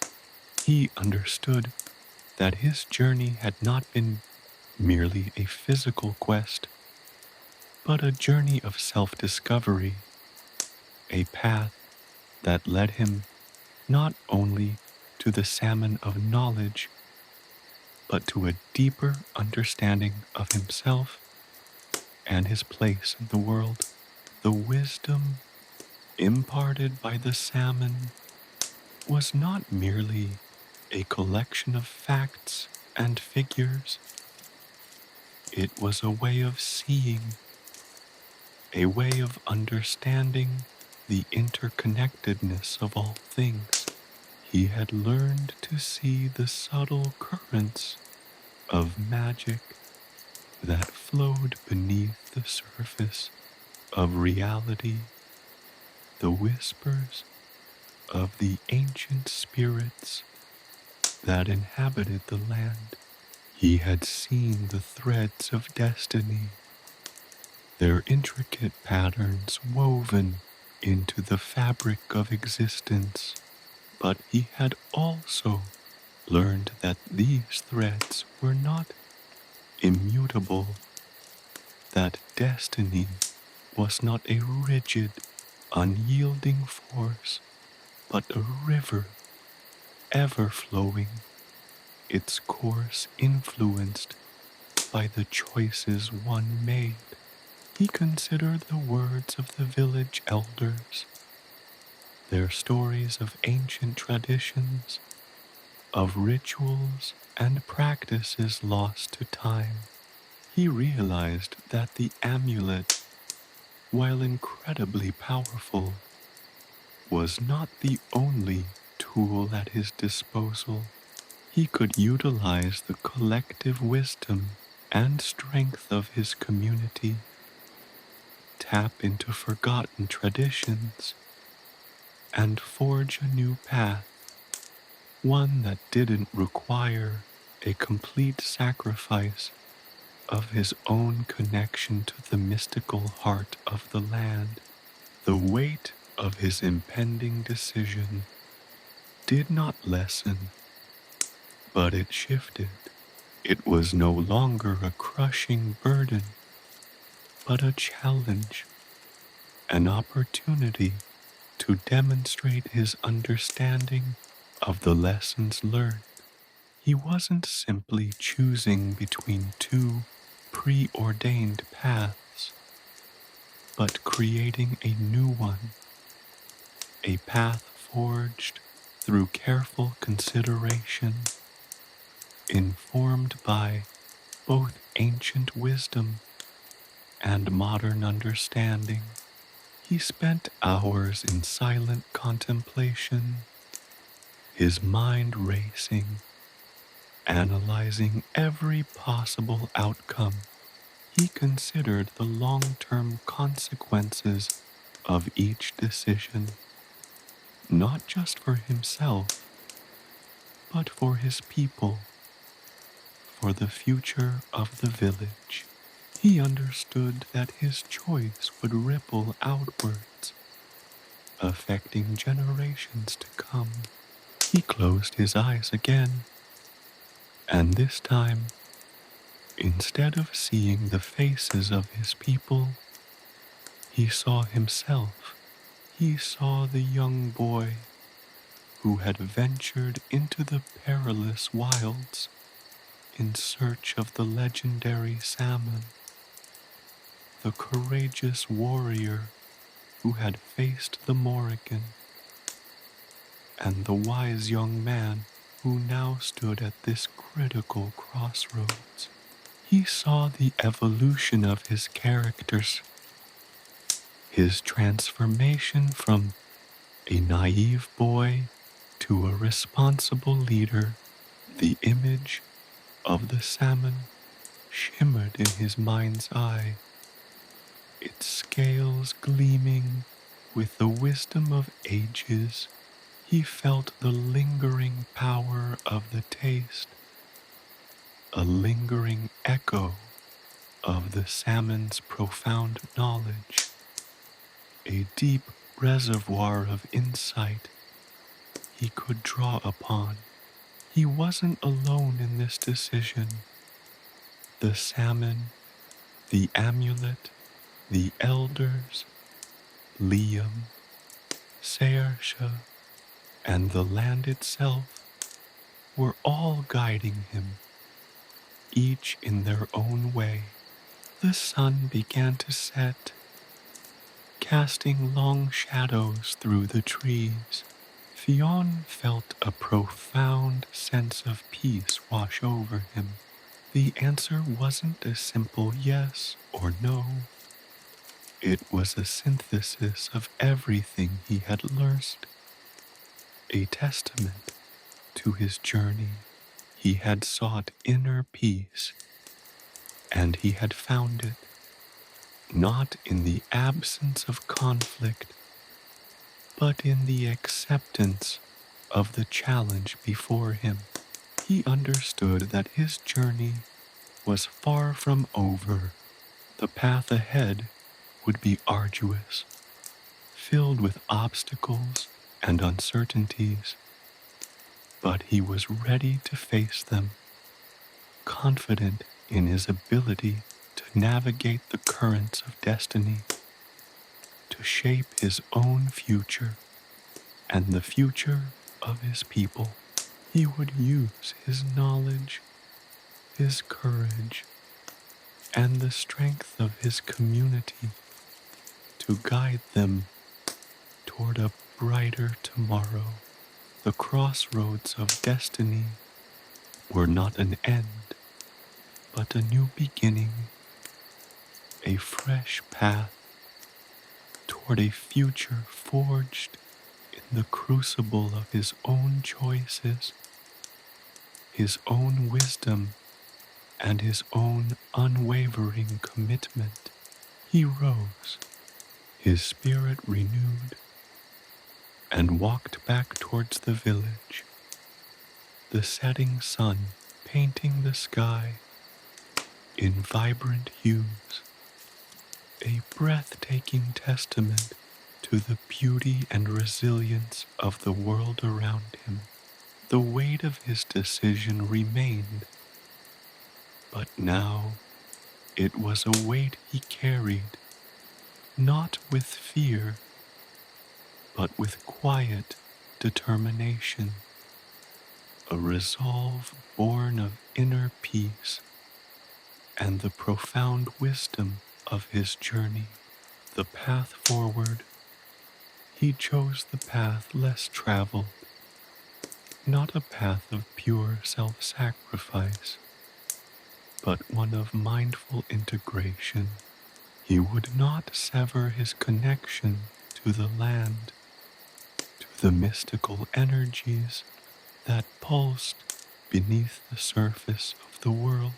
Instead, he would learn to harness that power, to channel it for the good of his people. The amulet would remain his, a constant reminder of the profound wisdom he had gained. But it would not define him. His identity was more than just a mystical artifact. It was woven from the fabric of his community, his heritage, and his unwavering commitment to justice. His decision sparked a ripple effect. The villagers, who had initially feared his power, now saw in him not a potential threat, but a beacon of hope. They rallied around him, their collective strength bolstering his resolve. They shared their stories, their traditions, their knowledge of herbs, of ancient remedies, and of the subtle energies of the land. Liam, ever loyal, stood by his side, his unwavering support a constant source of strength. Saoirse, with her fierce spirit, sharpened his strategies, her tactical mind complementing his intuitive wisdom. Together, they forged a new path, a way forward that blended ancient traditions with modern practicality. Fionn's first act was to heal the land. He understood that the Morrigan's shadow had not only threatened his people, but had also tainted the very earth they inhabited.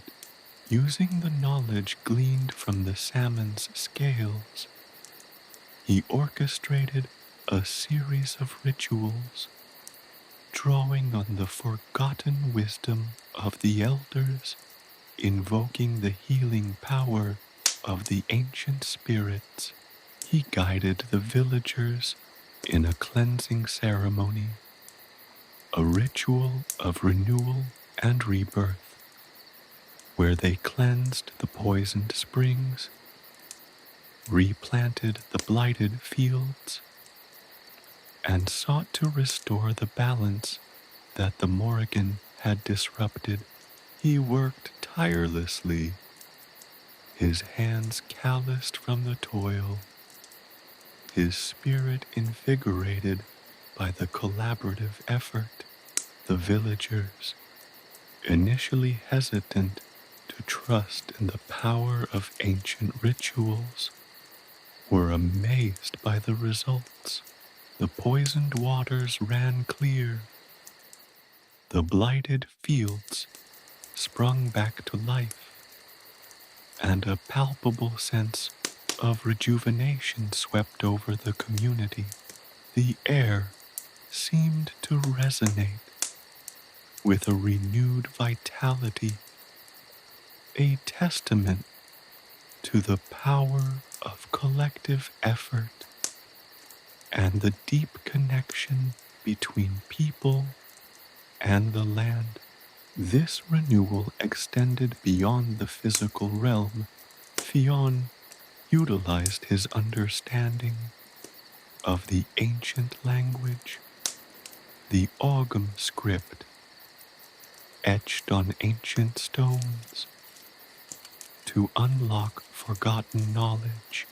He discovered ancient healing practices, lost remedies, and forgotten techniques for sustainable farming, all preserved In the cryptic language of the stones, the elders, surprised at Fionn's newfound understanding, shared their own memories and fragmentary knowledge, adding to the rich tapestry of wisdom.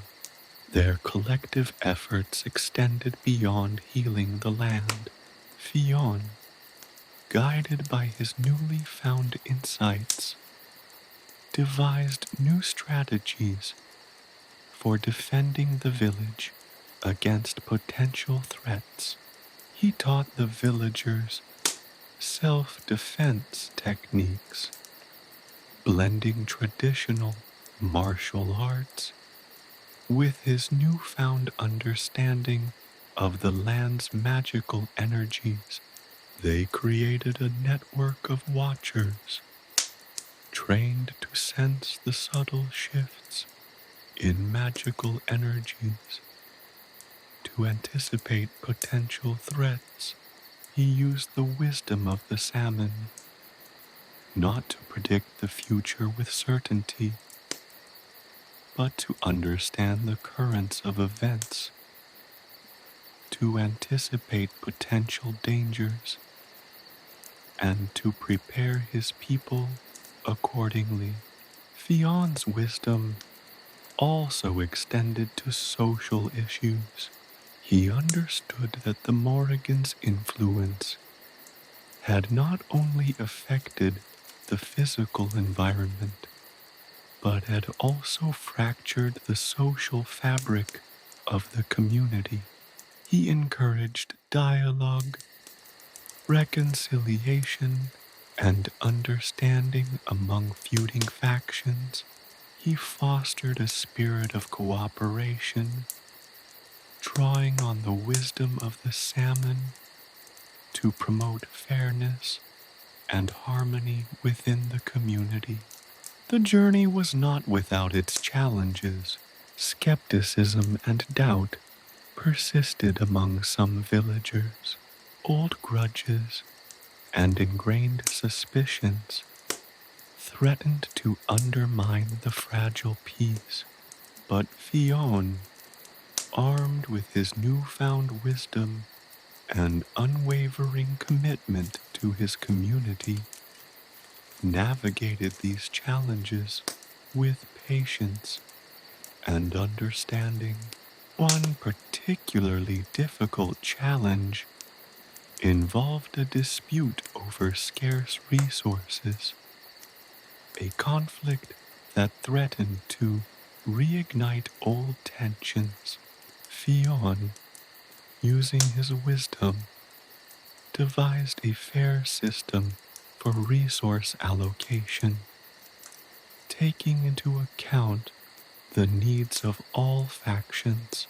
He did not impose his will, but facilitated a dialogue, empowering the villagers to resolve their differences. He showed them how to listen, to understand, and to compromise, transforming a conflict into an opportunity for growth and strengthening of their community bonds. As the months passed, the village flourished, the land healed, the community strengthened, and a new spirit of hope permeated every aspect of their lives. Fionn, once a boy on a solitary quest, now stood as a leader, his wisdom guiding his people toward a brighter future. His journey had taken him from the mystical River Boyne, where he tasted the salmon of knowledge, to the heart of his community, where he applied that knowledge to create a better world. The path forward was not a straight line. It was a winding road, filled with obstacles and unexpected turns. Yet, Fionn, with his newfound wisdom and unwavering commitment, navigated this path with grace, resilience, and a profound understanding of the interconnectedness of all things. He had not merely captured the salmon of knowledge, he had integrated its wisdom into the very fabric of his being, transforming himself and his community in the process. The path forward, once shrouded in uncertainty, was now illuminated by the light of his wisdom, a testament to his courage, his compassion, and his unwavering commitment to the future. His journey was a testament to the transformative power of knowledge, the enduring strength of community, and the endless possibilities that lay ahead for those who dared to dream of a better world. The salmon's wisdom was not just his, it was a gift to his people, a legacy that would resonate through generations to come, a testament to the power of choice and the enduring strength of the human spirit in the face of adversity. The crossroads of destiny had indeed led him to a new beginning, a brighter future, forged in the crucible of his own wisdom and the unwavering support of his community. His story was not simply one of a hero's quest, but a tale of collective transformation, a testament to the enduring power of hope and the possibility of a better tomorrow. The journey, far from being over, had just begun. Reconciliation and acceptance. The weight of the salmon's wisdom, once a crushing burden, now felt like a warm embrace. It was no longer a source of overwhelming power, but a wellspring of understanding, a guiding light illuminating the path ahead. Fionn realized that true power wasn't about controlling the elements, bending the will of nature, or wielding magic as a weapon. It lay in understanding the delicate balance of the world, in recognizing his place within the intricate web of life, and in wielding his knowledge with humility and compassion. This understanding extended to himself. For so long, he had been consumed by a single-minded pursuit of the salmon, neglecting other aspects of his being. He had pushed himself to the brink, driven by a fear of failure, a need to prove his worth. Now, at the crossroads of his destiny, he finally saw himself clearly, his strengths, his weaknesses, his vulnerabilities. He acknowledged the fear that still lurked within him, the shadow of doubt that sometimes threatened to engulf him. But he also embraced his courage, his resilience, his deep empathy for his people. He discovered a profound sense of peace in accepting his imperfections. He was not a flawless hero, but a flawed individual striving to do better, to learn, to grow.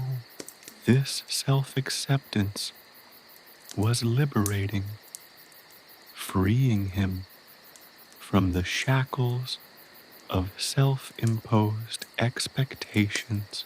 It was in this acceptance that he found true strength, a strength that flowed not from magical power alone, but from the unwavering belief in his own capacity for growth and compassion. This newfound self-awareness translated into a deeper understanding of his role within his community. He realized that true leadership wasn't about wielding authority, but about empowering others.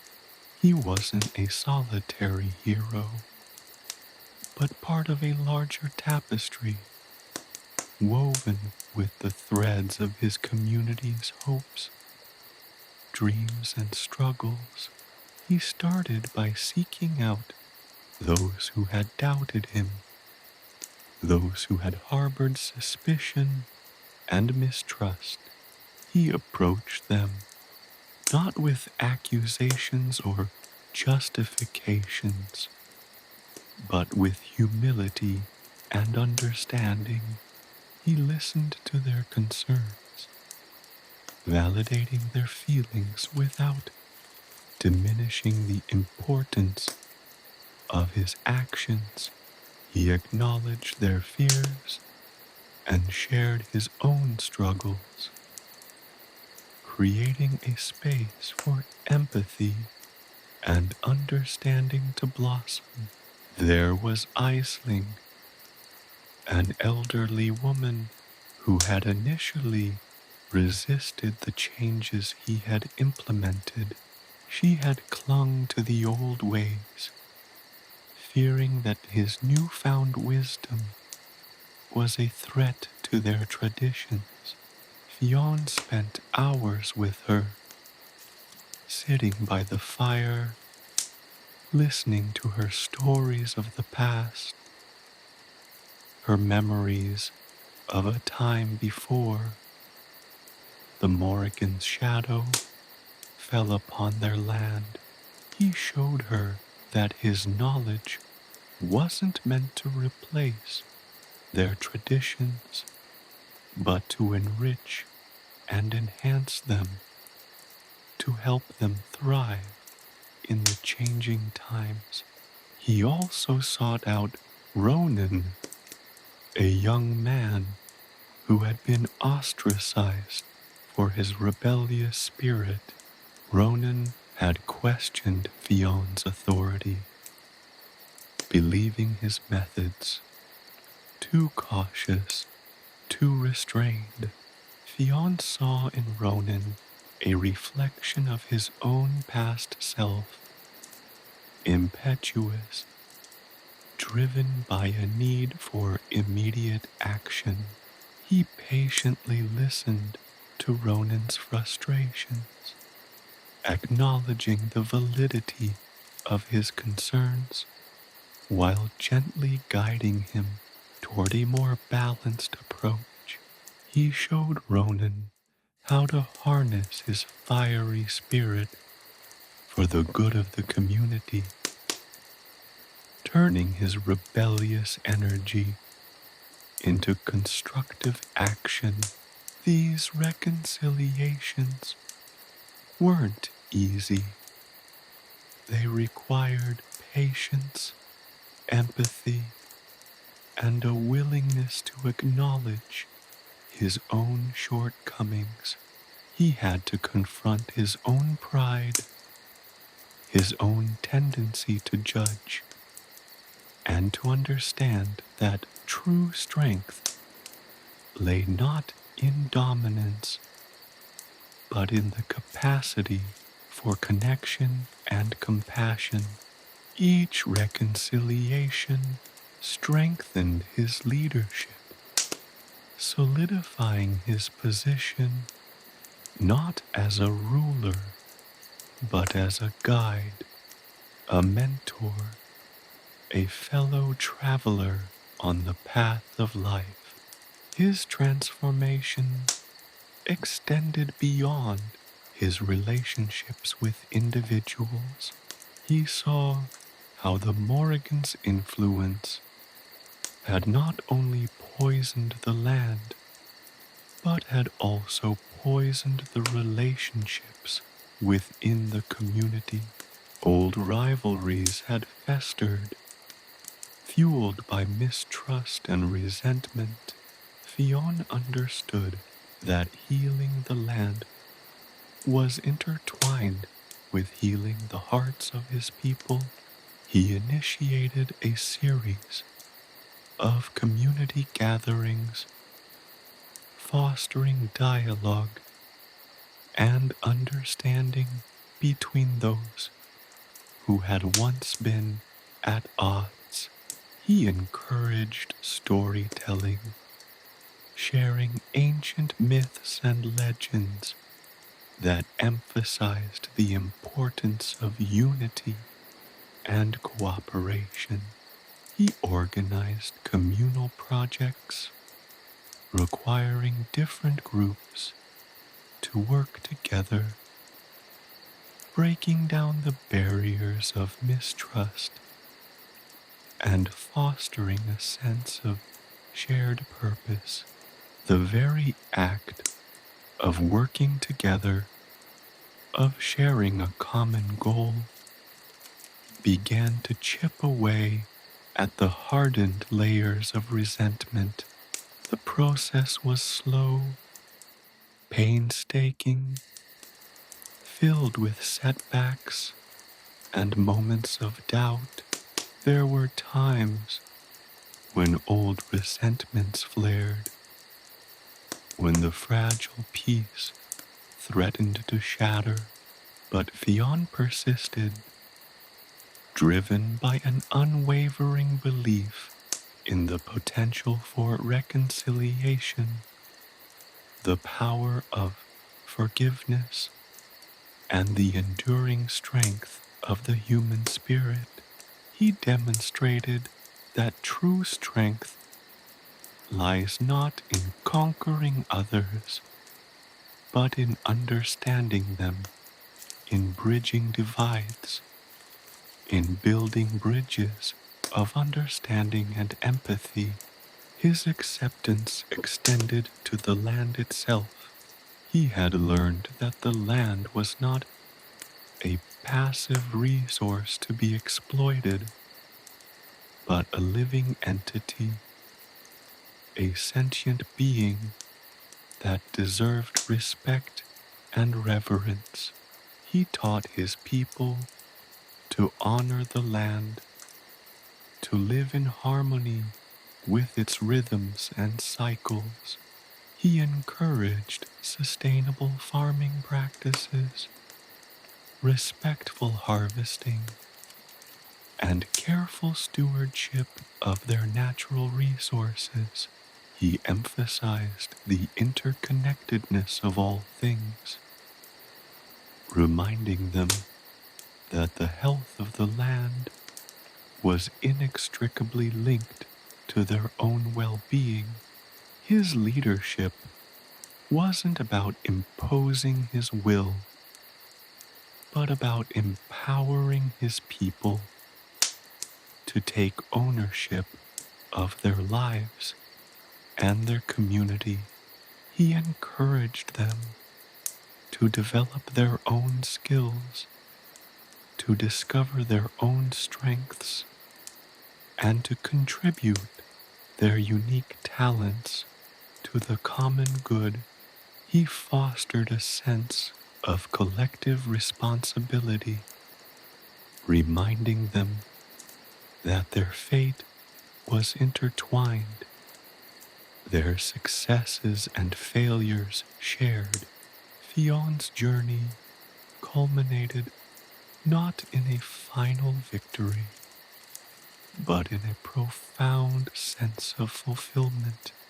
He had not only captured the Salmon of Knowledge, but he had integrated its wisdom into the fabric of his being. He had reconciled with himself, accepting his strengths and weaknesses, and he had reconciled with his community, healing the divisions and fostering a spirit of unity and cooperation. His personal growth mirrored the transformation of his community. He had come to understand that true power is not about domination, but about service, not about control, but about understanding and compassion. The crossroads of destiny had indeed led him to a place of profound self-acceptance, a place of wisdom, and a place of peace. He stood at the dawn of a new era, not as a solitary hero, but as a leader, a guide, and a friend to his people. His story was a testament to the power of self-discovery, the transformative potential of wisdom, and the enduring strength of the human spirit. The journey had been arduous, but the destination was worth the struggle. A place where the past was honored, the present embraced, and the future held untold possibilities, illuminated by the light of his hard-won wisdom, embracing the future. The sun, a molten coin in the western sky, cast long shadows across the valley as Fionn stood at the edge of the whispering woods. He no longer felt the weight of expectation, the crushing pressure to prove himself. The salmon's scale, nestled within his tunic, pulsed with a gentle warmth, a constant reminder of the wisdom he now possessed. It was a wisdom not just of ancient lore and forgotten truths, but a wisdom of the heart, a wisdom of compassion and understanding. The visions he'd experienced, the dreamscapes woven from the River Boyne's ancient flow, had shown him the interconnectedness of all things, the delicate balance between the past, the present, and the future. He had faced his own darkness, his own doubts, and emerged stronger, more resilient. The fear hadn't vanished entirely. A flicker of apprehension still danced at the edges of his mind, but it no longer held him captive. He understood that fear was a natural companion on the path of life, a shadow that could be acknowledged and even embraced. Its potential for caution balanced by the courage to face whatever lay ahead. He knew now that true strength lay not in the absence of fear, but in the capacity to overcome it. His journey had taken him to the deepest recesses of his soul, revealing facets of himself he hadn't known existed.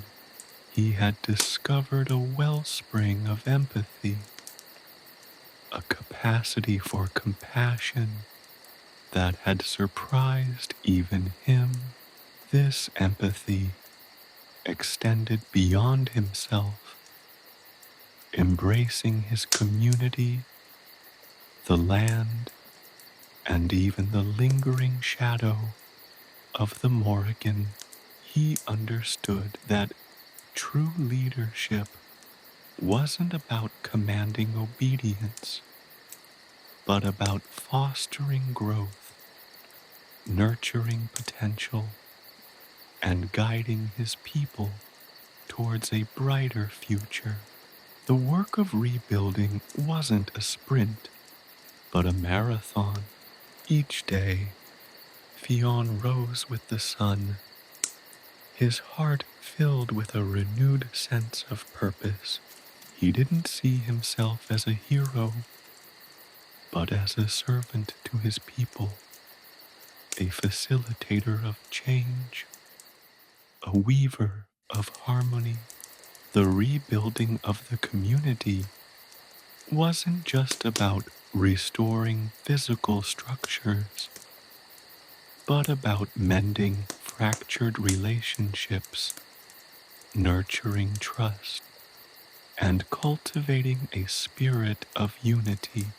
He continued to seek out those who had once doubted him, not to demand their approval, but to offer his understanding and support. He worked alongside them, sharing the burden, acknowledging their fears, celebrating their small victories.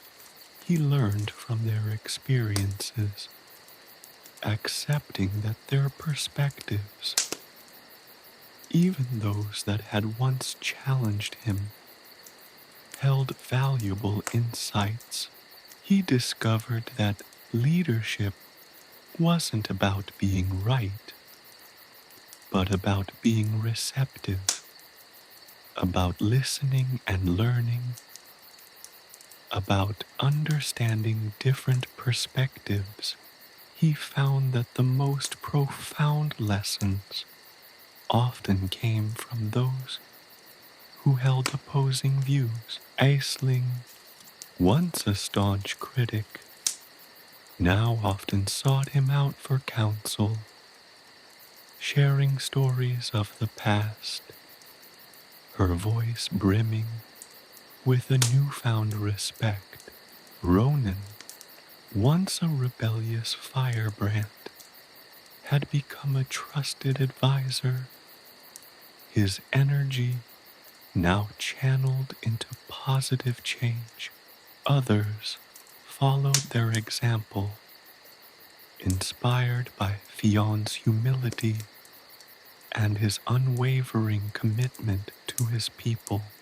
The whispers of distrust gradually faded, replaced by murmurs of hope, of unity, and of a shared future. Fionn's understanding extended beyond the human realm. He recognized the interconnectedness of his people and the land, understanding that their well-being was inextricably linked.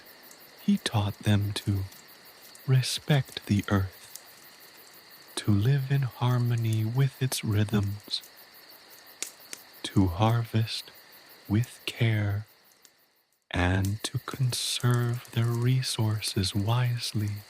He encouraged them to rediscover the ancient traditions of sustainable farming, honoring the wisdom of generations past. He stressed the importance of respecting the balance of nature, recognizing that the health of the land was essential to their survival. He led by example, his actions speaking louder than words. He worked alongside his people, sharing the labor, celebrating their achievements, and providing solace during times of hardship. He didn't seek to control or dominate, but to empower, to nurture, and to guide. He encouraged them to discover their own strengths, to cultivate their own talents, to contribute their unique gifts to the collective good. His leadership was not about imposing his will, but about fostering a sense of shared responsibility, a spirit of community, a collective vision for a brighter future. As the seasons turned, the land responded to their care. The once barren fields blossomed with new life. The rivers flowed clear, and the air was filled with the songs of birds. The dark shadow of the Morrigan seemed to recede, replaced by a vibrant energy, a renewed sense of hope. The community, once fractured and divided, had become a tapestry of unity, strength, and shared purpose. The whispers of fear were replaced with a quiet confidence, a resolute determination to build a better future. Fionn, however, knew that the journey was far from over. New challenges would inevitably emerge, new tests of strength and resilience, but he faced the future with an unwavering conviction, not in his own ability to overcome all obstacles, but in the strength of his community, the enduring power of human spirit, and the unwavering support of the ancient wisdom nestled within him. The salmon's scale, a constant companion, served as a reminder of the transformative power of knowledge, of the importance of humility, and the profound beauty of understanding. He had learned that true power lies not in dominion, but in service, not in control, but in compassion, not in victory, but in understanding. His journey had been a testament to the enduring strength of the human spirit, its capacity for growth, its resilience in the face of adversity, and its potential for both profound darkness and unimaginable light. He carried the weight of his wisdom not as a burden, but as a gift, a beacon illuminating the path toward a brighter future for his people, a future interwoven with hope, resilience, and the promise of further adventures. The crossroads of destiny had not been an end, but a beginning, the dawn of a new era, the legacy of wisdom. The whispers of the Boyne, once a torrent of chaotic visions, now echoed in Fionn's mind as a gentle, guiding stream. The wisdom granted by the salmon was not a static entity, but a living, breathing force, shaping his actions, his thoughts, and the very fabric of his community. The rebuilding was more than bricks and mortar. It was the painstaking reconstruction of a fractured spirit, a societal mending as intricate and delicate as the finest Celtic knotwork. Fionn's approach was not one of forceful leadership, but of quiet, unwavering influence. He didn't demand obedience, but inspired cooperation. He understood that true power resided not in control, but in understanding. He spent countless hours listening to the concerns of his people, their voices weaving a tapestry of their collective hopes and fears. He held council not in grand halls, but in the simple homes of his people, sharing their meals, their sorrows, and their celebrations. He learned to recognize the subtle nuances of their anxieties, understanding that fear often masked a deeper longing for security and belonging. He established workshops where the ancient crafts of his people were revived, weaving, pottery, metalwork. These were not merely vocational training grounds, but spaces for community building. Here, laughter mingled with the rhythmic clang of hammers, the whir of spindles, and the soft murmur of shared stories. The skills revived were more than just the creation of tangible goods. They were the restoration of identity, the reclaiming of a heritage that had nearly been lost. These workshops became hubs of social interaction, places where old grudges were slowly forgotten and new bonds formed, forged in the shared experience of creation. The changes weren't just confined to the immediate village. Word of Fionn's transformation spread, echoing through the surrounding lands, like the wind rustling through the ancient oaks. Other communities, struggling with their own internal divisions and external threats, began to seek his counsel.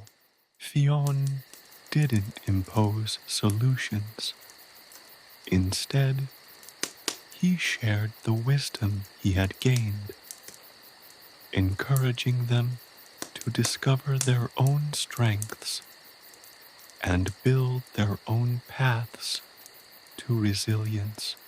He facilitated communication between these disparate settlements, nurturing an interconnectivity that transcended geographical boundaries, creating a network of support and shared purpose. He became a symbol not just of his own village's revival, but of a broader movement of reconciliation and unity across the land. Aisling, once his most vocal critic, now worked tirelessly alongside him, her sharp intellect and organizational skills proving invaluable. Her past skepticism had been replaced with a deep respect for Fionn's humility and his unwavering dedication.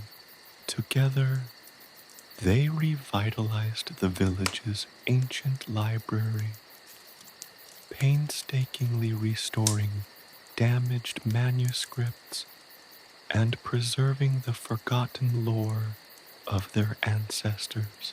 Aisling, with her profound knowledge, of the ancient texts helped Fionn to unlock deeper layers of the salmon's wisdom, revealing connections between the seemingly disparate threads of Celtic mythology.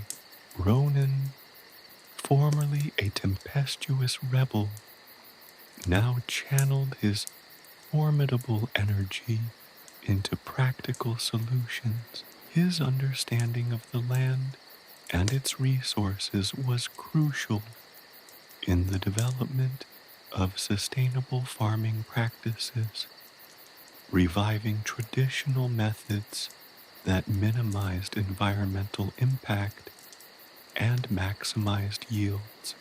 He taught others to respect the cyclical rhythms of nature, ensuring the land's continued bounty. His understanding wasn't simply theoretical.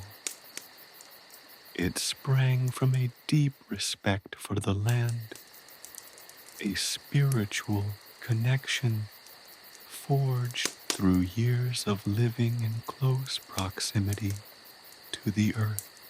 Fionn's influence extended beyond the immediate community.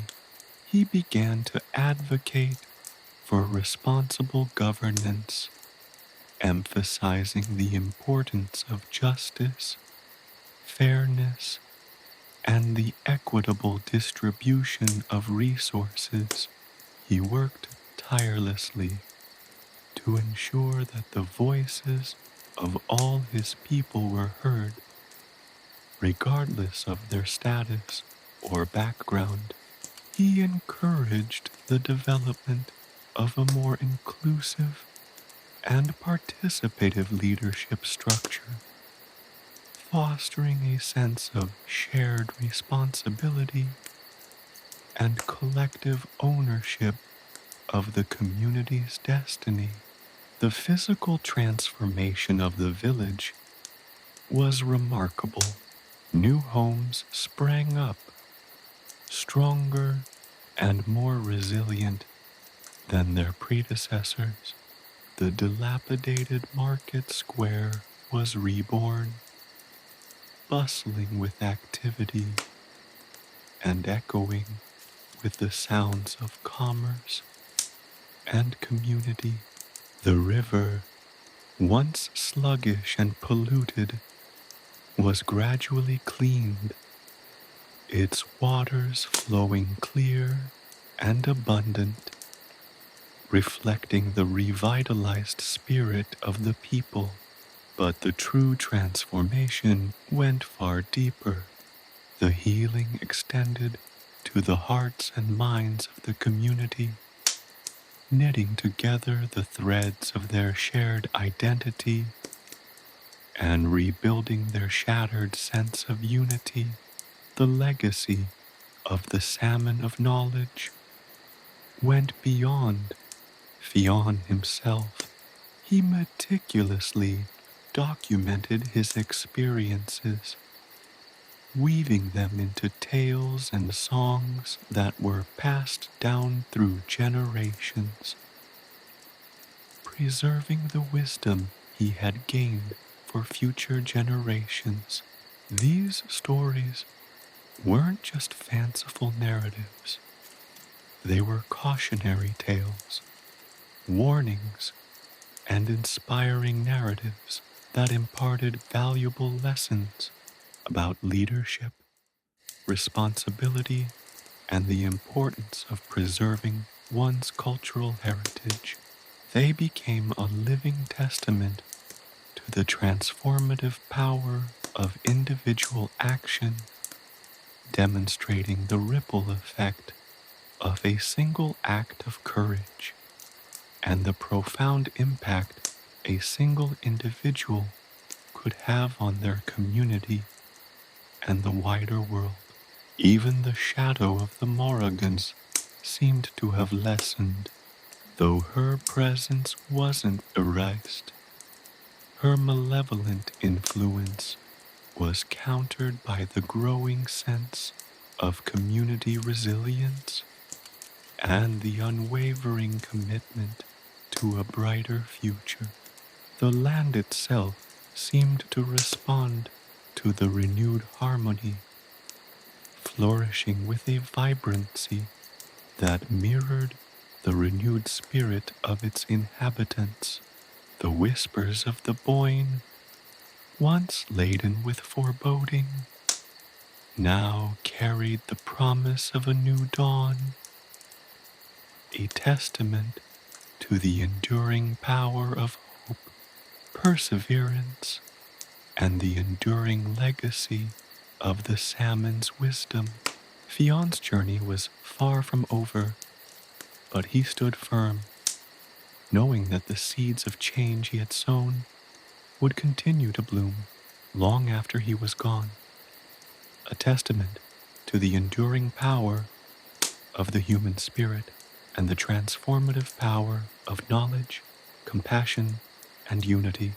The echoes of the Boyne resonated not just in the river's flow, but in the beating hearts of a community reborn, a new generation.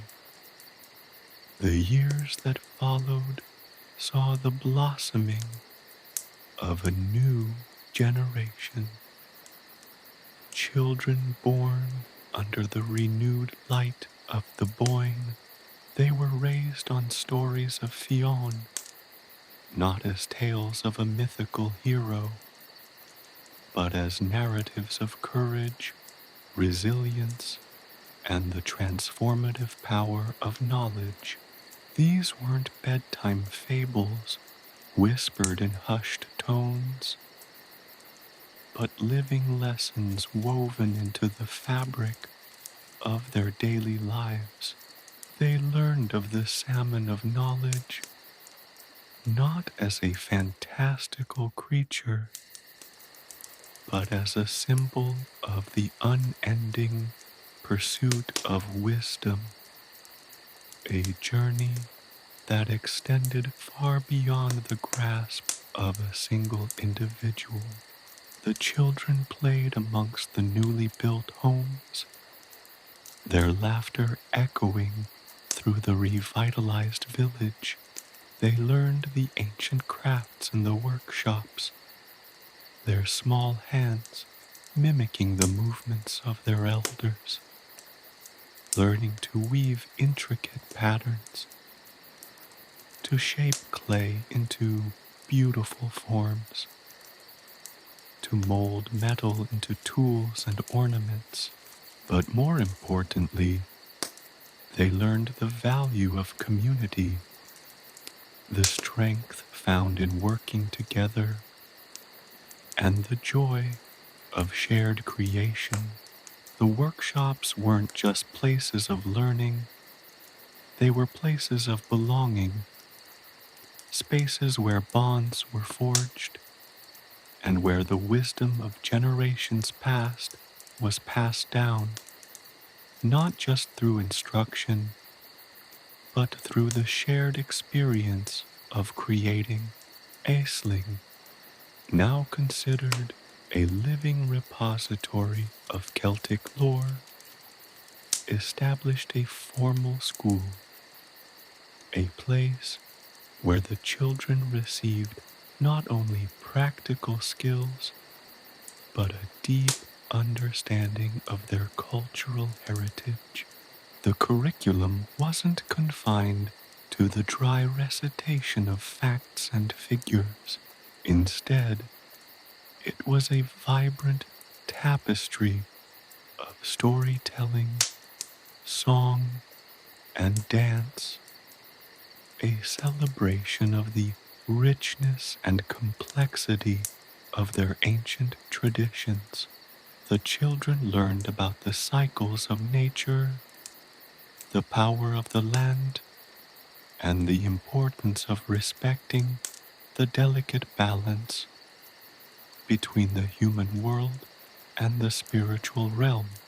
They learned to read the signs in the stars, to understand the language of the birds, and to interpret the subtle whispers of the wind.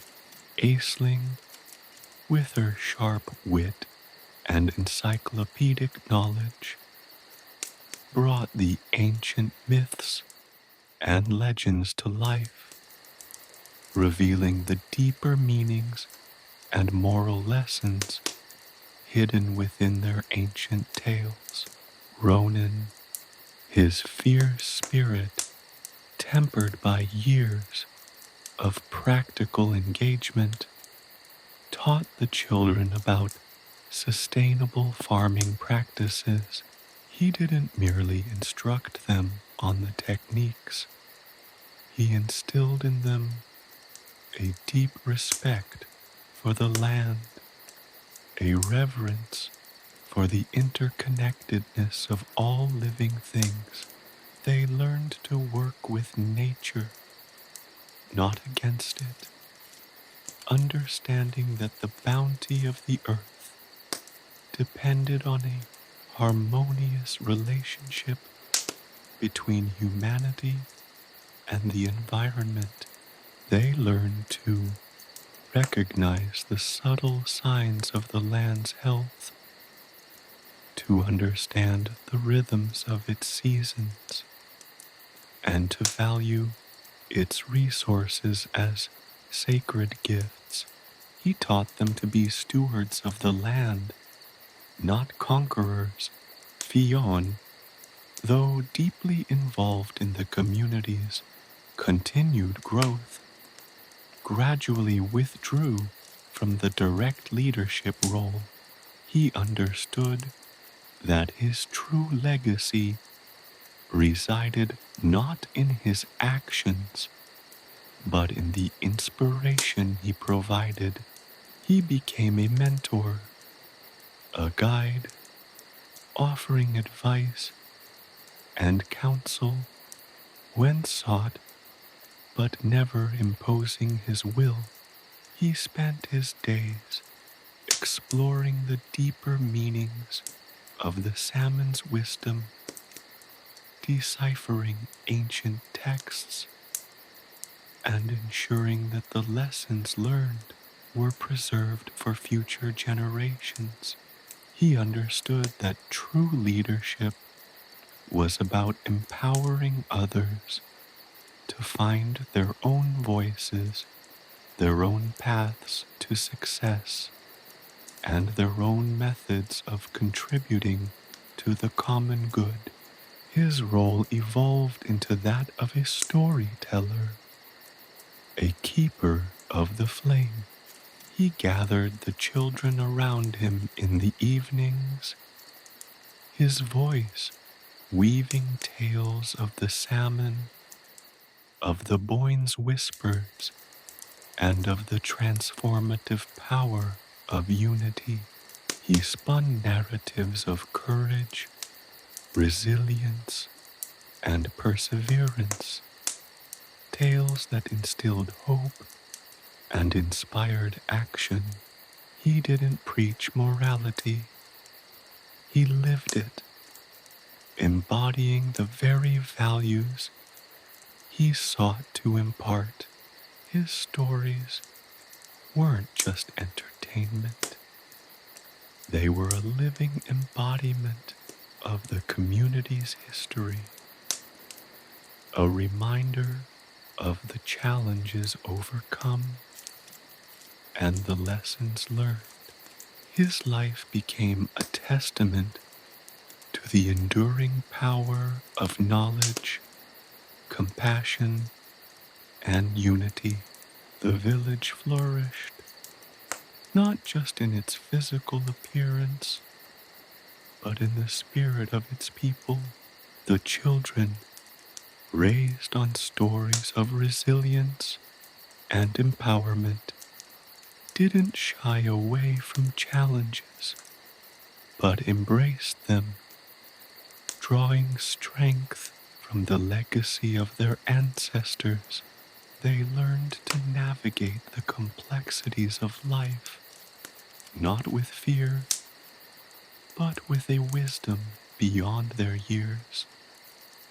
a wisdom gleaned not just from books and instruction, but from the very fabric of their community. The echoes of the Boyne became more than just whispers. They became a guiding force, shaping the destiny of a new generation. The salmon's wisdom, initially imparted to Fionn, now flowed through the veins of the entire community, enriching their lives, informing their decisions, and shaping their future. The ancient Celtic lore, once relegated to dusty manuscripts, now pulsated with life, inspiring art, shaping culture, and guiding the community's spiritual and practical development.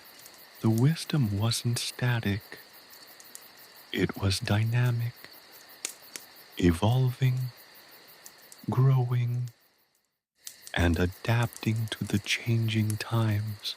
The stories of Fionn were reinterpreted, reimagined, and retold by each generation, reflecting the evolving needs and perspectives of the community.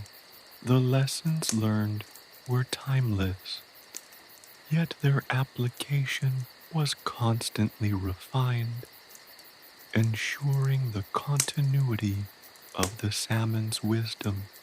The legacy of Fionn wasn't merely a historical event, it was a living tradition.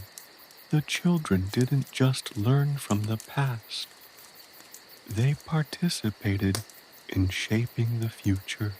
They were not passive recipients of knowledge, but active agents of change, empowered by the stories they inherited and the lessons they learned.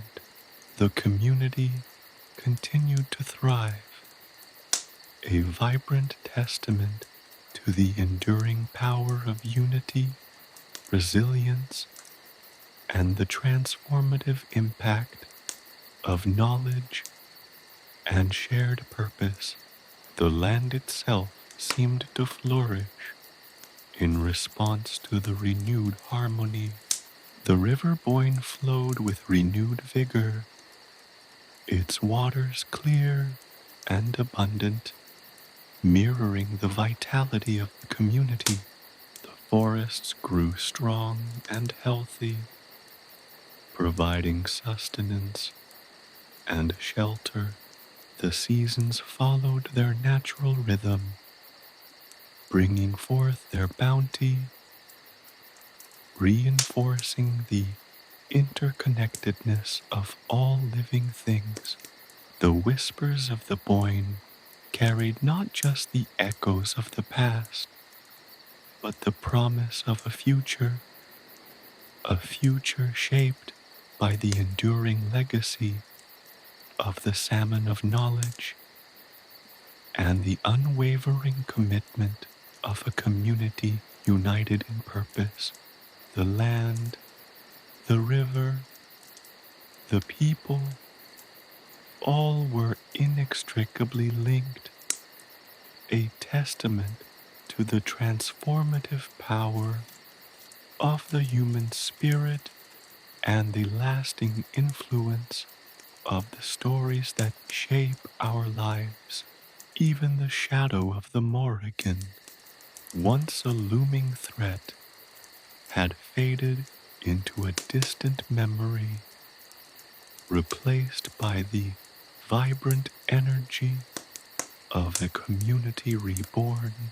Her malevolent influence, once so pervasive, was now countered by the collective strength of a unified people, their spirits strengthened by shared purpose and their hearts overflowing with hope for the future. The tales of Fionn, Aisling, and Ronan weren't just stories of the past. They were living examples of the enduring power of courage, compassion, and the transformative potential hidden within each individual and within the heart of every community.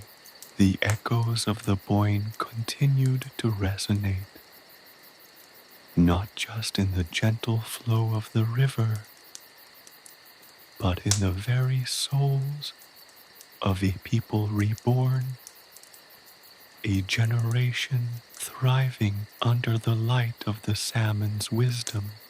Their future was bright, paved with the knowledge and legacy of those who came before them, a testament to the enduring power of the human spirit and the cycle of learning and growth that will continue for generations to come. The stories of the Salmon of Knowledge, passed down through generations, would continue to inspire hope, courage, and unity, reminding all who heard them of the transformative power of knowledge and the enduring legacy of a community reborn. The whispers of the Boyne, once a source of fear and uncertainty, now echoed with the vibrant energy of a flourishing community, a testament to the enduring power of the human spirit and the wisdom of ages past. The enduring power of legends. The generations that followed inherited not just a rebuilt village, but a living legacy. The stories of Fionn, Aisling, and Ronan weren't simply tales recounted before bedtime. They were integral to the children's upbringing, woven into the fabric of their daily lives. They learned the ancient crafts, not merely as skills, but as expressions of their cultural heritage. The rhythmic tapping of hammers on metal, the precise movements of weaving needles, the careful shaping of clay, each action held a deeper meaning, connecting the children to a lineage stretching back centuries. These weren't just tools or crafts, they were tangible links to their ancestors, palpable connections to a past rich in wisdom and tradition. The annual festivals, once shadowed by the Morrigan's influence, were reborn as vibrant celebrations of life, community, and the cyclical nature of existence. These weren't merely holidays. They were living expressions of Celtic spirituality, where the veil between the mortal and spiritual realms thinned, and the ancient gods seemed to walk among them. The children learned the ancient dances, their movements fluid and expressive, telling stories of heroes, battles, and the eternal dance between light and shadow. The songs they sang echoed through the valleys, their melodies ancient, yet eternally fresh, carrying the voices of generations past.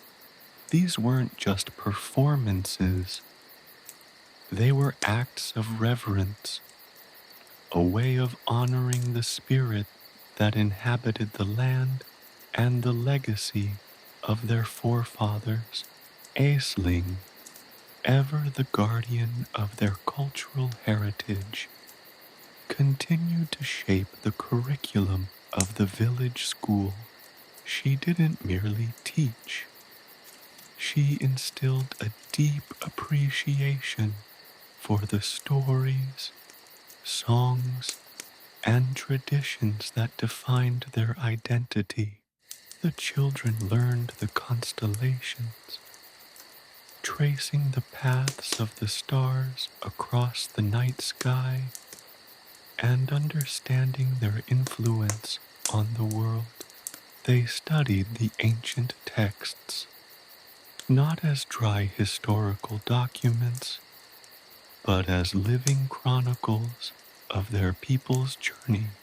They were taught to interpret the subtle language of nature, to understand the wisdom whispered by the wind, the rustling leaves, and the flowing waters of the Boyne. This wasn't just an education, it was a spiritual awakening, a deepening connection to the earth and its rhythms. The elders, repositories of living memory, shared their wisdom not through lectures, but through storytelling around crackling fires under the vast expanse of the starry sky. They spun tales that transported the children to other worlds, introducing them to heroes, monsters, and the intricate web of connections that bound all living things. These narratives weren't mere entertainment. They were moral compasses, guiding the children in their journeys through life. Each story imparted lessons of courage, resilience, perseverance, and the importance of community. The children weren't just listening to stories, they were absorbing the essence of their cultural heritage, internalizing the values and principles that had sustained their people through countless generations. The emphasis wasn't solely on the past, it was on the dynamic interplay between the past, present, and future.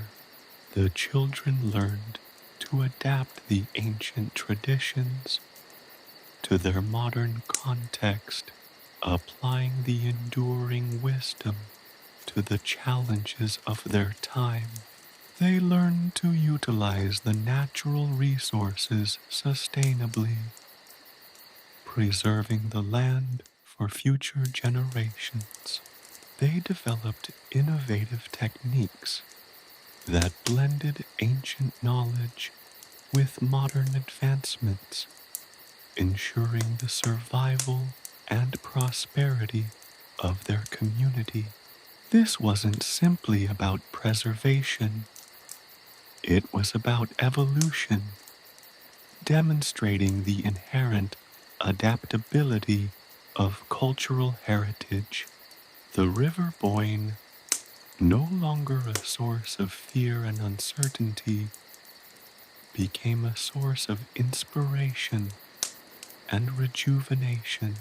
Its waters flowed not just through the land, but through the very hearts of the community.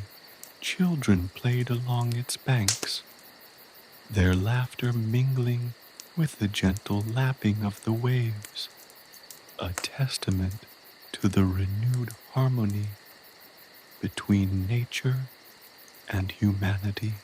They learned to fish, to swim, to understand the river's rhythms and moods, recognizing it not as a separate entity, but as an integral part of their lives. This wasn't just a recreational activity. It was a profound connection to the source of life, a tangible link to the very essence of their community. Fionn, having witnessed the flourishing of his community, found contentment in his role as mentor and storyteller. His wisdom, though gained from a single scale of the salmon, extended far beyond the confines of personal knowledge. He understood that true wisdom resided in the collective consciousness of the community, in the shared experience of their history and traditions. He continued to explore the ancient texts, deciphering their secrets and sharing their insights.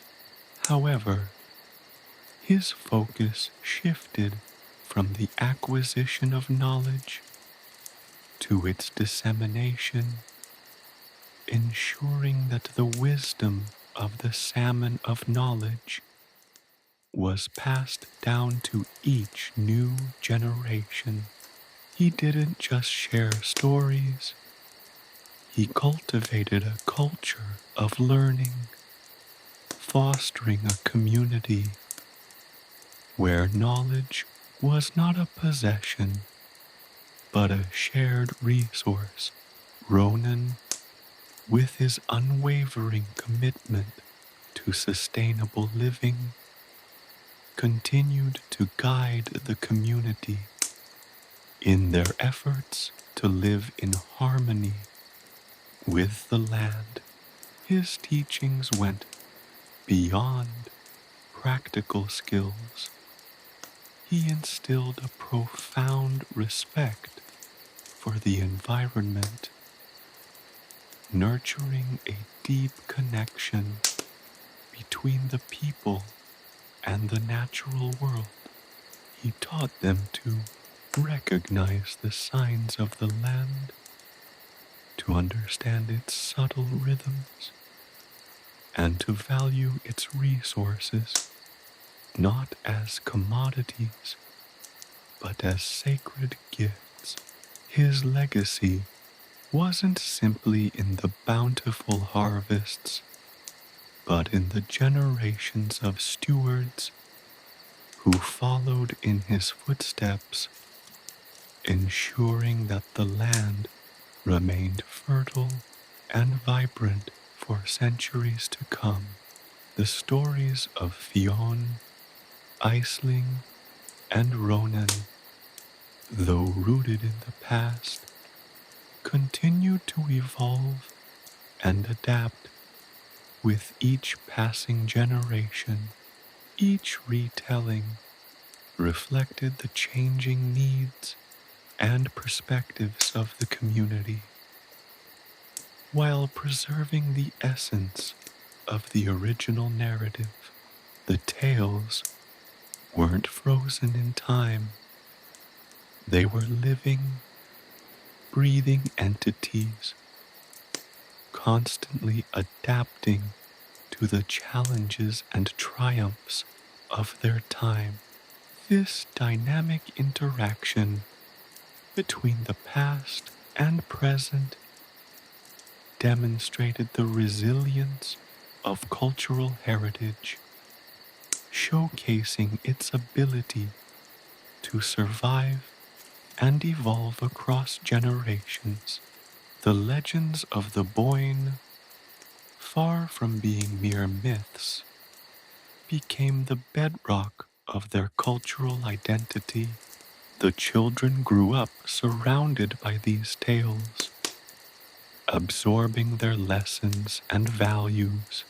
They understood that the past wasn't a distant entity, but a living force shaping their present and influencing their future. This understanding fostered a deep sense of connection to their roots, empowering them to face the challenges of life with confidence and resilience. The stories weren't just stories. They were the keys to unlocking their cultural heritage, providing a map to navigate the complexities of their identity and navigate the challenges of their lives. The echoes of the Boyne, once tinged with fear, now resonated with the vibrant pulse of a community reborn. The river, the land, and the people were inextricably linked, a testament to the enduring power of shared purpose and collective wisdom. The legends of the salmon, Aisling's wisdom, and Ronan's stewardship became living examples, inspiring generations to strive for unity, sustainability, and the harmonious integration of tradition and progress. The story wasn't just one of the past, it was a story of continuity, a living testament to the enduring power of stories, traditions, and cultural heritage. The future, rich with the wisdom of the ages, shone brightly before them, a testament to the lasting impact of the legends of the Boyne. Reflection on fate and free will. Fionn, sitting on the moss-covered bank of the Boyne, watched the sun dip below the horizon, painting the sky in hues of fiery orange and soft lavender. The river, once a source of fear and mystery, now seemed to hum with a gentle, reassuring energy. He'd tasted the wisdom of the salmon, glimpsed the tapestry of time, and returned not as a changed man, but as a man profoundly aware of the intricate dance between fate and free will. The scale, nestled safely within a leather pouch around his neck, pulsed faintly against his skin, a constant reminder of the transformative power of knowledge. The visions he'd experienced during his quest remained vivid, a swirling kaleidoscope of past, present, and potential futures.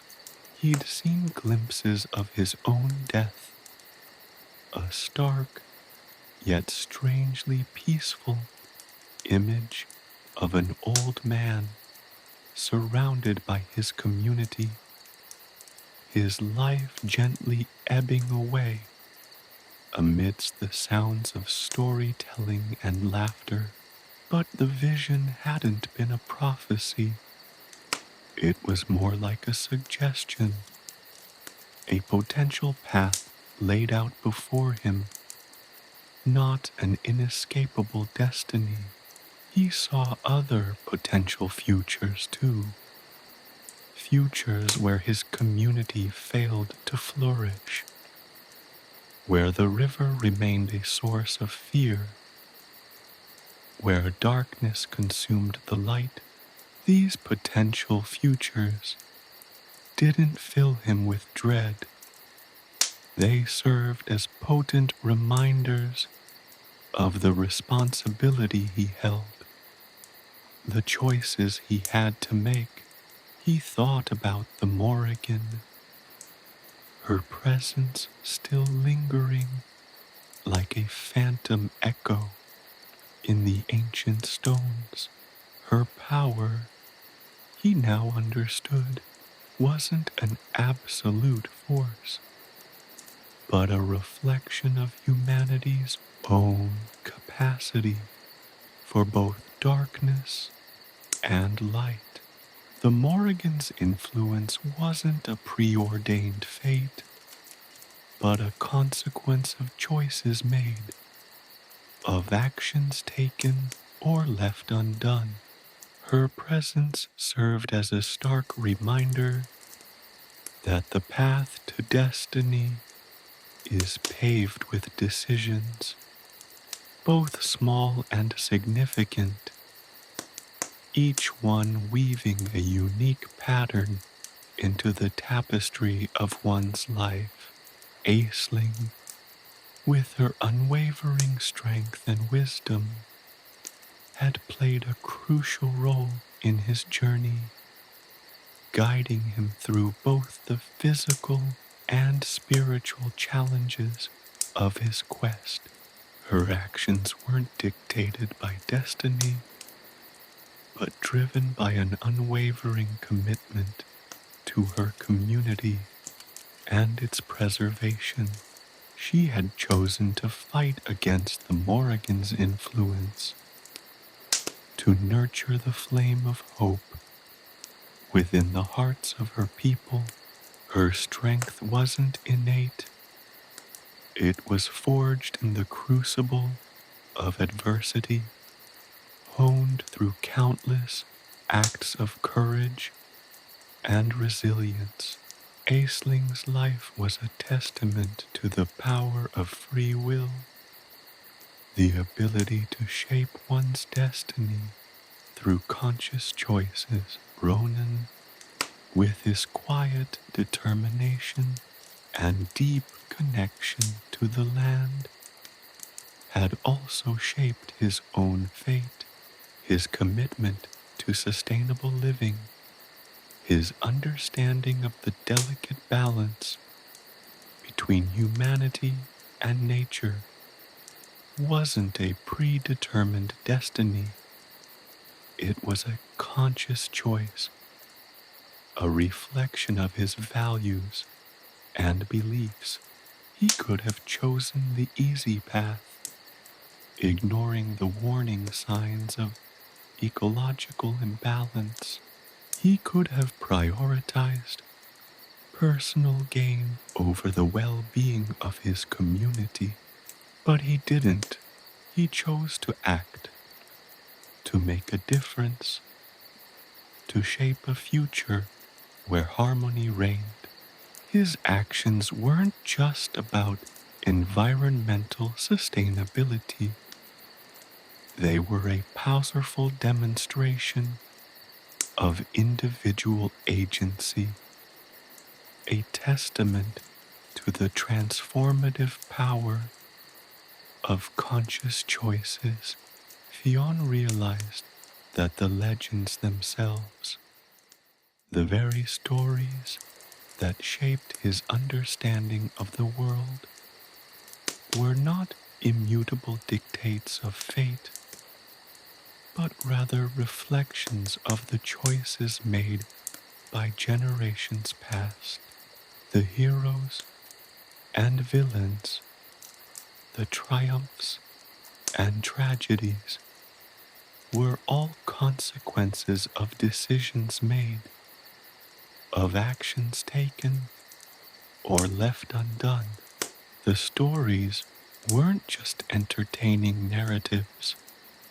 They were living examples of the complex interplay between fate and free will.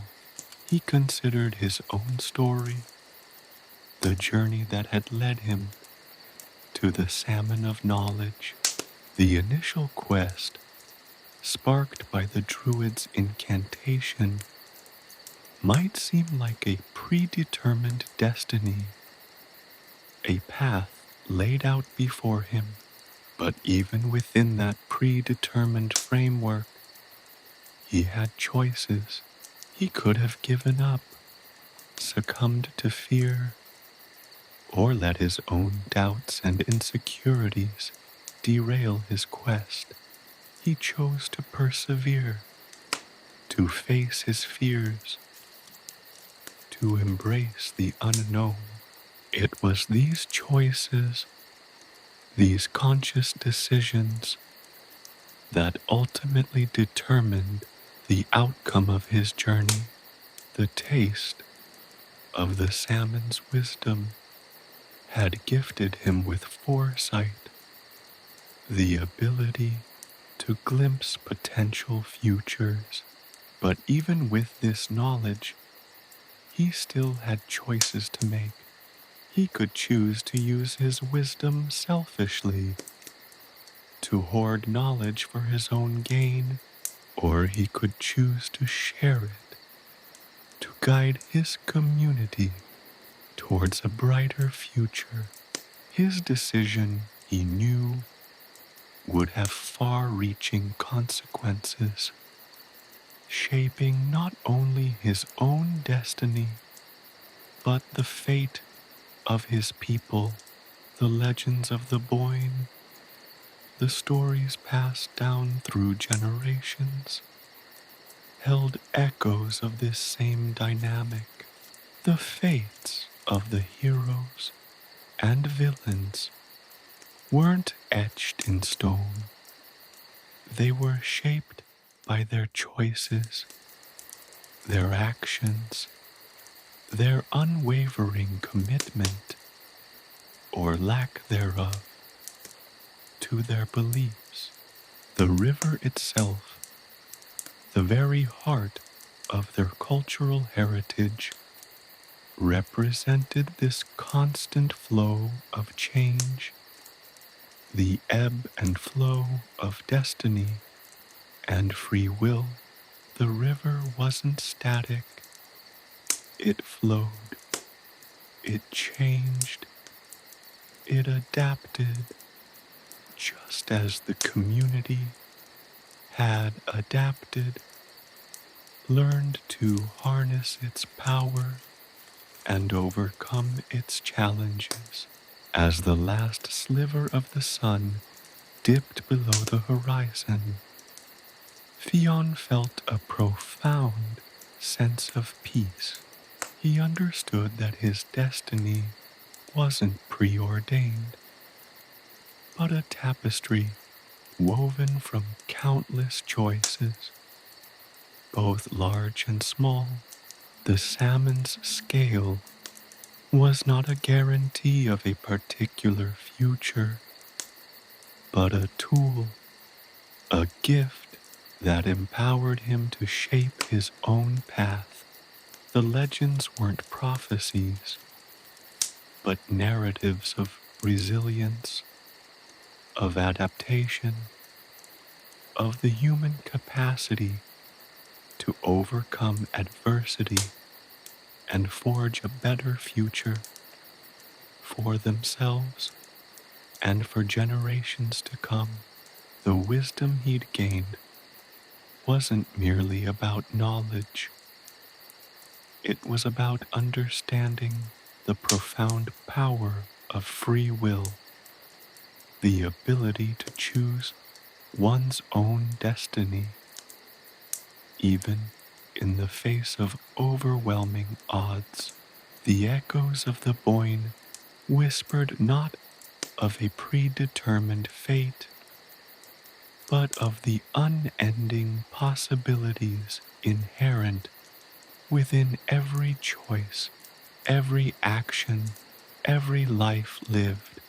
The river flowed on, carrying with it the endless possibilities of time, a constant reminder of the enduring power of human agency, a testament to the intricate dance between fate and free will. The future remained unwritten, a blank page waiting to be filled with the choices he made each and every day.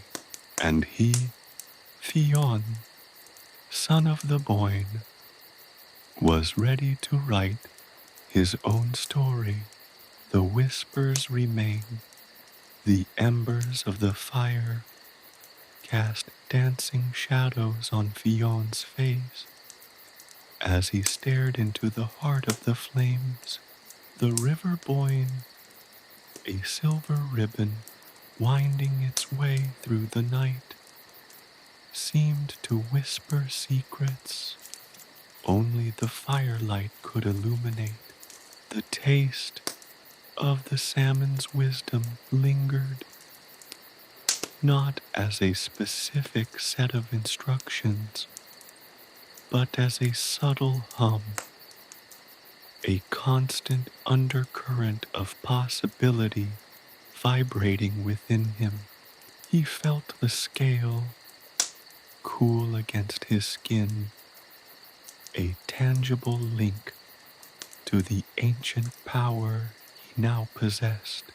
He thought of the visions, the swirling vortex of potential futures, each a tapestry woven from countless choices, large and small. The vision of his own death, far from being terrifying, had felt like a natural conclusion, a peaceful ending to a life lived fully, surrounded by the warmth of community and the comfort of shared stories. It was a future, not a prophecy. It was a possibility, a potential outcome, but not an inevitable one. And the other futures, the futures where the darkness prevailed, where the Boyne's life-giving waters turned stagnant, where the whispers of ancient magic faded into silence. Those futures served as a stark warning.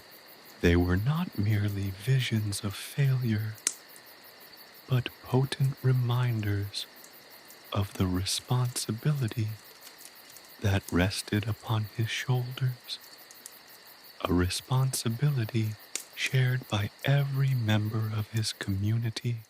The salmon's wisdom had not granted him omniscience, but rather an acute awareness of the delicate balance between light and shadow, between hope and despair. He remembered the Morrigan's presence, a chilling yet strangely compelling force.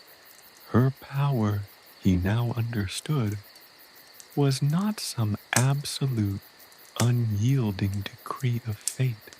It was a reflection of human potential, the capacity for both profound cruelty and breathtaking compassion. The Morrigan was not a harbinger of doom, but a mirror reflecting the choices humanity made, choices that shaped not only individual destinies, but the collective fate of their world. Her influence was not predetermined, but a consequence of actions, both those taken and those left undone. Aisling's unwavering spirit resonated in his memory. Her strength was not inherited, but forged in the crucible of countless acts of courage and unwavering commitment. Her resilience wasn't a magical gift, but the result of conscious choices, decisions made in the face of adversity. She embodied the power of free will, a testament to the human capacity to shape one's own destiny, to actively participate in the unfolding of their own narrative. Ronan, the keeper of the land, his wisdom rooted in the earth itself, mirrored Iceling's strength in a different way. His profound understanding of the interconnectedness of all things, his unwavering dedication to sustainability, was not a destiny written in the stars, but a conscious choice, a deliberate act of stewardship. He could have chosen ease, ignoring the delicate balance of nature. He could have pursued personal gain at the expense of the community's well-being, but he chose otherwise, forging a path of harmony and responsibility, demonstrating the power of individual agency in preserving the future. The legends of the Boyne, the ancient stories whispered around crackling fires, were not prophecies, but reflections of the choices made by generations past. They were narratives of heroism and folly, of triumphs and tragedies, each a testament to the intricate dance between fate and free will. The stories themselves were living proof that destiny is not a predetermined path, but a winding road shaped by countless decisions, a tapestry woven from the threads of individual choices. The salmon's scale, nestled against his skin, wasn't a map to a specific future, but a compass guiding him towards the path of conscious choice. It empowered him to navigate the complexities of his own life, to make informed decisions, to shape his own destiny. The wisdom wasn't about predicting the future, but about understanding the power he held to create it. He considered the river itself, the Boyne, its relentless flow, a metaphor for the ever-changing nature of time. The river was not static, it was dynamic, ever-shifting, ever-changing, mirroring the ever-evolving nature of destiny. It flowed, it adapted, it responded to the influences around it, just as humanity did, learning to harness its power, overcome its challenges, and shape its own course. The river whispered not of an immutable fate, but of endless possibilities, of a future unwritten, waiting to be filled with the choices he made day by day. The whispers of the Boyne, faint yet persistent, were not pronouncements of destiny, but invitations to participate in the ongoing narrative of life, the stories of heroes and villains, of triumph and tragedy, weren't immutable truths, but lessons in the power of choice. The salmon's wisdom wasn't a prediction, but an empowerment, a gift that allowed him to shape his own story, to write his own future, one conscious decision at a time. As the first rays of dawn painted the sky in hues of rose and gold, Fionn rose to his feet, the scale warm against his chest. He looked out at the river, no longer a source of fear, but a mirror reflecting the boundless potential within himself and his community. The future remained unwritten, a canvas waiting for the strokes of his choices. He was ready. He was prepared to write his own destiny, one choice, one action, one day at a time.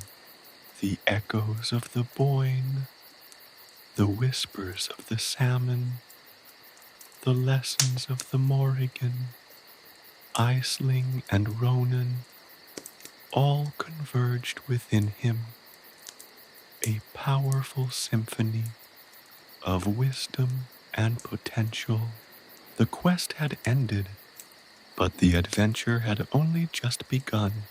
The path ahead was uncertain, full of challenges and possibilities, but Fionn felt a sense of quiet confidence, a knowing that whatever the future held, he would face it, not as a passive recipient of fate, but as an active creator of his own destiny, guided by the wisdom of the salmon and the enduring whispers of the Boyne. The journey was far from over. The whispers remained, a constant reminder of the power held within the human spirit to shape its own path, to weave its own destiny from the threads of choice and action. And Fionn, the boy who tasted the wisdom of the salmon, was ready to embrace the untold possibilities that lay before him. The river flowed on, carrying with it the endless possibilities of time, a constant reminder that the greatest magic lies not in prophecy, but in the power of choice, in the potential of every single human life. The echoes of the Boyne would continue to whisper, a timeless reminder of the enduring power of human agency and the ever unfolding tapestry of fate and free will.